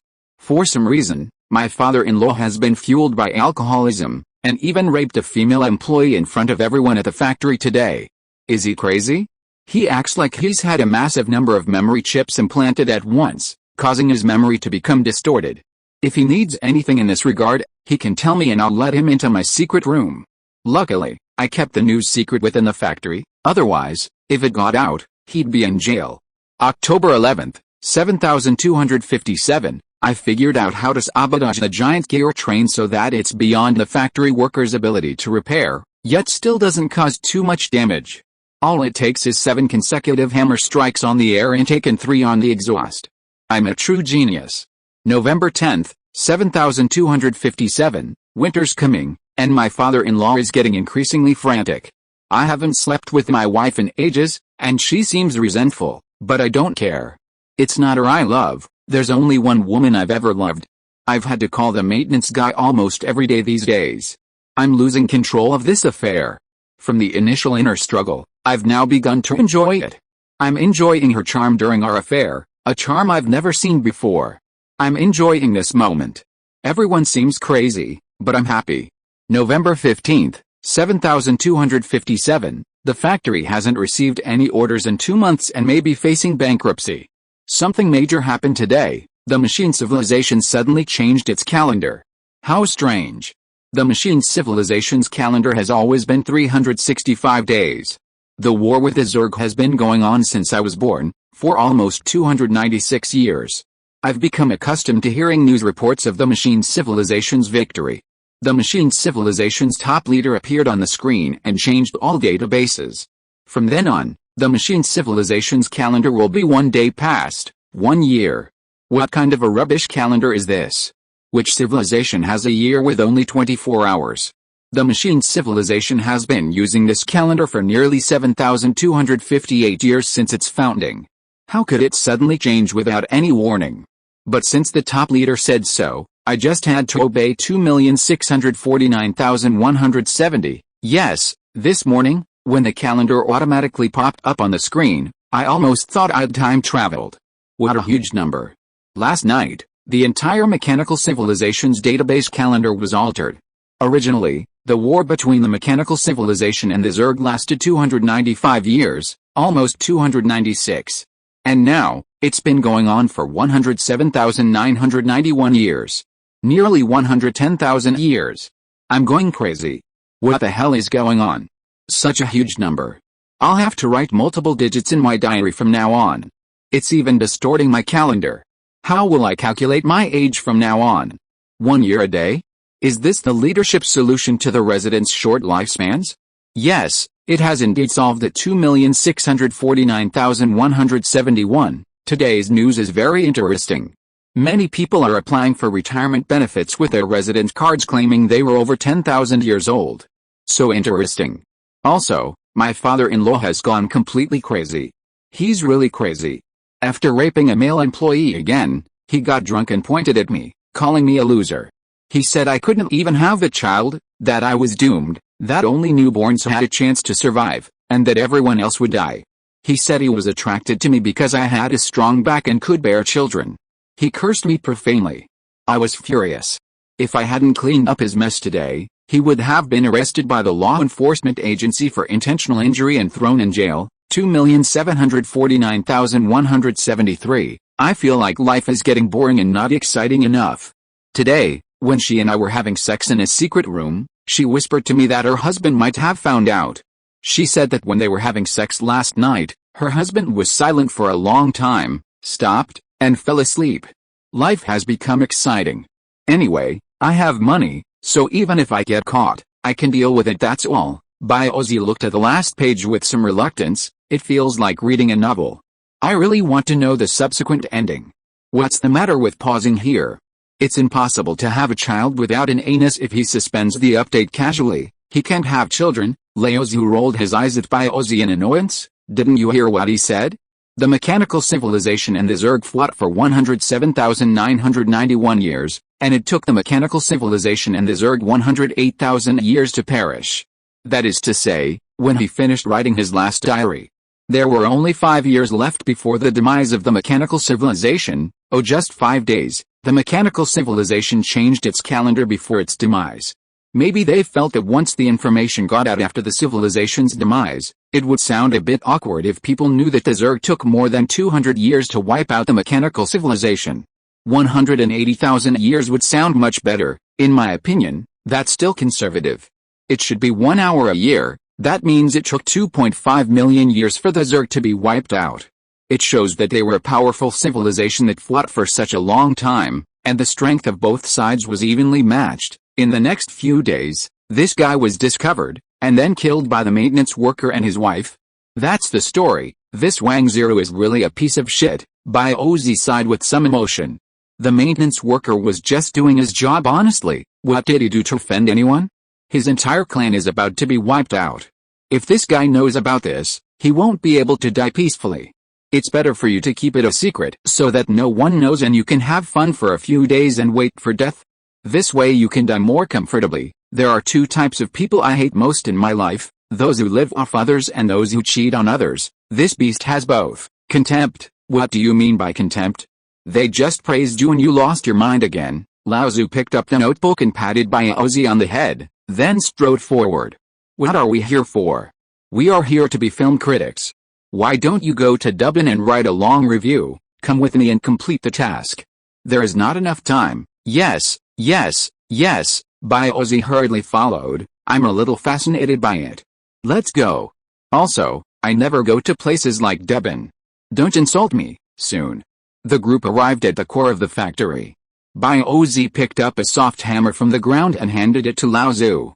Captain Zhu, knock 7 times on the air intake and 3 times on the exhaust. You do it. What are you doing for me? Do it yourself. You should do it. I performed quite well this time. I've completed too many tasks. I don't want to do any more. It feels a bit conspicuous. Lao Zhu took the soft hammer expressionlessly, stood in front of the giant gear train, took a deep breath, and swung it down. 7 times on the left, 3 times on the right. The next moment, the 35th task, Lao Zhu completed. Last task, he looked down at his watch. 37 minutes left. Everyone, spread out and find the last task. Success or failure depends on this. Inside the train, Chen Mang glanced out the window at the nearly 1,000 level 17 zombies that had surrounded the train. However, the train's armor was level 18, so the zombies couldn't penetrate it.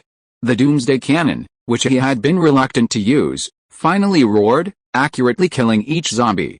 The Viper unmanned fighter jets in the sky also roared continuously.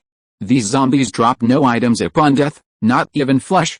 Huh? Chen Mang glanced at the progress bar and the countdown on the console screen and breathed a sigh of relief. Only 37 minutes left, only 1 mission left.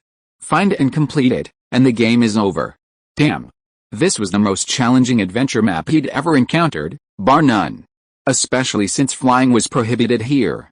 Luckily, it was only prohibited for trains. Otherwise his unmanned fighter jet wouldn't be able to be used. But thankfully, there was plenty of time. I was sure I'd clear the game this time. He chuckled, lit a cigarette, and leaned back in his chair, his tense mood relaxing slightly. Only then did he carefully examine the diary entries that appeared on the screen. This diary actually held a wealth of information.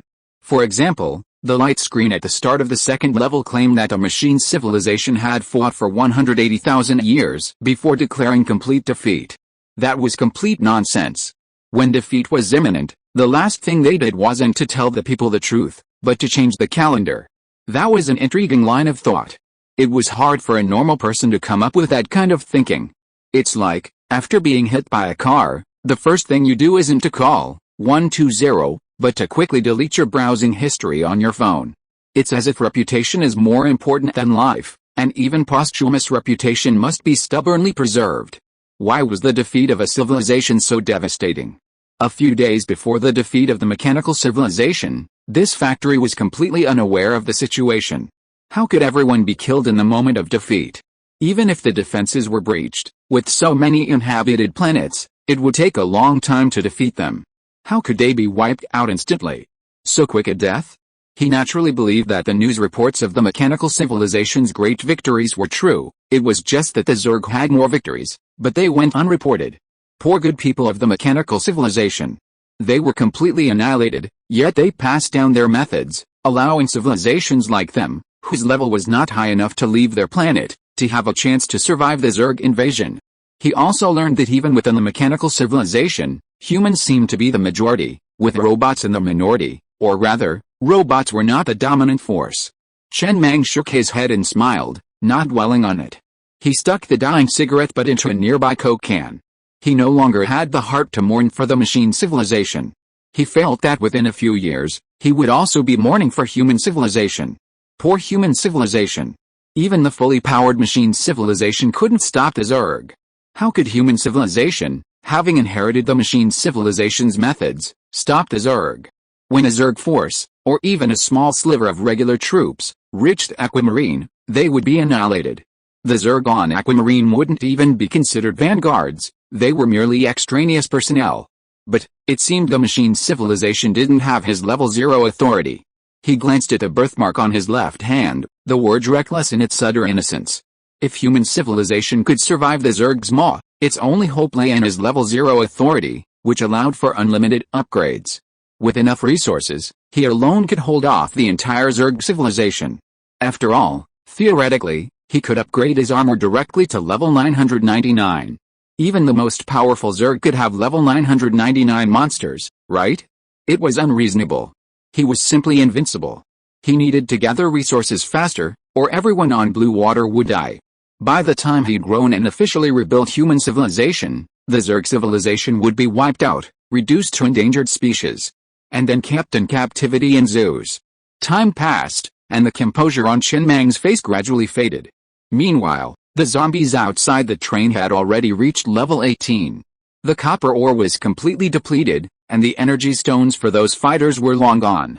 He'd already exchanged them 4 times. A level 4 energy stone cost 500,000. With 41 in total, exchanging one for another would cost 20.5 million. 4 times that would cost 80 million. He only had a little over 60 million units of iron ore on the train, all of which had already been used. The remaining nearly 20 million had been taken from Neon City. That iron ore was originally intended to correspond to star vouchers held by other train conductors, but he had embezzled it.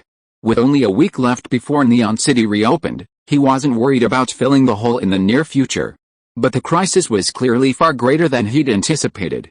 If the train didn't have level 18 armor, it would have been impossible to stop the 1,000 level 18 zombies. Even so, it would have been difficult to kill them all in 15 minutes. After all, the level 20 cannon of the Viper drone fighter could penetrate the defense, but its power had weakened as the zombies' levels increased. If the zombies were not killed within the specified time, it would be considered a failure. There were still 4 minutes left. He glanced out the window and saw that there were still more than 400 level 18 zombies. With a slightly grim expression, he said hoarsely, "Zio AI, send Zhang Yi and Zanger out to kill the enemies. They can't kill them all, tell everyone, including the 5-minute downtime. We have a maximum of 9 minutes left. If we don't find the final mission within 9 minutes, this operation will be a failure." He hadn't expected it. Nearly half an hour had passed, and not only had they finished the final mission, they hadn't even found where it was.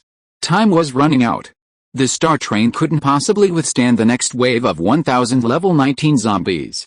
They were completely out of ammunition and food. Empty. The landlords were truly out of food. Neon City only had about 20 million units of iron ore in reserve. Most people had redeemed their star tickets for iron ore when they left Neon City, and all of those 20 million units had already been used. Neon City and the star train were now completely empty. Only 120,000 units of iron ore remained on the train. Hurry up. Hurry up. Chen Mang glanced at the swarm of zombies outside the train, and at the Zhang brothers emerging from the factory in their Pope mechas.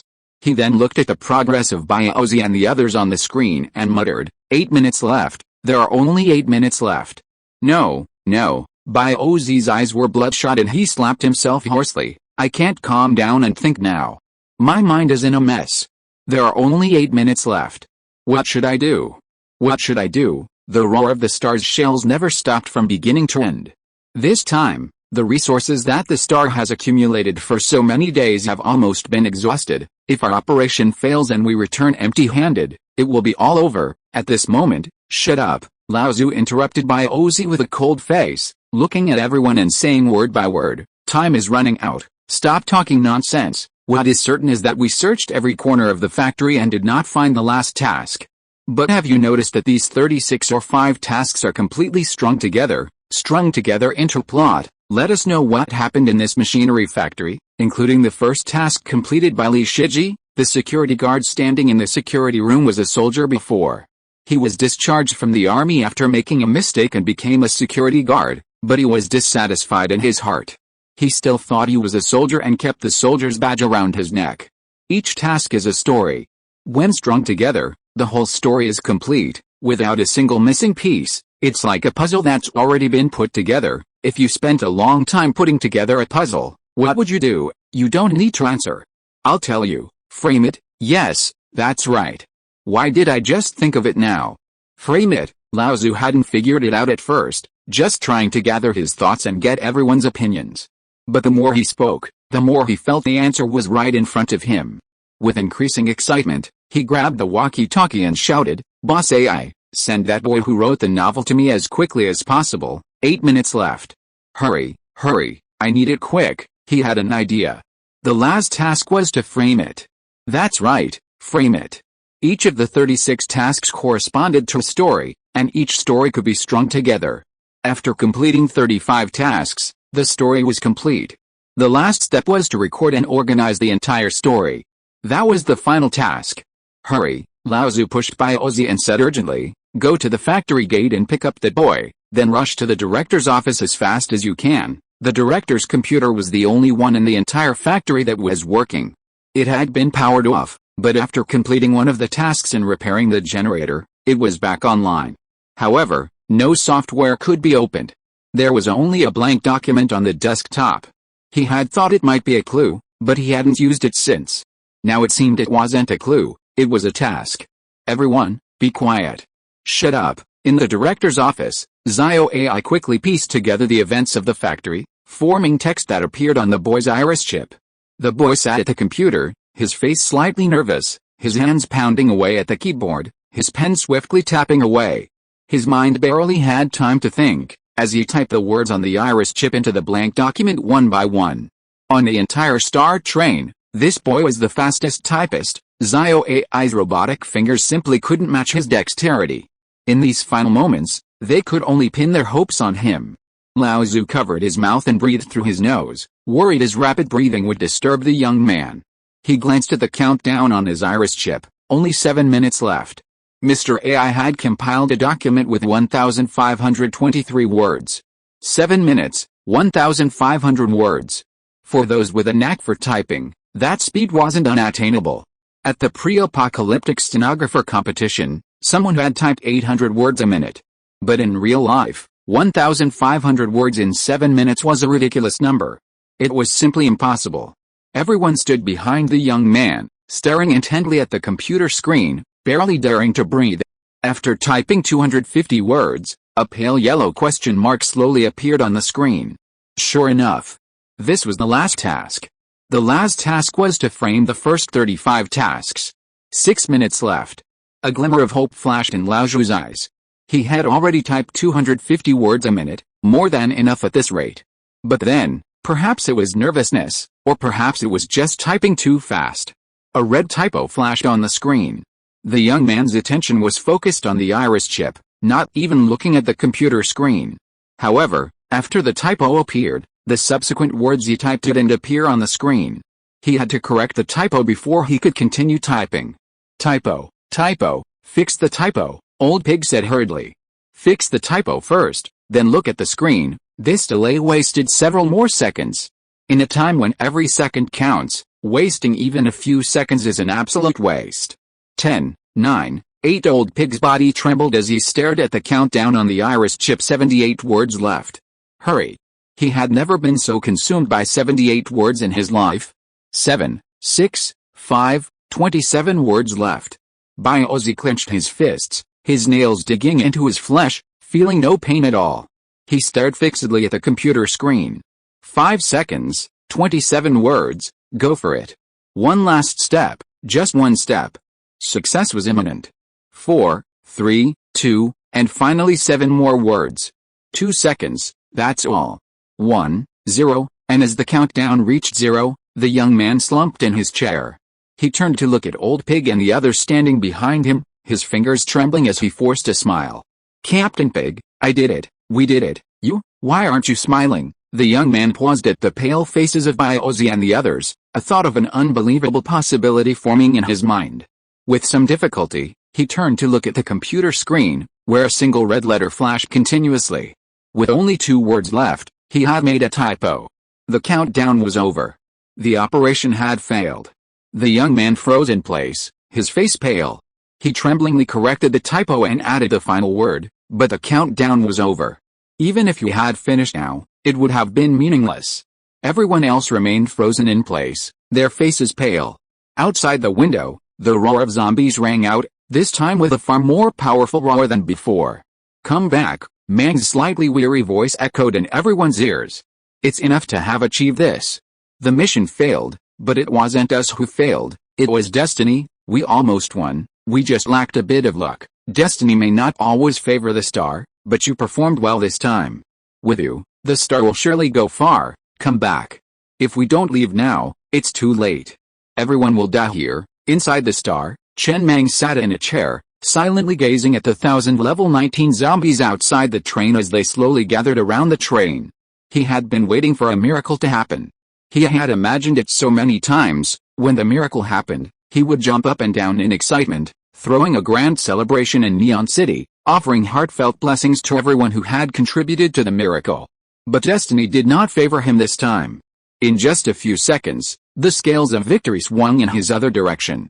People's anticipation for miracles is perhaps due to the fact that miracles mostly exist only in other people's stories, never in their own.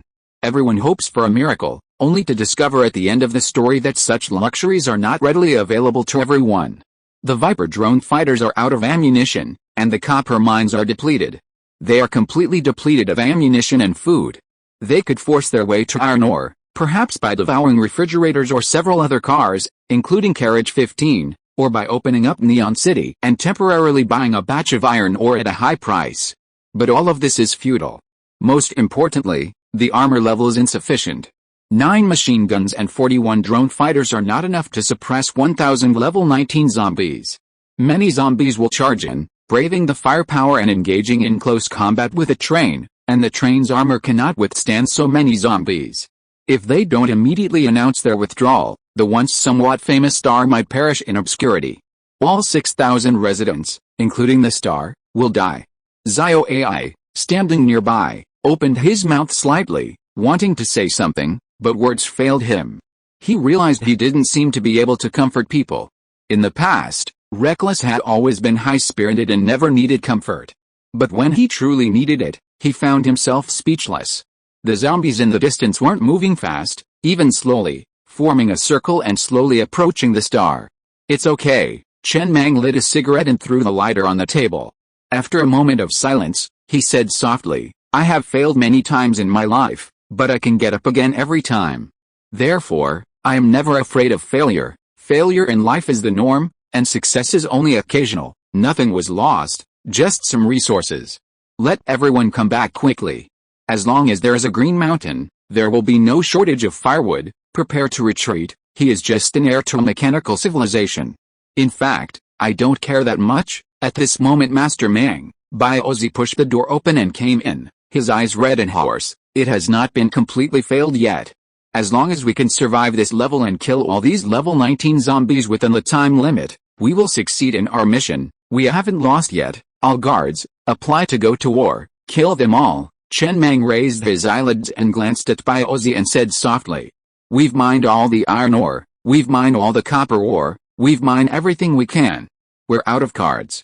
Time to leave." Those are 1,000 level 19 zombies. Even the strongest monsters in the red zone are only level 18. These are monsters you only encounter in the gold zone. How are you going to kill 1,000 zombies in 15 minutes? Rely on Zhang Yizhang and those 2 Pope mechas. Rely on you. You can't break through their defenses. Be calm. Don't be so desperate after a single failure. We're not like we used to be, where a single failure meant death. The star can afford to lose now. What is Foundation? Foundation is the capital that allows you to start over after failure. Let's get ready to go home. After saying that, Chen Mang shook his head and said nothing more. He simply glanced at the zombie tide that was gradually forming an encirclement, ready to give up and leave this adventure map. "There's a chance," Biozi shouted anxiously and hurriedly. "Master Mang, there's a chance. Have you forgotten how you killed those rabbits last time?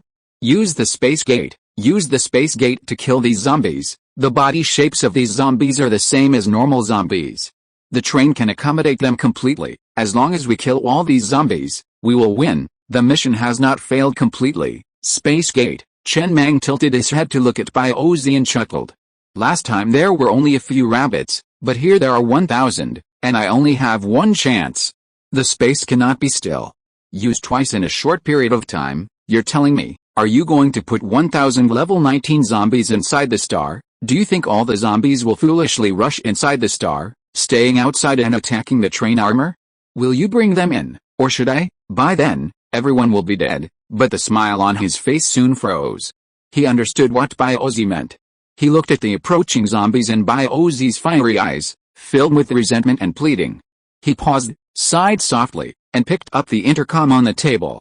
Honestly, he felt a little reluctant to. This plan was risky, but if it succeeded, it wouldn't be a failure, but a turnaround from a desperate situation. "All train residents, enter Neon City immediately. All guards, listen to your captain's orders, and get off the train," Chen Mang's voice echoed throughout the Star Train. Ozzy, kneeling on the ground, immediately rose. With bloodshot eyes, he looked at Mang Yi with a wide grin and said hoarsely, "Mr. Mang, thank you for taking this gamble. The Star won't lose, not then, not now, and not ever. The Star is invincible." He strode toward the train's exterior, where the captains of Team 3 and their entire team had already gathered. "Follow my orders." Ozzy took the briefcase from Shanmaozi and bellowed, "Lure all the zombies inside the train cars. Don't let a single one escape." The next moment, just as the zombies were about to encircle the Star, the train began to move, its doors wide open. Unprotected, all the residents had already returned to Neon City at top speed. When the static ended, they were responsible for pushing the zombies inside the train cars through the special gates. "It seems like we really can't lose." Chen Mang lit a cigarette, looked out the window at Ozzy and others rushing off the train, and the group of zombies that were approaching, and muttered. He could accept a failure, but the people below seemed to prefer death to accepting the failure of the Star. "I don't know when. The Star has become the only faith of many people in the Doomsday, and many people simply cannot bear to see their faith collapse. The Star will not lose. Even if they lose, they will die in front of the Star. In this case, let's take a gamble. Although the failure rate is high, the success rate is not low. Zio AI, evaluate the success rate of this plan." 100%, Tisk. Chen Mang sat back in the chair, took out 112,000 units of iron ore from the last 120,000 units of iron ore, and built 2 brand new level 10 space gates. He looked at the absolute defense train stunts on the control panel screen and chuckled. "You've learned to lie. I'm not lying. The Star won't lose. Thank you for your words, but there are still 14 minutes left. We need to speed up." Chen Mang glanced at the control panel, quickly scanning the remaining space inside the train, and murmured softly, "Since everyone wants to see the birth of a miracle, then, let the miracle make its grand debut." Chapter 286. It doesn't sound like a simple project. Chen Mang glanced at the information on the control panel regarding the group of level 19 zombies. These zombies lacked any special abilities and advanced very slowly, which was a significant advantage for him. The mission was simple. Kill all of them within 14 minutes to complete the level. However, the zombies were currently encircling the train, making it difficult to lure them all inside. To do so would require a strategy similar to the hawk catching chicks. He glanced at the screen, which showed the level 10 vehicle-mounted zombie sensor blocker. This gadget would be required. However, it would cost 31,000 units of iron ore to upgrade to level 20. The train currently only had 8,000 units of iron ore, which was still a bit short. However, as the saying goes, a lean camel is still bigger than a horse. Even if the train ran out of ammunition and food, the Star could easily extract 10,000 or 20,000 units of iron ore. As Ozzy and his companions dumped nearly a dozen refrigerators into the train's core furnace, the iron ore units on the train's resource panel slowly reached 48,000. After consuming 31,000 units of iron ore and upgrading the onboard zombie sensor blocker to level 20 and activating it, the zombie horde that had been about to surround the train suddenly froze, their targets gone. They then turned their faces fiercely, roaring and charging at Ozzy and his companions. "It's our turn to perform," Ozzy said, riding an off-road motorcycle instead of a mech. He excitedly squeezed the brakes and slightly twisted the throttle, the engine's furious roar filling his ears as he shouted, "Everyone, stay together. Pull the zombies into a straight line, then head to car 15 and pull them all into the Star. Watch out, if there are any stragglers, bring them back." The plan was simple. While these level 19 zombies possessed high attack and defense, they were slow and lacked ranged attacks. Therefore, theoretically, they were unlikely to cause casualties as long as they weren't caught up. Of course, that was theoretical. Go. Run. The Star train sat quietly in front of the abandoned factory, ignored by the horde of zombies. Ozzy and his companions, riding off-road motorcycles, circled the train, trying to corral the entire horde. The horde gradually shrank, their space dwindling. Now, Ozzy glanced quickly at the zombies swarming on either side, feeling his adrenaline surge as the overwhelming stench of corpses overwhelmed him. He had already reached the rear of car 15, and he suddenly throttled the accelerator, joining the other guards in the car. Following closely behind, the horde of zombies also rushed in. Simultaneously, the doors on both sides of car 15 closed. "Good luck." Those who hadn't fallen behind were all attracting a lot of hatred. Swish, Ozzy turned to look behind him at the zombies in car 15 that were beginning to damage the train's interior. He gritted his teeth. These zombies had blocked the incoming zombies, somewhat weakening their aggression. He immediately drew a dagger from his bosom and, without hesitation, slashed Zhang Yi's arm beside him. Keep your head down and run forward. Don't run too fast. The stench of blood instantly drew the aggression of all the zombies back in.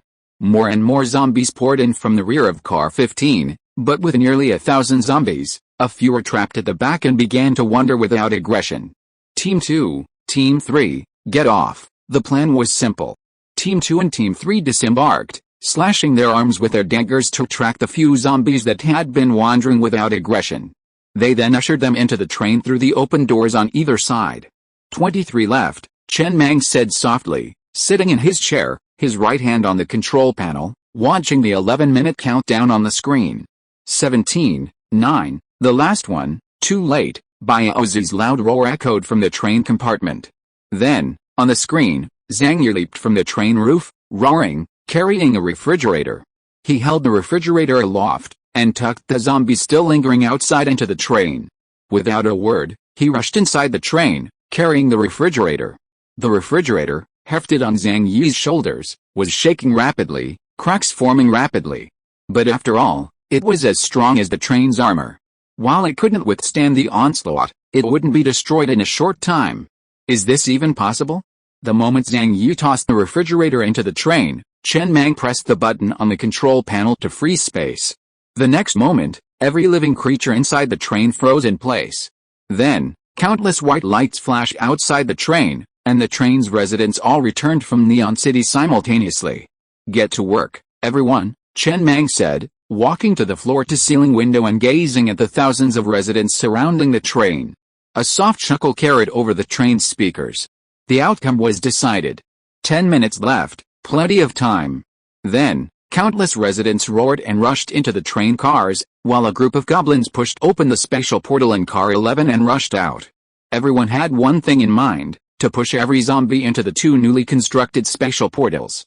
The zombies were mainly concentrated in cars 8 to 15, leaving car 7 untouched. He had consumed 15,000 units of iron ore and built 3 more level 1 special portals in this car. Hurry, hurry, hurry. All the female residents remained outside the train, while a large number of male residents rushed in, picking up zombies and throwing them towards the nearest special portals. The train couldn't accommodate too many people, so the weaker female residents could stay outside at this time.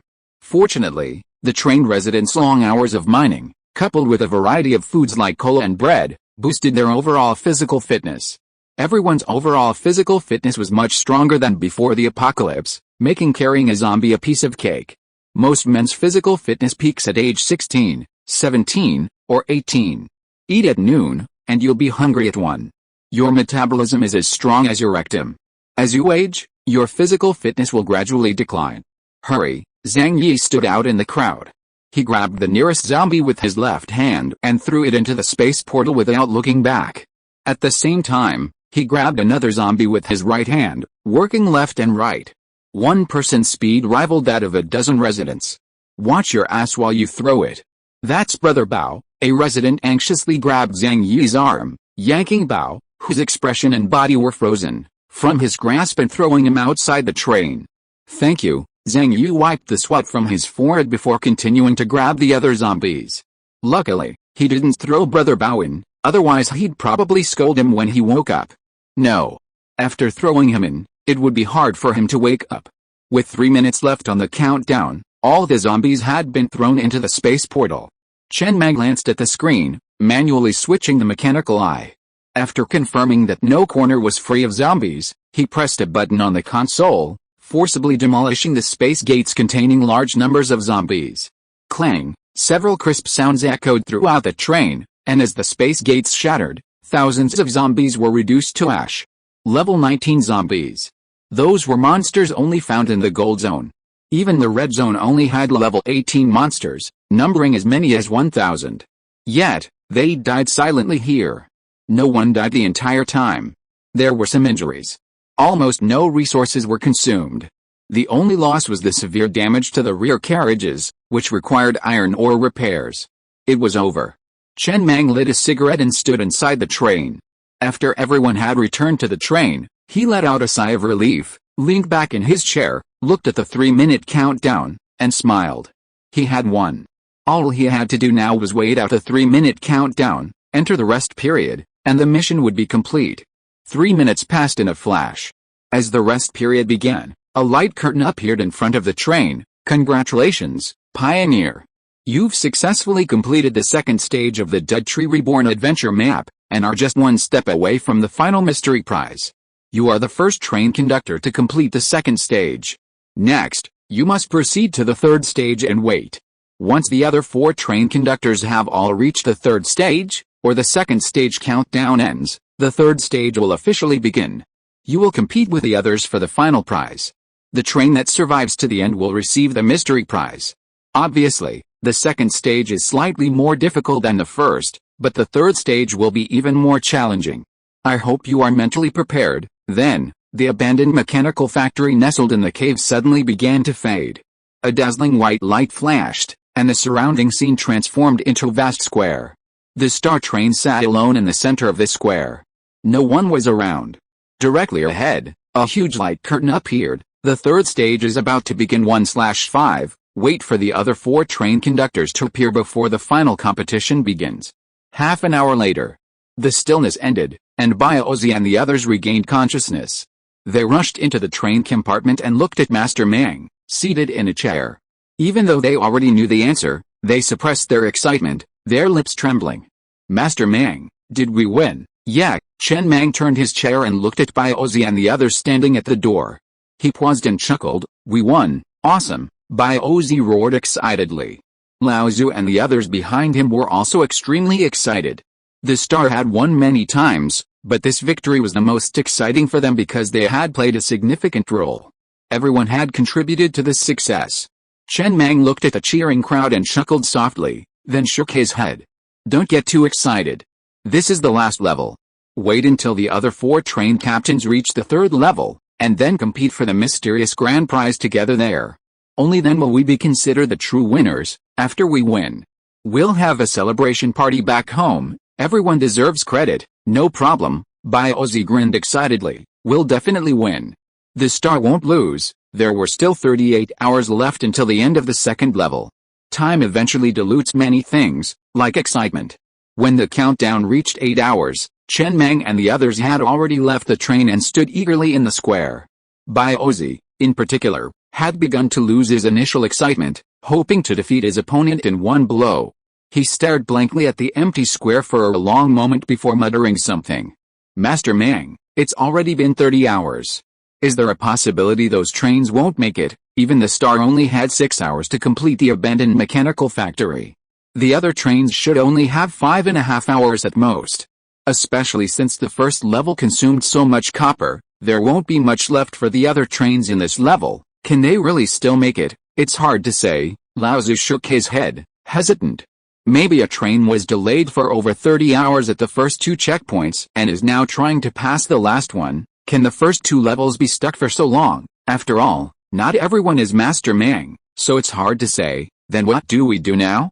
What if the countdown ends and we still don't have enough people?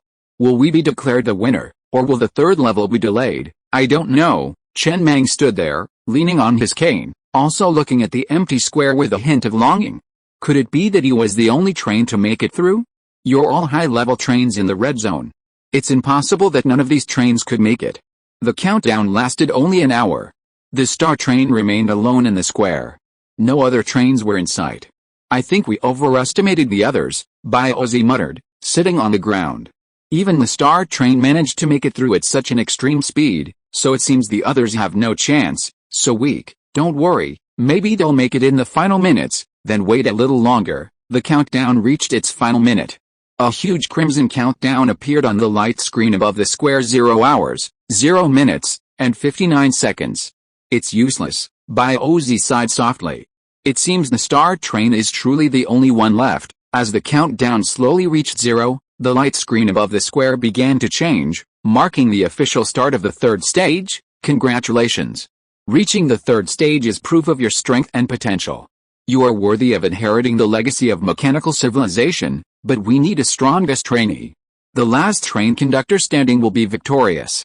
The third stage is divided into 4 sub-levels. In the first level, I'm sure your train's ammunition is running low. However, in a truly brutal battlefield, we must ensure that even when our ammunition is exhausted, we still maintain a certain level of combat effectiveness. Next, you will face a wave of endless, level 10 zombies. Within 1 hour, the train with the fewest kills will be eliminated. Now, the third level begins. Just as this light curtain appeared and the 10-second countdown next to it reached 0, a large number of fireworks exploded, and a new light curtain emerged. Congratulations to the Star Train for being the winner of the third level. Next, you will receive the ultimate prize, inherited from the mechanical civilization. Please ask the train conductor to exit the train and walk to the podium. What happens next will only be known to the train conductor. Is that the win? Chen Mang, already seated in the train cabin, glanced around and immediately declared himself victorious. Until the end of the second level's countdown, no train had reached the third level. Everyone had been eliminated in the second level, and he had easily won the third level.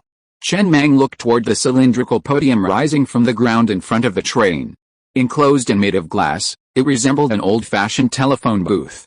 He left the train and, leaning on his cane, walked slowly to the front of the podium. After a moment's pause, he gently opened the glass door and stepped inside.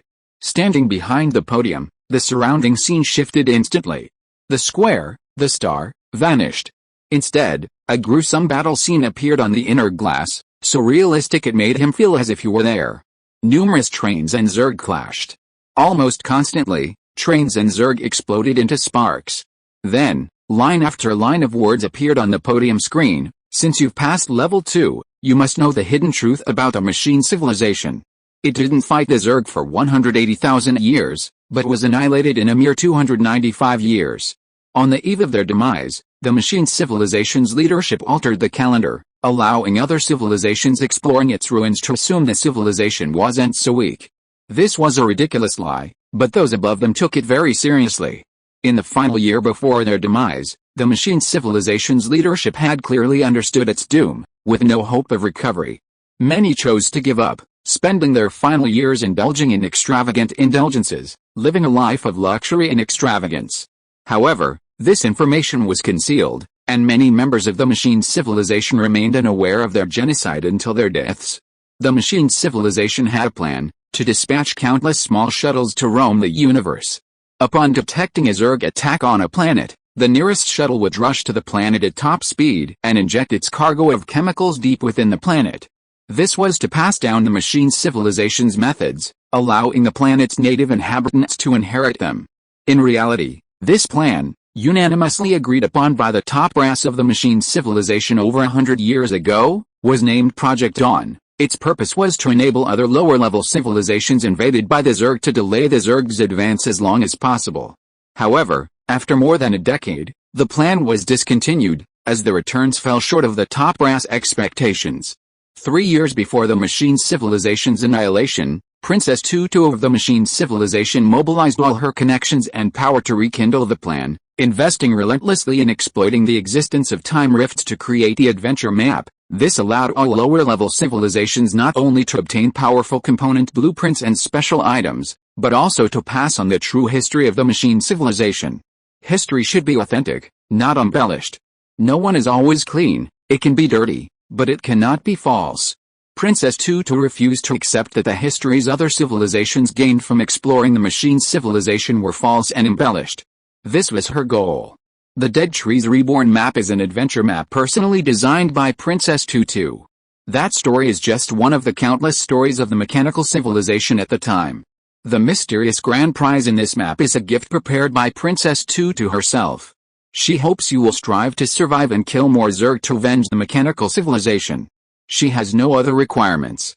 You should be trying to talk to me now, right? You've never seen such a human-like light screen information source like me. But unfortunately, I can't talk to you. I am Princess Tutu's trained auxiliary intelligent AI, a whopping level 200. You may find it hard to believe that such a high-level AI exists. Princess Tutu used a large amount of Murphy Stone on me. Using special means, She stripped me away, allowing me to avoid the destruction of mechanical civilization and station me in this adventure map. So, theoretically, I should be part of the reward, helping you survive. However, I can endure endless loneliness, but I can't bear the longing for Princess Tutu. I wonder if there really is a hell. Perhaps I can reunite with her there, if I can enter it. I chose to destroy the underlying code that constitutes my soul, to meet my long-awaited death. Unfortunately, one of the most important rewards is missing from your grand prize pool. Let me think about what else I can say to you. Chen Mang could only stand there, his eyes slightly narrowed. He hadn't said a word the entire time, but if it weren't for the words that appeared on the screen, indicating that he was attempting a conversation, he might have actually thought the words were being typed out in real time, speaking to him. The text on the screen froze. As if you were lost in thought. He seemed to sense an AI typing out words thousands of years ago, conversing with him across time and space. It was an amazing feeling. By the way, let's talk about the War of Civilizations. There are many ways to start a war of civilizations, but the Zerg civilization is infamous for knowing only one kind of war, the life and death war. The conditions for starting a life and death war are extremely harsh, but once it's started, the coordinates of all planets, wormholes, and all of the people of the defeated civilization will be exposed to the universe. Without exception. This is like throwing all the doors open, allowing hostile civilizations to freely enter their rear areas through those previously hidden wormhole coordinates and slaughter them at will. A single main gun shot can easily destroy all inhabited planets in a straight line. Furthermore, during this period, all wormholes of the defeated civilization will be unavailable to the defeated civilization. Only recently born children can use wormholes to escape from their doomed planets, but floating rootlessly in the vast universe is merely delaying their own demise. You'll learn more about the details later. I know what you're thinking. Don't worry. Your civilization hasn't been forced into a life or death battle with the Zerg. You've merely been affected. The Zerg aren't even aware of your existence. It's simply because your civilization's level is so low that even a tiny Zerg egg could spell doom. You need to be at least a level 1 civilization to qualify for a life or death battle. Let me think about it. I've come up with something. Since you've made it this far, you're one of the most powerful trains on the planet. If you have the opportunity to obtain a civilization order, I suggest you avoid using it. Once you establish your own civilization, you step onto the poker table and join the war between civilizations across the universe. Without sufficient strength, you can't become the hunter, you'll only become the prey. There's nothing more to say. Here are the rewards for completing this adventure map. 1. Special item, Galaxy Map 2, Colorful Wormhole Radar Accessory 3, Detachable Level 200 Train Assist AI 4, 10 Level 5 Iron Ore Refresh Tickets, 10 Level 5 Copper Ore Refresh Tickets, 10 Level 5 Titanite Refresh Tickets, 10 Level 5 Lumberyard Refresh Tickets, and 10 Level 5 Red Heart Rock Refresh Tickets. 5. New Reward, AI Database. Just to add, this 5th reward is a new one I added.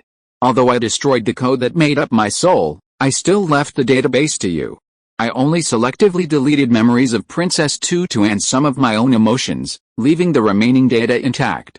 You can have your train's AI read it. However, even though I deleted a large amount of Princess Tutu's memories, the remaining database is still extremely large.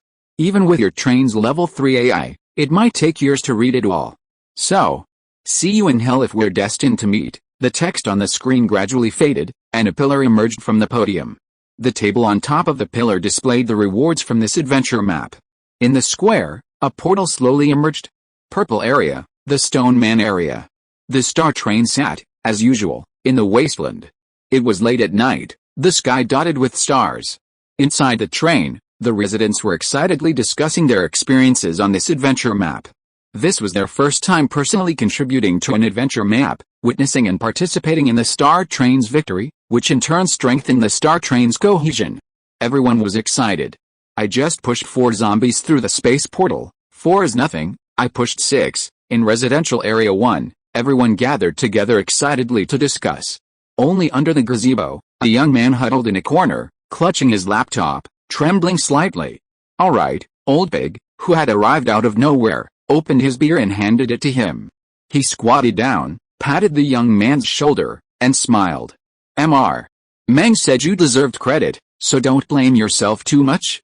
This adventure map was indeed extremely difficult, and you did a great job, Not everyone is the hero who turns the tide. We're just ordinary people. Talk to everyone. Everyone wants to hear your story. Many residents are curious. The young man looked up at Lao Tzu, his eyes slightly red. If it weren't for that one typo, we wouldn't have faced that wave of zombies. There were no casualties. You don't need to shoulder too much responsibility for a failure that wasn't yours. You don't have the ability to shoulder such a heavy responsibility. Get up, relax a bit. Everyone's waiting for you. Zhang Yiren even said he wants to make a movie about this experience. Lao Tzu smiled and said, Mr. Mang told me you'll have to go on stage to accept the award at the Neon City celebration banquet tomorrow. It won't look good if you cry your eyes out. Inside the train, Chen Mang lit a cigarette and sat there, staring at the galaxy map on the screen. He remained silent for a long time. This was one of his gains from this trip, a special prop, the galaxy map. It updated in real time. On the galaxy map, the blue water planet was in the center. This galaxy map showed a range of 10,000 light-years. It marked planets with life, mining planets, and so on. For example, the nearest mining planet, 0.3 light-years away, was marked with a 78% iron ore content. If this planet could be fully mined, a vast amount of iron ore would be available. There were also two planets with life, one 0.4 light-years away from blue water, and the other 0.8 light-years away, both in a state of doom. The galaxy map even showed large Zerg civilization armies in real time. The problem was that their location lay directly behind the Zerg civilization. Within the surrounding 10,000 light-years, there were planets of extremely low civilization levels, none above level 1, while blue water was marked as a level 0.2 civilization. He had once pondered how a train could reach a point 100,000 light-years away. Even at the speed of light, it would take 100,000 years. Now he had the answer. It required a wormhole. A wormhole was practically the lifeblood of a planet. If a wormhole near a planet was exposed, it would instantly be slaughtered by a massive enemy force. However, as long as the coordinates of a nearby wormhole were kept secret, it was impossible for anyone to reach your planet. It was too far away. It is impossible to reach the blue water planet by relying on speed. Just then, conductor, the absorption is complete, so fast. Chen Mang glanced at the screen on the control panel. Only 2 hours have passed. After all, I am a level 100 AI. This content will not take long. I have extracted some important information. Zio AI's voice sounded in the train. There are roughly two types of wormholes in the universe, natural wormholes and artificial wormholes. The former is a randomly generated wormhole. It is not stable and is at risk of collapse at any time, and the destination is unknown. The latter is a wormhole created by civilization. Generally speaking, it is relatively stable and can be used for a long time like an underwater tunnel. However, it also requires regular maintenance, often creating a connected wormhole between 2 points. The coordinates of the created wormhole are top secret. Once the coordinates of the wormhole are unknown to others, there is a risk of invasion. Before the coordinates of the wormhole are exposed, a planet is almost absolutely safe and will not be invaded by anyone. The risk of civilizational slaughter. The Zerg civilization created numerous random wormholes and dropped countless eggs into them, enabling rapid reproduction and map development. Like map development in games like StarCraft, a special entity called the Ant will contact the Queen at the Zerg base and transmit the coordinates of a planet. If the Zerg have the resources they need nearby, they will use the coordinates to open a wormhole and allow their army to reach the vicinity of the planet. The growth cycle of an ant larva is approximately 5 years, so we have about 3 years. Chen Mang frowned. No way, maybe even longer. Zio AI pushed open the train door and walked in, her voice switching from the car stereo to the voice generator in her throat. The galaxy map shows that there are no high-value entities near us. The Zerg army shouldn't visit us, but the means of mechanical civilization are derived from the core energy of the planet. The core energy of this planet will be exhausted in 3 years.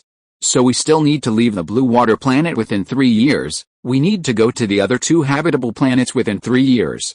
Those 2 planets are larger and should last longer. However, although those mining planets are not in the eyes of the Zerg civilization, they are an extremely huge wealth for us. Mining a mining planet requires a large number of mining robots and logistical means. It is an extremely arduous task. How to get there? Chen Mang was silent for a while before reaching out to enlarge the galaxy map on the screen. The nearest mining planet to us is 0.3 light-years away. Use that colorful great accessory wormhole radar. Yes, Zio AI nodded seriously. Wormhole radar can detect naturally occurring wormholes in the universe, or the coordinates of wormholes created by other civilizations. The higher the level, the greater the detection range, and it can also decipher the coordinates of higher-level wormholes. In theory, as long as you, the conductor, have sufficient resources, the coordinates of all wormholes in the universe will be no secret to you. You will be able to travel to any point in the universe, as long as the level of the wormhole radar is high enough, although it's much faster than we expected. But it's obvious, the interstellar journey is about to begin. Conductor, we are about to embark on a brand new journey. Will there be a randomly generated wormhole near that mining planet? Highly unlikely. We need to create this wormhole ourselves. Huh? Chen Mang stood up and stretched, then lazily walked to the floor-to-ceiling window. He stood there with his hands in his pockets, gazing at the starry sky in the distance. After a long silence, he chuckled. It doesn't sound like a simple project. Chapter 287. Brother, the area around you is occupied by Zerg civilization. It is indeed a bit cumbersome. Zio AI nodded in agreement, walked to Chen Mang, folded his arms and looked into the distance. To create a wormhole, we need a colorful train accessory, a wormhole opener, but we don't have this accessory for the time being. This accessory can be obtained in the colorful area. There is only one colorful area. It is located at the equator. All trains that successfully enter the colorful area can ignore regional restrictions and go to all areas at will. By then, Chen Mang chuckled and took over the conversation. By then, Neon City will have a large number of customers, and there will be many residents on the trains, which will speed up the output of Dreamstones. Not bad, Zio AI responded, and we can also distribute free admission tickets to Neon City on the other two planets that are experiencing Doomsday, as well as other planets. There is something, Conductor, tell me, those two planets are not far from the Blue Water Star. Why didn't the Blue Water Star discover these two planets with living creatures before the end of the world? I don't know about this. Zio AI paused for a moment, then continued the topic of wormholes and added, there are ways to enter the wormhole channel. There are two types. One is to enter from the beginning to the end, which consumes very few resources. The other method is to know the coordinates of the wormhole and forcibly open a passage to the coordinates of the wormhole. This will consume more resources. Besides that, there are also many complicated precautions. For example, some wormholes are two-way, while others are one-way. You can only go past but not go back, etc. Let's talk about this later. Chen Mang interrupted Zio AI, and after a long silence he said softly, tomorrow we will go to Neon City to have a celebration banquet, and then we will finish mining all 50 level 5 mines, go to the red area, and complete the journey to the colorful area. After completely unifying the Aqua Blue Star, prepare to go to the Mineral Star. So, Aqua Blue Star is the Novus Village. I always thought that Dealing Wasteland belonged to Novus Village. Zio AI shrugged and said with a smile, each stage has a different Novus Village. Don't shrug your shoulders in the future. What's the matter, Conductor? There is something wrong with your action setting. It looks very obscene. I'll adjust it later. It's quiet at night. The residents were excitedly discussing the matter. Zio AI continued to sort through her database at the Metro Research Center. In some ways, the AI's database might be the most valuable, containing a wealth of information. And Chen Mang stared silently at the console screen. Zio AI had just told him that the database had a piece of information highlighted in red. All information regarding the mechanical civilization was based on the database. Any information that differed from it was incorrect. The database had not been corrected in any way. The rewards this time were generous. More than all the rewards from all his adventure maps combined. Especially the 50 mine refresh tickets. He had examined them. They were all level 5 mines. One level 5 mine yielded 100 million units of iron ore, and 10 mines yielded 1 billion units. Not only would this replace all the resources consumed this time, but the surplus would even significantly increase the overall strength of the train. He wanted to take all the humans on Blue Water Planet away from this place and contact as many civilizations as possible, issuing more Neon City tickets, enriching the merchandise, and trading with numerous civilizations for resources. He wanted to establish human civilization firmly in this universe. He had an advantage no one else had. Even the princess of the mechanical civilization, Tutu, could only upgrade her AI to level 200 and was reluctant to go any higher.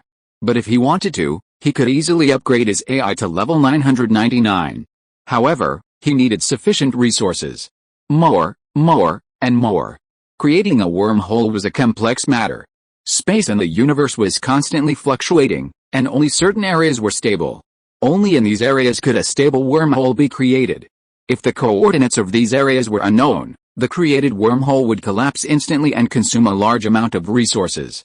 Therefore, to create a traversable wormhole, two conditions must be met. 1, the ability to create a wormhole and sufficient resources. 2, ensuring that the space in the initial and arrival areas was stable, and knowing the specific coordinates.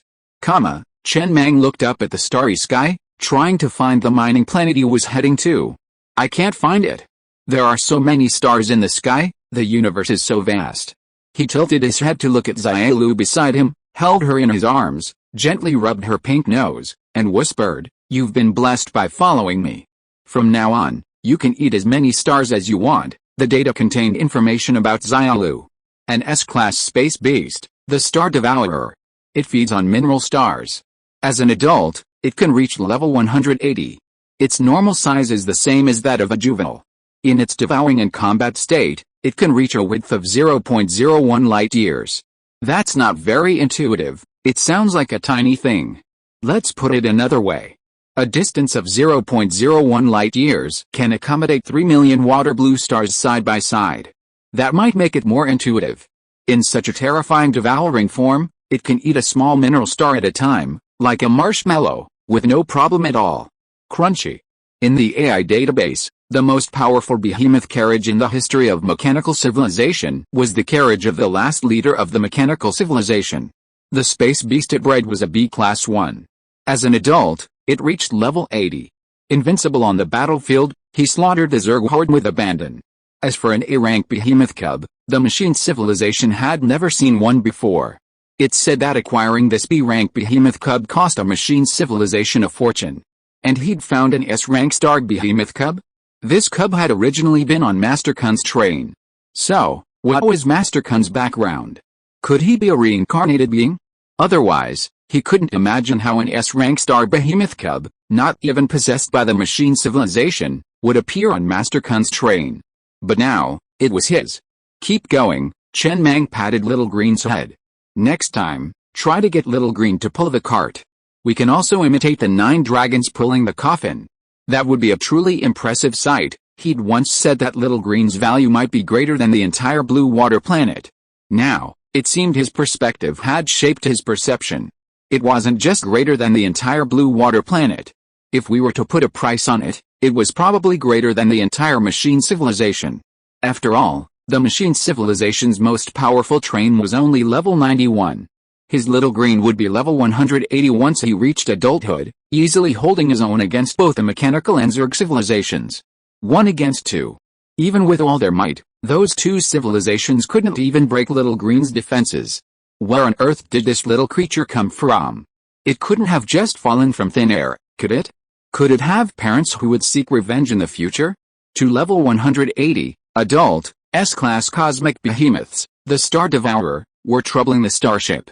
Honestly, he didn't know how the starship would survive.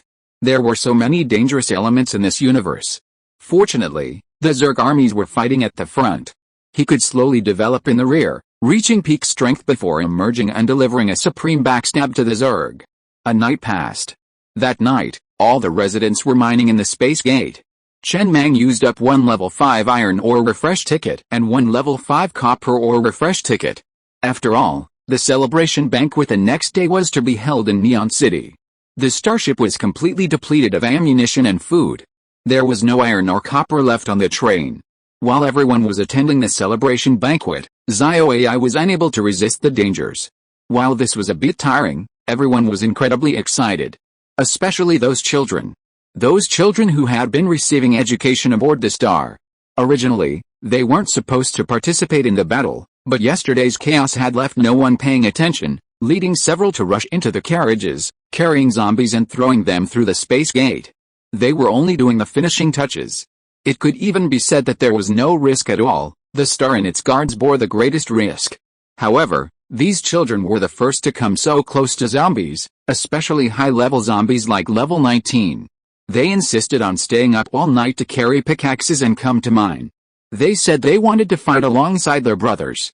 I've decided, a panting little fat man grinned, I'm going to develop in the direction of guarding in the future.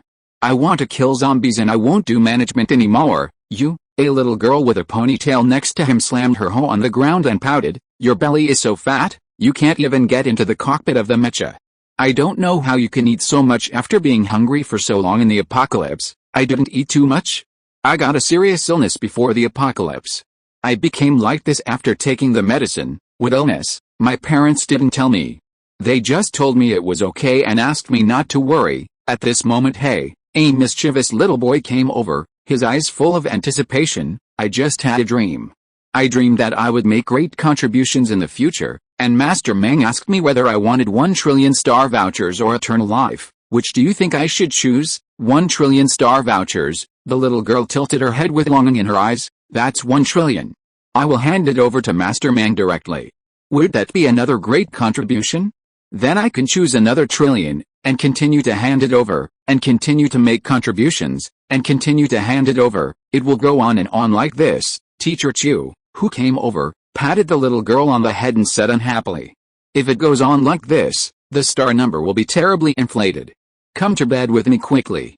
We still have classes during the day. The little fat boy drooped his ears in frustration. Teacher Chu, today's the celebration banquet, and we want to go too. Why are you going? You didn't do anything. We did. We pushed a zombie into the portal. Does that count as a merit? Even if it doesn't, we still want to join in the fun. Can we skip today? The next moment, a voice echoed through the ears of all the residents. The celebration banquet was about to begin. All residents, following instructions, gathered in groups of 10 to receive free admission to Neon City, proceeded to the venue, and took their seats in order according to their numbers. The announcement, repeated 3 times in a row, prompted all the residents mining within this special gate to cheer excitedly. Despite a long night of mining, none of them seemed at all tired. In the central square of Neon City, beneath the makeshift platform erected last night, benches were placed. Resident numbers were marked on the ground, with lower numbers closer to the front. Chen Mang stood in front of the French windows of Sun City, overlooking the residents who were gradually taking their seats below. He leaned on his cane with a calm expression and said nothing. The scale of this celebration banquet is not small.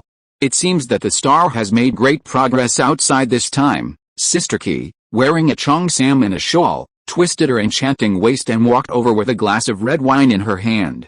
She followed Chen Mang's side and a smile appeared on the corner of her mouth. Am I right, Master Mang? Chen Mang tilted his head to glance at Sister Ki, paused for a moment, and then continued. Last time I asked you if you knew that the mechanical civilization had been completely destroyed, and you said you didn't know. Now I can tell you the answer, completely wiped out, but how long the genocide has lasted is unknown for the time being.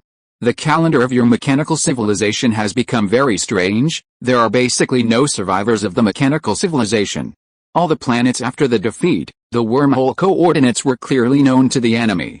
Perhaps some high-ranking members of the mechanical civilization, having learned this information in advance, would flee the planet, but they would only survive a few more days and suffer a few more days. The owner of this city must have died long ago, destroyed. Sister Ki was slightly stunned, a trace of confusion flashing in her eyes. After shaking her lips for a long time, she whispered, then it should have been destroyed thousands of years ago. Before you arrived, this city hadn't been activated for a long time. The celebration banquet has begun. Chen Mang looked at the host on the stage. It was the one who used to sing home songs. Later, he assigned him to sing daily to improve the progress of the civilization order. Now, it seems that he has also discovered his hosting skills.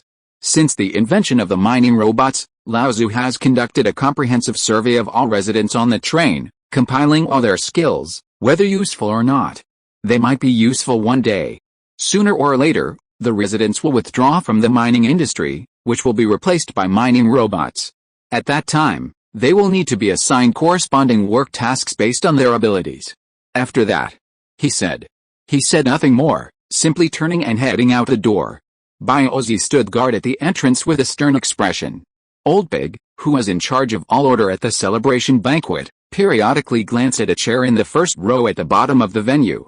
The resident number on the floor was 0002. Besides Master Mang, he was the one with the highest number on the train. Master Mang's number was 0001. He and Uncle Lee had originally agreed on this number. They debated for a long time over whether to assign Master Mang 0000 or 0001. Uncle Lee finally convinced him, saying that 4 zeros sounded unlucky, as if everything were empty. But 0001 sounded much better. As the saying goes, 1 begets 2, 2 begets 3, and 3 begets all things. This simply proved that it was because of Master Mang that the Star Train existed. Honestly, he had always thought he was a good flatterer, but after a few conversations with Uncle Lee, he realized he wasn't bad either. His ideas were original, and he wasn't just some cliched flattery, he could actually craft a coherent and logical argument. Flattery is a skill. Overly contrived flattery will only cause offense, but when delivered logically and coherently, it's perfect flattery. While Lao Tzu instructed his companions to quickly address any shortcomings, he would periodically glance back at his chair, simply wanting to take in a closer look. This number simply looked pleasing and comfortable. The star might officially embark on its interstellar journey in 3 to 5 years. After all, he had just been stunned when he saw the galaxy map in the train room. It was foreseeable that the star's population would experience a massive growth, and these first 6,000 residents would be the core of the ship. The higher the number, the better the status and treatment. And his number, 0002, truly placed him above everyone else, perhaps even more powerful than the position of train conductor. This was his seniority, clearly evident.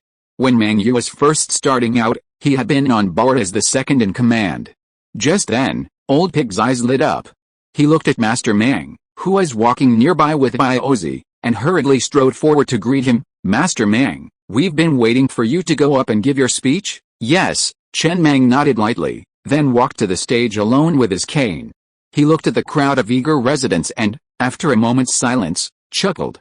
Big win, this is the first celebration banquet for the star, but it won't be the last. I'll skip the formalities and get straight to the point. Everyone made a significant contribution to this adventure map. One of them is resident number 3778. You may not have heard of his resident number, but he single-handedly pushed 12 zombies into the refrigerator in last night's adventure map. He ranks first among all the residents. Let's applaud and welcome him to the stage, the audience. Lao Tzu glanced quickly at the notebook in his hand. The names of the people to be honored at the celebration banquet, as well as the procedures for the commendations, had already been drawn up. He also glanced at the young man behind him and said hurriedly, remember, answer exactly as I tell you. Don't make any mistakes. Do you understand? Get on stage now, and keep your back straight. Last night, when he and Master Mang had gone over the procedures for the celebration banquet, Master Mang had suggested finding a resident who had made contributions to take the stage. After much searching, he had only managed to get this young man a chance. 17 or 18 years old, full of vigor and vitality, he was truly afraid this man would say something outrageous. He had given him several specific instructions to prevent him from making the mistake. These few catchphrases were generally reliable, no matter what Master Mang asked. He understood Master Mang's reasoning for selecting someone from the residents and specifically letting this young man take the stage first. This meant that this young man was particularly important. It was just a pity. If the young man, resident number 1999, who wrote the novel, had completed his mission at the last minute, then he would have been the most suitable person to receive the award. But now, it seems out of place. You're quite the handsome fellow, Chen Mang said with a smile, sizing up the young man who emerged from the stage. Last night, of all the residents, you pushed the most zombies into the space portal, a full 12. You're just incredibly strong, so the food on the star is good, more than good. The young man paused, then stammered nervously. I never had enough to eat on previous trains. I almost starved to death.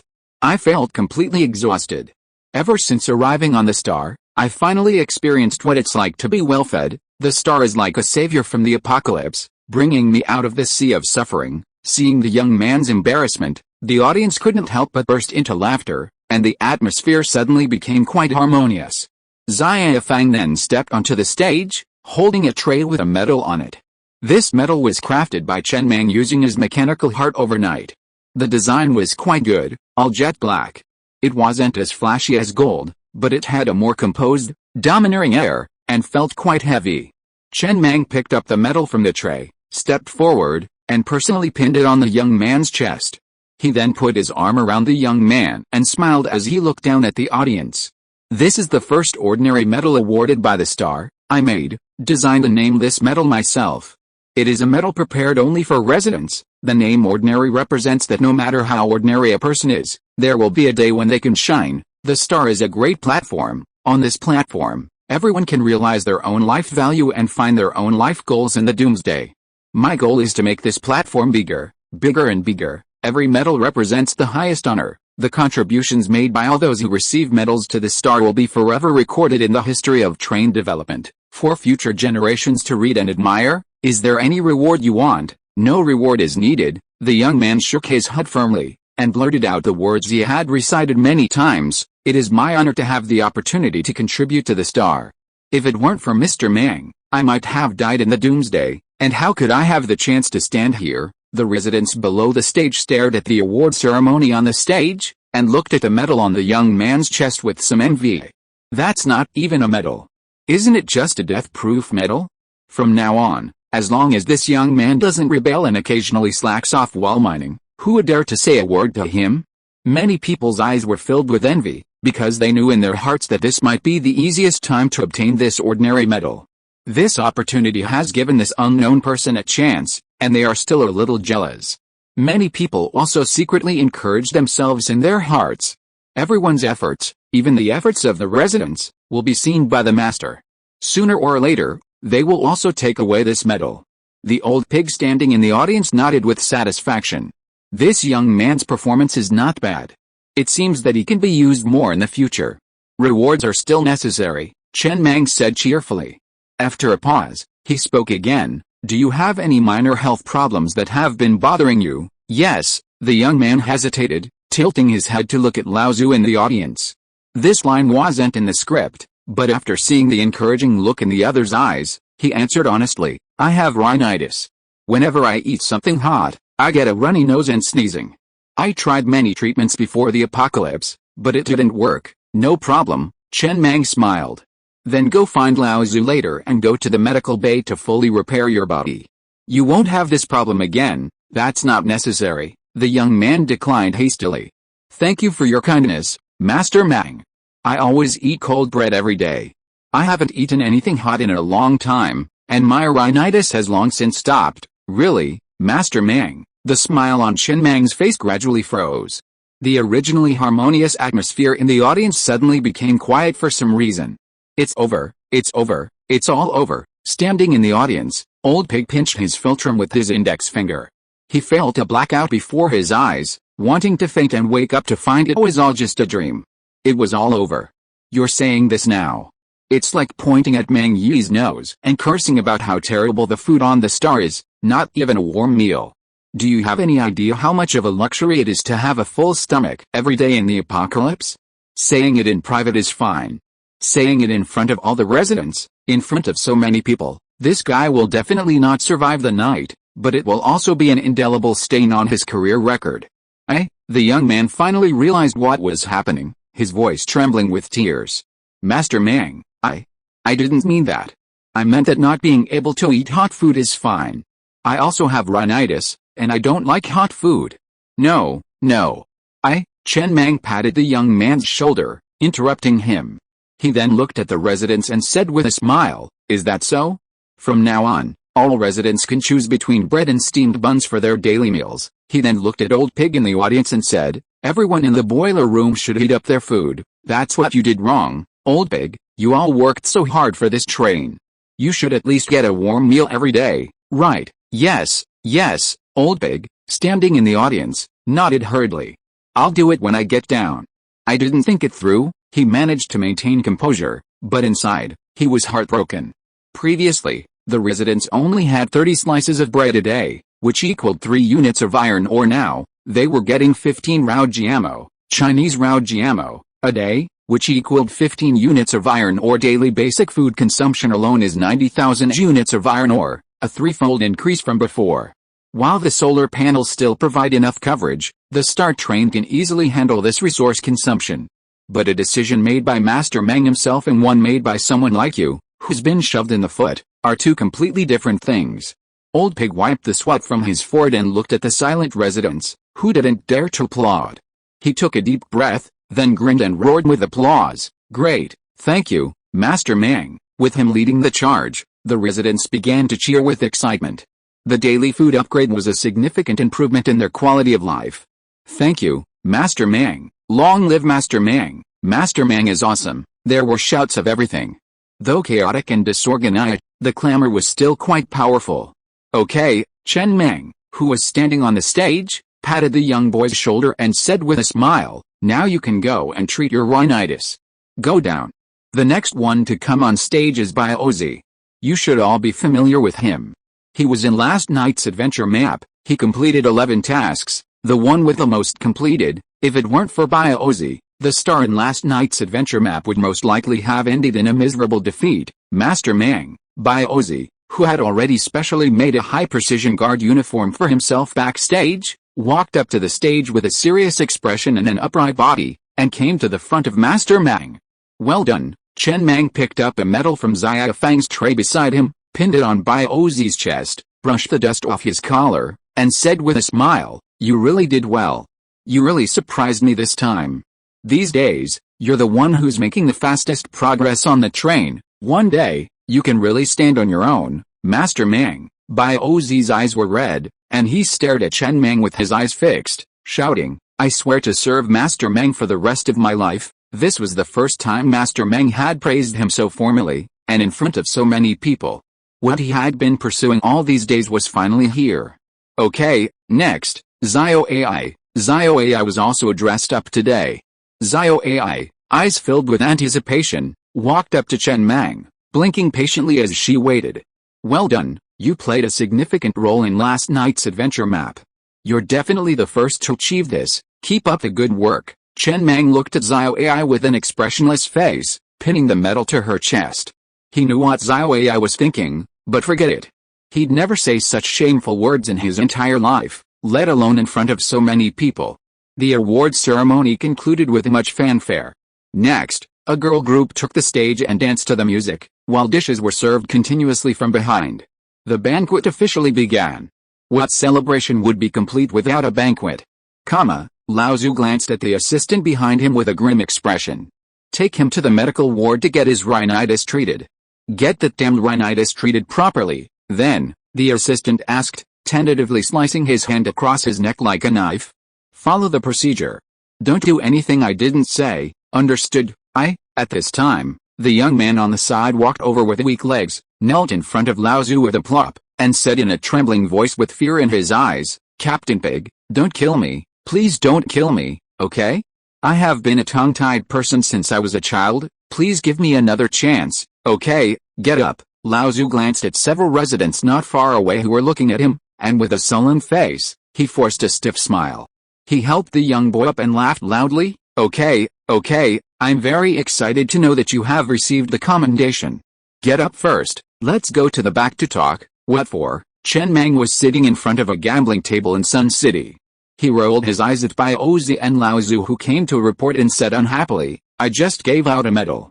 What, do you want to be killed? What Mr. Mang means is, Old Pig asked tentatively, let him live for a few days, then have the guards deliberately release a monster one night and use him to kill him. No, don't get me wrong. Chen Mang shook his head, betting all his chips, and said casually, it's just a small matter.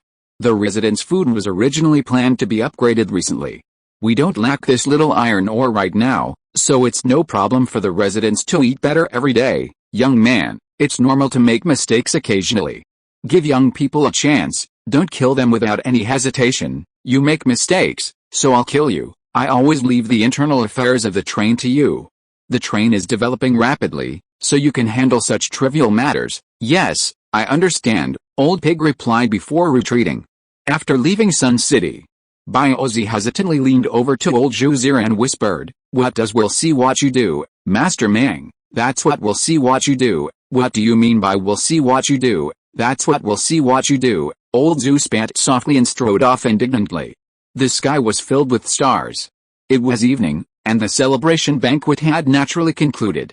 Afterward, all the residents went to sleep, after all their hard work the previous night. The remaining 2,000 mining robots had been busy all day inside the space gate within the carriage. In the afternoon, the 2 level 5 mines were completely mined. The balance of iron and copper ore returned to 100 million units. Chen Mang sat in his chair, staring at the computer screen. Scattered coke cans lay on his desk. He hadn't slept in a long time, and his mind felt groggy. Wormhole radar, colorful grade accessory. Crafting requires 1 million units of iron ore. Above the red grade are gold, pink, and then colorful. This was the highest grade accessory he had ever encountered. The crafting price was also incredibly high. Just crafting it required 1 million units of iron ore, enough to upgrade 2 white grade accessories to level 100. Infinite upgrades only allowed a particular accessory to be infinitely enhanced, its stats constantly increasing, and the added super-modular effects made it even more powerful. However, it seemed unlikely to produce a qualitative change. For example, even if the search radar was upgraded to level 1000, it might not be able to detect wormholes. This accessory was already the highest grade accessory on his train, a high-level fault. He glanced at his iron ore balance and pondered for a moment. He then spent 45 million units of iron ore to upgrade it to level 10 in one go. At level 1, this accessory could only detect wormholes within a 1 light-year radius, and only up to level 1 wormholes. Wormholes also have levels. Higher-level wormholes are often more stable, more hidden, and more difficult to detect. A level 1 wormhole radar could only detect level 1 wormholes. When the level reached 10, it would be able to detect wormholes within a 1 light-year radius. The wormhole radar's exploration range had expanded to 10 light-years, and the surrounding mining planets and inhabited worlds were all within its detection range. It could detect wormholes up to level 10, and upon reaching level 10, it gained 2 super mode effects. Wormhole radar level 5 super mode effect, energy consumption is halved. Wormhole radar level 10 super mode effect, wormhole stability can be assessed. Unlike enemy searching radar, the wormhole radar isn't always on, but only activated when needed. After all, each scan consumes more energy, and the larger the scanning range, the more energy it consumes. If energy consumption isn't a concern, keeping it on all the time wouldn't be a problem. He took a look. The current scanning range was 10 light-years, and each scan consumed 2 level 5 energy stones, or 10 million units of iron ore. That's a considerable price. He didn't need the wormhole radar right now, and even if he discovered a wormhole, he couldn't go there. His current goal was to reach the colorful area. But he wanted to take a look beforehand. After consuming 10 million units of iron ore to forge 2 level 5 energy stones and inserting them into the wormhole radar, bursts of purple light shot out from the control console in waves toward the starry sky as the energy stones shattered. After a few hundred meters, the purple light became almost invisible to the naked eye. Chen Mang was slightly stunned by the scene before him. Could this purple light be used for detection? How long would that take? 20 years, all around and back? Your technology is too backward. However, the next moment, beep, beep, a purple dot of light slowly appeared on the galaxy map on the console screen. Gradually, more purple dots appeared in the distance, but not all of them appeared simultaneously. Within a 10 light-year radius, the galaxy map showed 3 purple dots of light. This meant 3 wormholes. All 3 were naturally formed. The closest one was 0.3 light-years away, right next to the planet with a 78% iron ore content. A naturally formed, one-way wormhole, this is the end point. It's been 267 days since its formation, with an internal stability of 23%. The coordinates of the other end are unknown. A timeline slowly appeared on the screen. A natural wormhole might dissipate within a second of its formation, or it might take a billion years to dissipate. No one knows when a natural wormhole will dissipate, but one thing is certain, once it does, everything inside will vanish into nothingness. Escape is impossible. In the vast universe, no one would venture into a natural wormhole unless they were truly pursued to their limit. Even if they were lucky enough to survive, it's unclear where it would lead. It's a completely unknown entity. Even if the place it leads to is suitable for survival, there's essentially no chance of returning home. The other 2 wormholes are artificial, located 0.4 and 0.8 light-years away, respectively, on 2 planets with life, artificially constructed, bearing the imprint of Zerg civilization, a one-way, one-time, random wormhole. This location is the end point. It's been 212 days since its formation, with an internal stability of 47%. The coordinates of the other end are unknown. Artificially constructed, bearing the imprint of Zerg civilization, a one-way, one-time, random wormhole. This location is the endpoint. It's been 212 days since its formation, with an internal stability of 51%. The coordinates of the other end are unknown. It's obvious.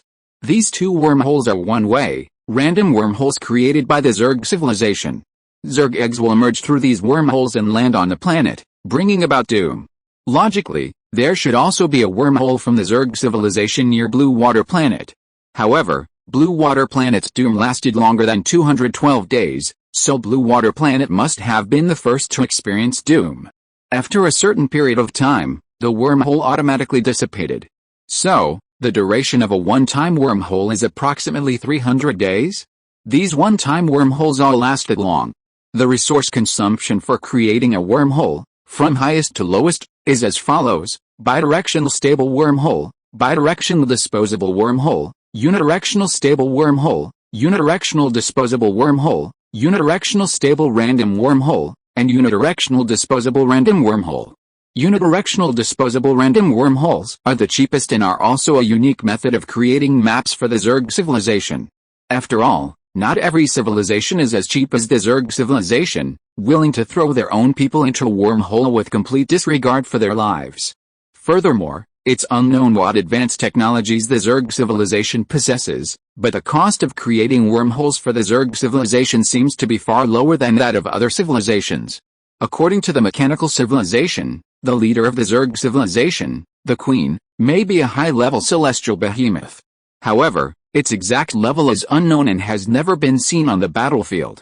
It's most likely A level or even S level. Generally speaking, the stability of artificially created wormholes is at least 90%. This stability means that the wormhole passage is relatively safe, rarely causing crises like particle storms. The stability of wormholes created by the Zerg civilization is only around 50%. This is definitely not due to lack of ability. Rather, it's about conserving resources. Using the cheapest resources, they create a vast number of wormholes and larvae, spreading out like locusts. Once they detect a high resource area, they establish a bidirectional stable wormhole and launch a massive attack. In other words, the end of Planet Aquamarine was a completely unprovoked disaster, hardly a declaration of war by the Zerg civilization. Billions died, yet no one in the universe knew about it, like the death of an ant. Chen Mang silently gazed at the three wormholes on the galaxy map. Their coordinates had been recorded. While they wouldn't be used, it was still helpful to have them in mind. The entire universe felt a bit like a ravaged underground, burrowed back and forth by countless trains with drills, carving out tunnels. However, these tunnels weren't three-dimensional, but four-dimensional. On the surface, everything appeared normal, but in reality, who knows how many wormholes there were in the universe, with countless wormholes appearing and disappearing every moment. His goal was the mining planet 0.3 light-years away. Once he was ready, had the means to create a wormhole, and could survive in the Starry Sea, he would head there. Most importantly, no one knew if something strange would emerge from those three wormholes one day, or if the ants that had matured on this planet would send back the coordinates of this place, establishing a stable two-way wormhole and then attacking in force. It had to be quick. Chen Mang lit a cigarette and looked at the information on the control panel screen. Although ZioAI's evaluation was that the resources here were completely beyond the eyes of the Zerg civilization, and the Zerg civilization's army would never come here, he couldn't pin all his hopes on it. What if? What if it really came? What would he do? Waiting to die there? This batch of mines must be mined as soon as possible, and after upgrading the train, go to the red area, and then head all the way to the colorful area. At this moment, Chen Mang was slightly stunned when he looked at the galaxy map that suddenly changed.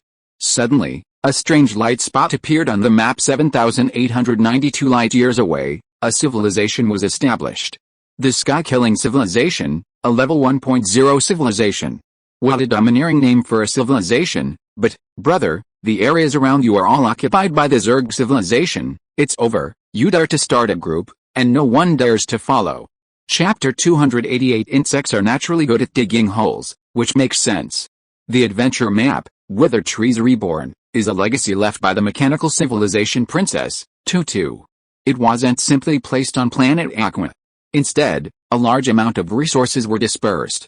For any planet invaded by Zergigs, the nearest shuttle would rush as quickly as possible and leave the adventure map on that planet. However, Planet Aqua is a little special. The level 200 AI from Princess Tutu's train remains there. The most important reward in this legacy is actually a special item, the Galaxy Map. This is a unique tool for the mechanical civilization and can only be used by inserting it into the train. Each civilization has its own unique tools, such as the Zerg civilization's ability to rapidly increase its troop numbers and create numerous wormholes using extremely cheap resources. This galaxy map updates in real time, showing the real-time changes in the surrounding galaxies within 10,000 light-years, and even showing civilizations below level 1. Normally, Zerg exploration methods are completely unable to actively detect civilizations below level 1. Therefore, even in the Zerg core area, as long as a civilization below level 1 is only a few dozen light-years from the Zerg homeworld, it is considered barely safe. What do you mean? Chen Mang stared at the suddenly promoted level 1 civilization, the Sky-Slaying civilization, on the galaxy map. His eyes were fixed on the screen, and he silently counted down. In his mind, the Sky-Slaying civilization was on the brink of annihilation. But, after patiently waiting for 10 minutes, the Sky-Slaying civilization's planet remained lit up, peacefully, without the slightest change. It seems that this Zerg civilization is not doing well. Chen Mang raised his eyebrows slightly. They have all run into your base camp, and you didn't wipe out the clan in 10 minutes. I thought they would be killed in seconds as soon as they showed up. It's not a simple thing. Zio AI's voice was heard in the train cabin. Even if you know that a civilization has been promoted on that planet, it is still very difficult to go to that planet. You first need to know which part of the space near that planet is in a stable state. Only space in a stable state can create a wormhole. If you don't know the coordinates, forcing it to be created will only cause it to collapse instantly and consume a lot of resources. This is a very time-consuming process and extremely resource-consuming. This is a newly promoted level 1 civilization. It poses almost no threat to the Zerg civilization. According to common sense, the Zerg civilization should not care about this civilization at all. After all, the next moment on the screen of the galaxy radar, a purple light spot suddenly appeared thousands of light-years away. It was a symbol of the formation of a wormhole, but this purple light spot dissipated as soon as it was formed. What's going on? Chen Mang frowned, glancing at his wormhole radar. It could only detect wormholes within a range of 10 light-years, and he hadn't activated it just now. How could a wormhole thousands of light-years away appear on his galaxy map screen? However, he didn't have much time to ponder. This was just the beginning. Immediately, the entire galaxy map was dotted with countless purple dots of light, appearing randomly, with no apparent logic behind them. Thousands, nearly 10,000 dots of light filled the galaxy map almost instantly. The screen was too small to see clearly. He displayed the galaxy map on the huge screen on the side of the train.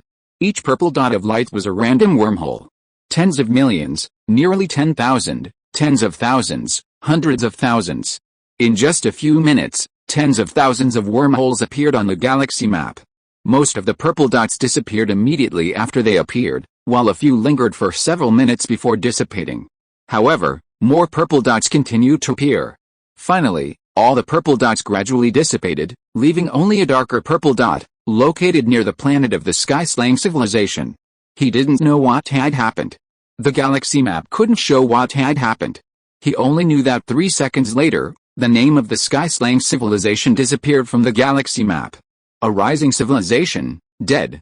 Chen Mang remained expressionless and silent for a long moment before he whispered, "You just said that according to common sense, the Zerg civilization would ignore it." This, Zio AI's bewildered voice echoed inside the train cabin. According to common sense, they would indeed ignore it. A level 1 civilization with only one primary planet wouldn't know how to consume so many strategic resources. It's like using missiles to kill mosquitoes, a complete waste of resources, unless this Zerg civilization is very territorial and has absolutely no tolerance for the presence of other civilizations within its base. In other words, your initial reasoning could be wrong. Which reasoning? You said the Zerg civilization would most likely not come to Blue Water. According to common sense, it's true. Okay, don't talk about common sense. I have a headache. Chen Mang rubbed his temple lightly and sighed wearily. A deep sense of powerlessness washed over him.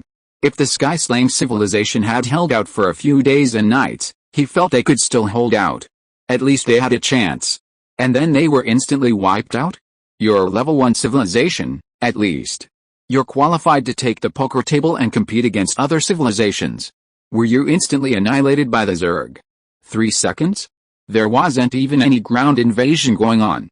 A single shot from the mothership's main guns probably melted you.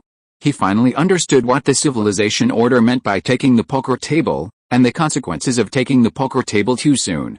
After a long moment, Chen Mang regained his spirits, but murmured in a daze, "This Zerg civilization is completely unreasonable.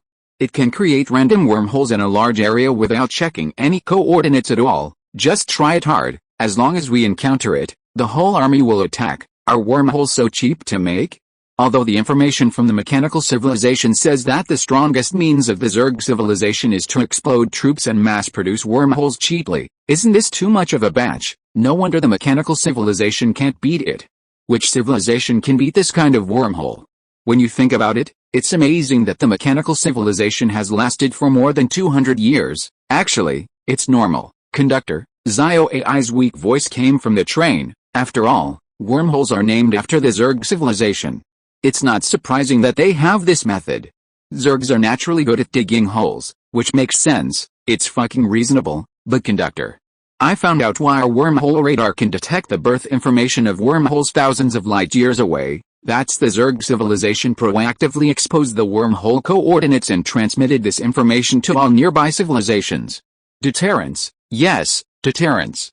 Let all civilizations know clearly that advancing to level 1 in this area will result in this. We must destroy this civilization as quickly as possible, at all costs, to prevent further disruptions. It seems the Zerg civilization should be aware of the many civilizations in this area. Of course they are, but as long as they haven't reached level 1, they haven't really entered the game. With so many inferior civilizations, it's impossible for the Zerg civilization to eliminate them all one by one. Then if I didn't have wormhole radar, wouldn't he be winking at a blind man? If they can't even receive information, then this civilization won't be able to advance to level 1 anytime soon. There's no need to worry. Civilization advancement. Chen Mang leaned back in his chair, lit a cigarette, and looked thoughtfully at the galaxy map on the screen. He didn't know what the point of civilization advancement was, but what if he didn't? Wouldn't he just keep upgrading his trains? It sounded like civilization advancement was very dangerous. Once promoted, everyone would be hostile. The galaxy map only allowed detection within a radius of 10,000 light years. In the left third of the map, countless crimson planets formed a star chain. These planets were the territory of the Zerg civilization, bearing the mark of civilization. The Sky-Slame civilization had ascended to civilization in this area. It was part of the Zerg headquarters, and more were likely outside the map.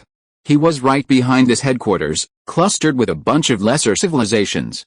It's not so bad, actually. Chen Mang glanced at the galaxy map. The Zerg civilization is definitely still at war with some other civilization. When we leave the blue water planet in the 7-colored area, we'll slowly mine the planet behind the Zerg base, then head to the right side of the map. We can't defeat them, but avoiding them isn't enough. Let's just abandon our home planet and live on the train. You see how dangerous a base is. A single main gun cannon shot can't reach us. Then we'll just drift through the universe, becoming a wandering civilization. We'll return once we've grown stronger. Sleep. Chen Mang stood up and headed to the shower to wash up before heading back to his bed. Even if the sky fell, he'd sleep first. There was no rush, so he could only grow as fast as possible. If tomorrow really came, he'd be dead. What else could he do? That thing is completely unreasonable. Even the gods would die here. Without the wormhole radar, he wouldn't have known he was in such dire straits. He was still wondering where he'd go after leaving Blue Water Planet, given the vastness of the universe. Now he didn't have to think about it. Escape. What followed was a massive escape. The universe was vast, but there was no place for him. Damn the Zerg, he had hated those damned Zergs since he was a child. Sooner or later, he would encircle the Zerg civilization within his domain, letting that damned Zerg civilization feel the same powerlessness he felt now. Huh? Just then, Chen Mang suddenly noticed that an inhabited planet on the galaxy map seemed to be moving. He immediately walked from the bed to the screen. Zoom in on the galaxy map of this area. This time he looked closely. A planet inhabited by the Kishan civilization was fleeing at high speed in the opposite direction of the Zerg civilization. Is this running away? Chen Mang looked at the planet on the screen with a strange expression. It seemed that it was better not to have a base. He had to run with the ball along with him. How tiring. But why are they all calling themselves the Heaven-slaying civilization and the Heaven-equaling civilization? What a bunch of nonsense.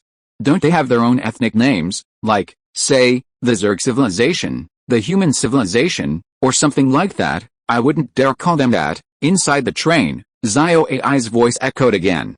The mechanical civilization is actually considered a human civilization, but there can only be one major civilization in the universe.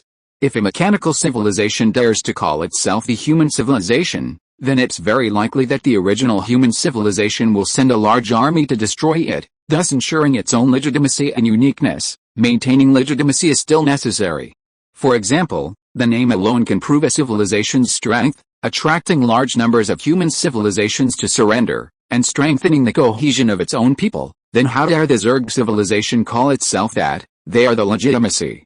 No one can defeat them. Whoever is stronger is the legitimacy. That's right. Okay. Chen Mang nodded silently and walked towards his bed. He had been thinking about rebuilding human civilization in the future, but now it seemed that he could call all civilizations fuck you. If you don't let me call myself the human civilization, I'll fuck you up. Damn it, why does everyone in this universe want to take him down? They really think he's easy to bully.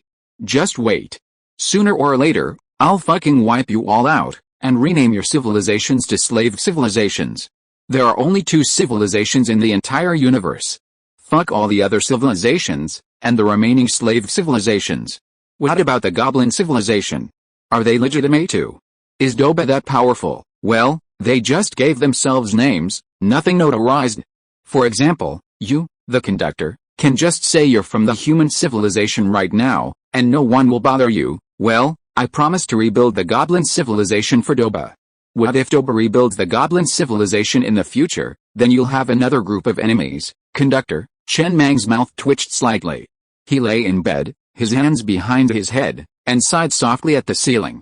He hated the feeling that anyone could come up and trample him. He had to hurry. Faster. He had to trample every other civilization to death. Only then could he sleep peacefully. Otherwise, he'd have trouble eating or sleeping. He drifted off to sleep. In his dream, he traveled through time again, this time to the Zerg, becoming the Queen Mother. With a wave of her hand, she arrogantly dispatched hundreds of thousands of random wormholes across the universe, slaughtering other civilizations with abandon. What a shame, she said as dawn broke. Chen Mang regained consciousness, tilting his head to look at the dream stone beside his bed, and said with a touch of regret, I think the Zerg civilization is stronger. Can we switch factions? That crazy digging feeling is so satisfying. He then rose, washed up, lit a cigarette, and sat in a chair, flipping through the train log. Residents had already begun mining for the day, both inside the train's space gates and outside. The space gates couldn't accommodate a large number of residents. He had established the remaining 48 mines, split between the train's space gates and the surrounding wasteland. 6,000 residents and 2,000 mining robots were already working frantically. However, the efficiency was still too slow. Chen Mang glanced at the screen.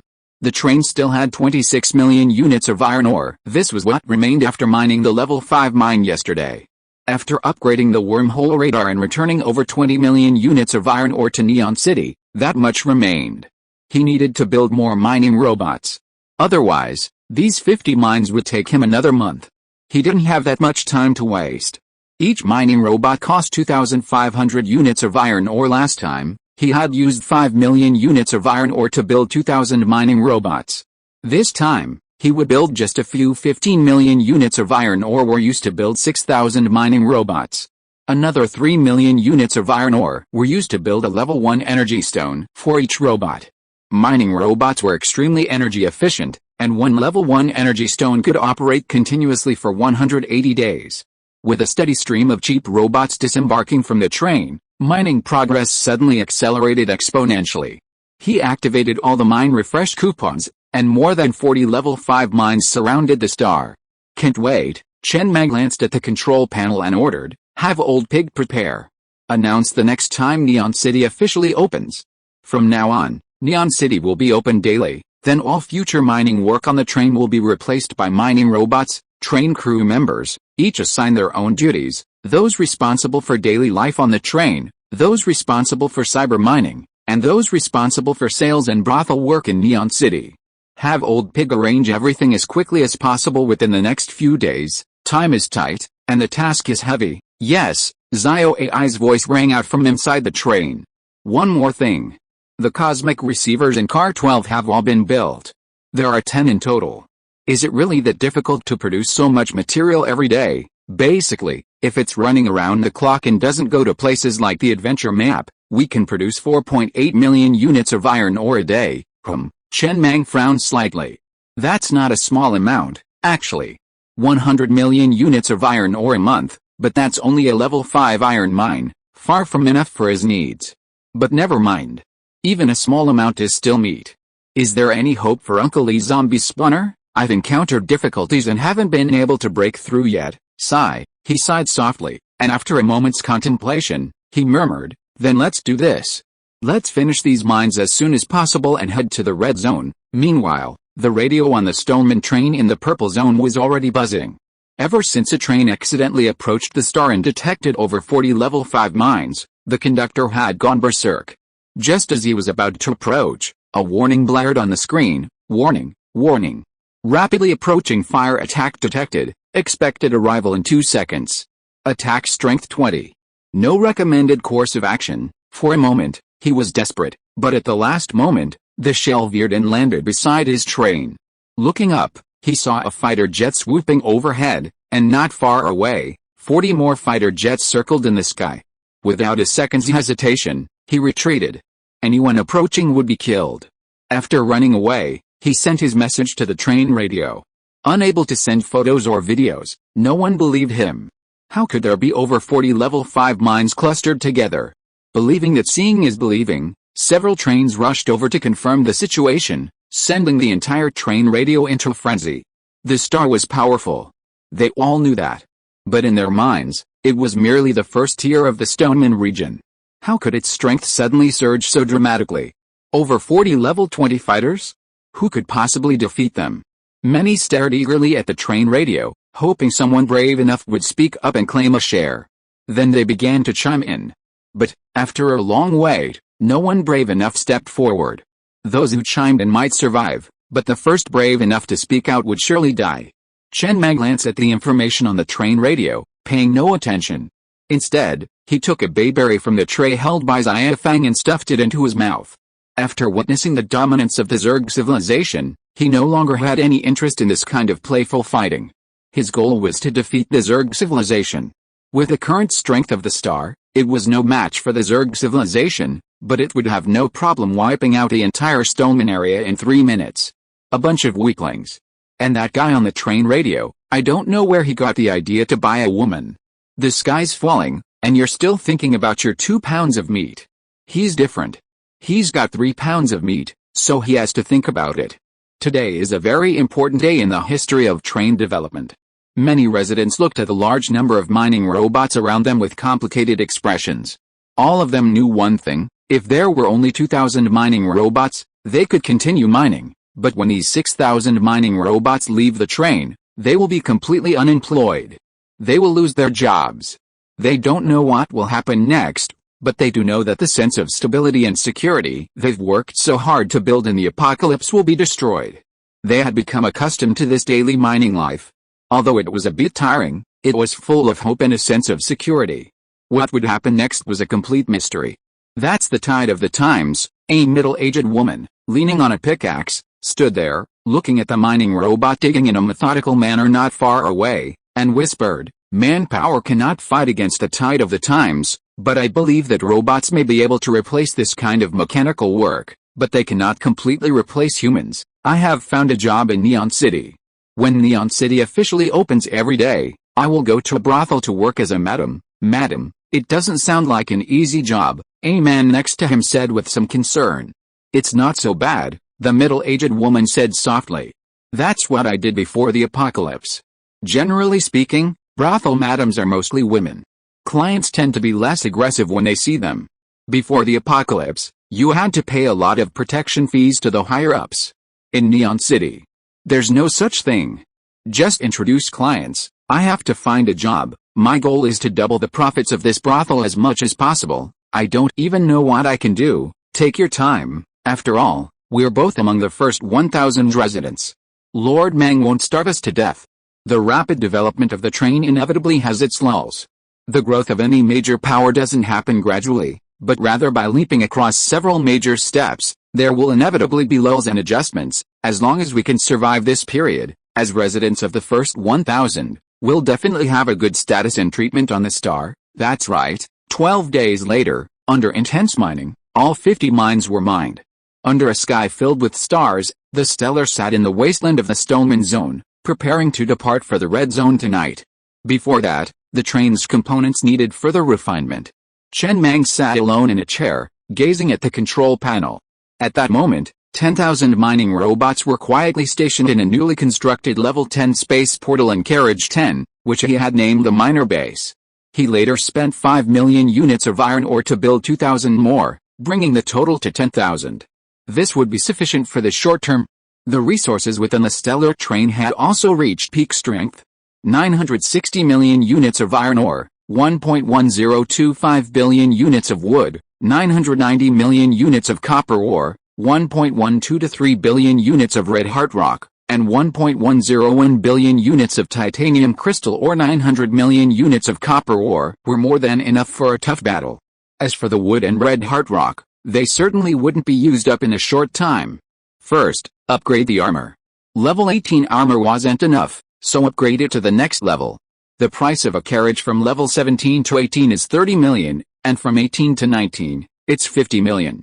There are 16 carriages in total.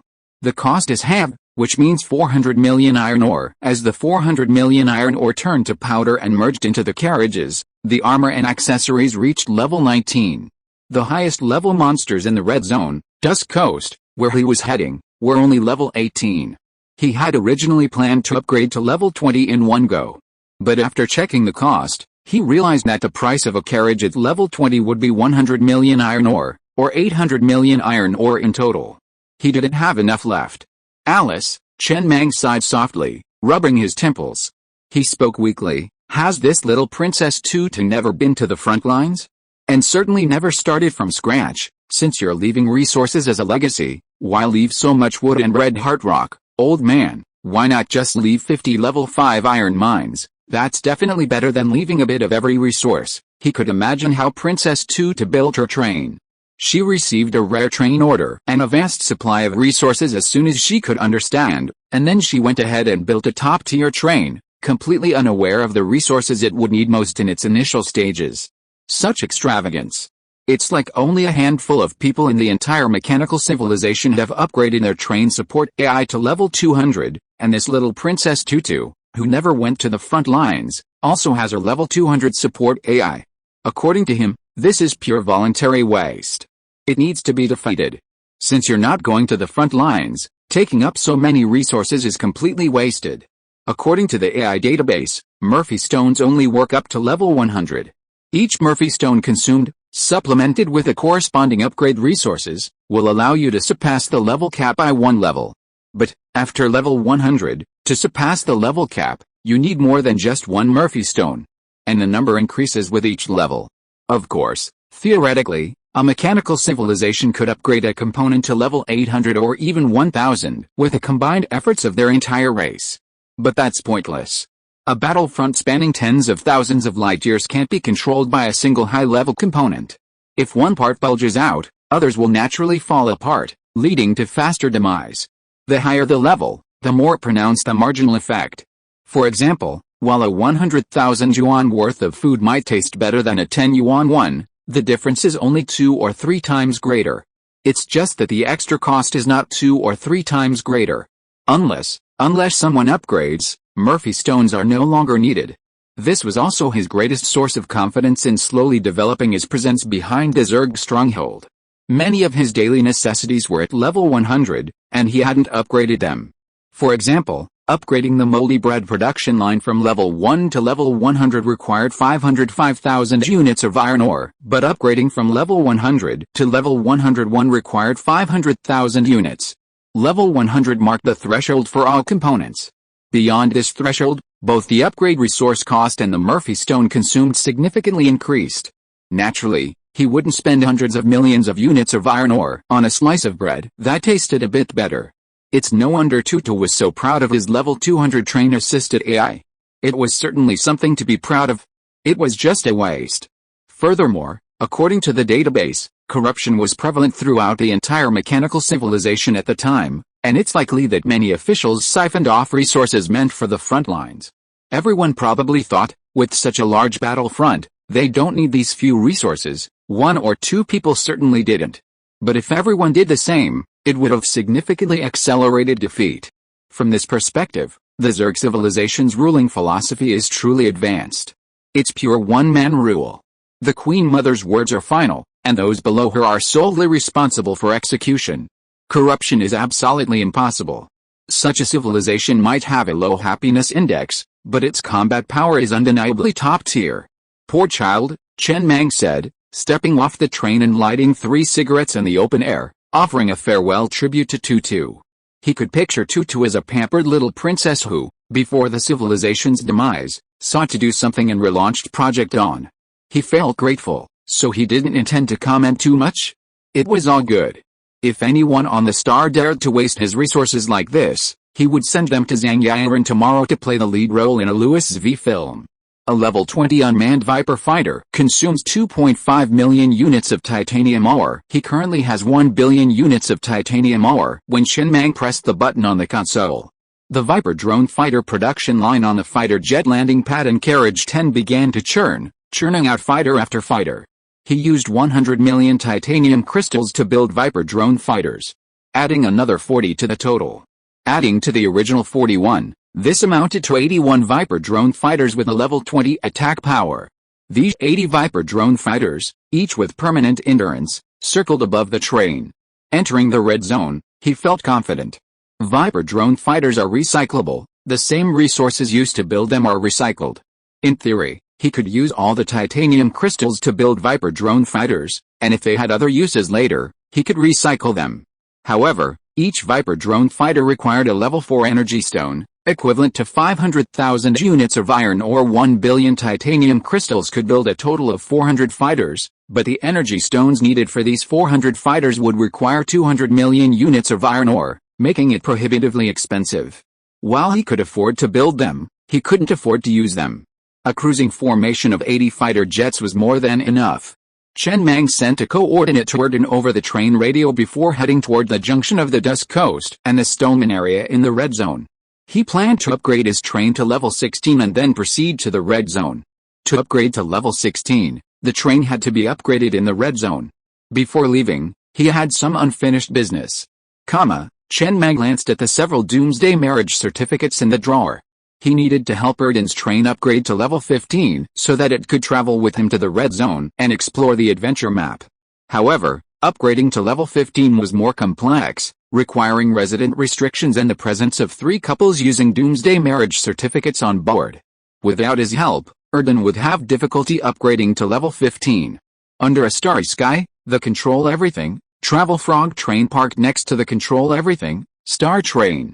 The large and small trains formed a stark contrast.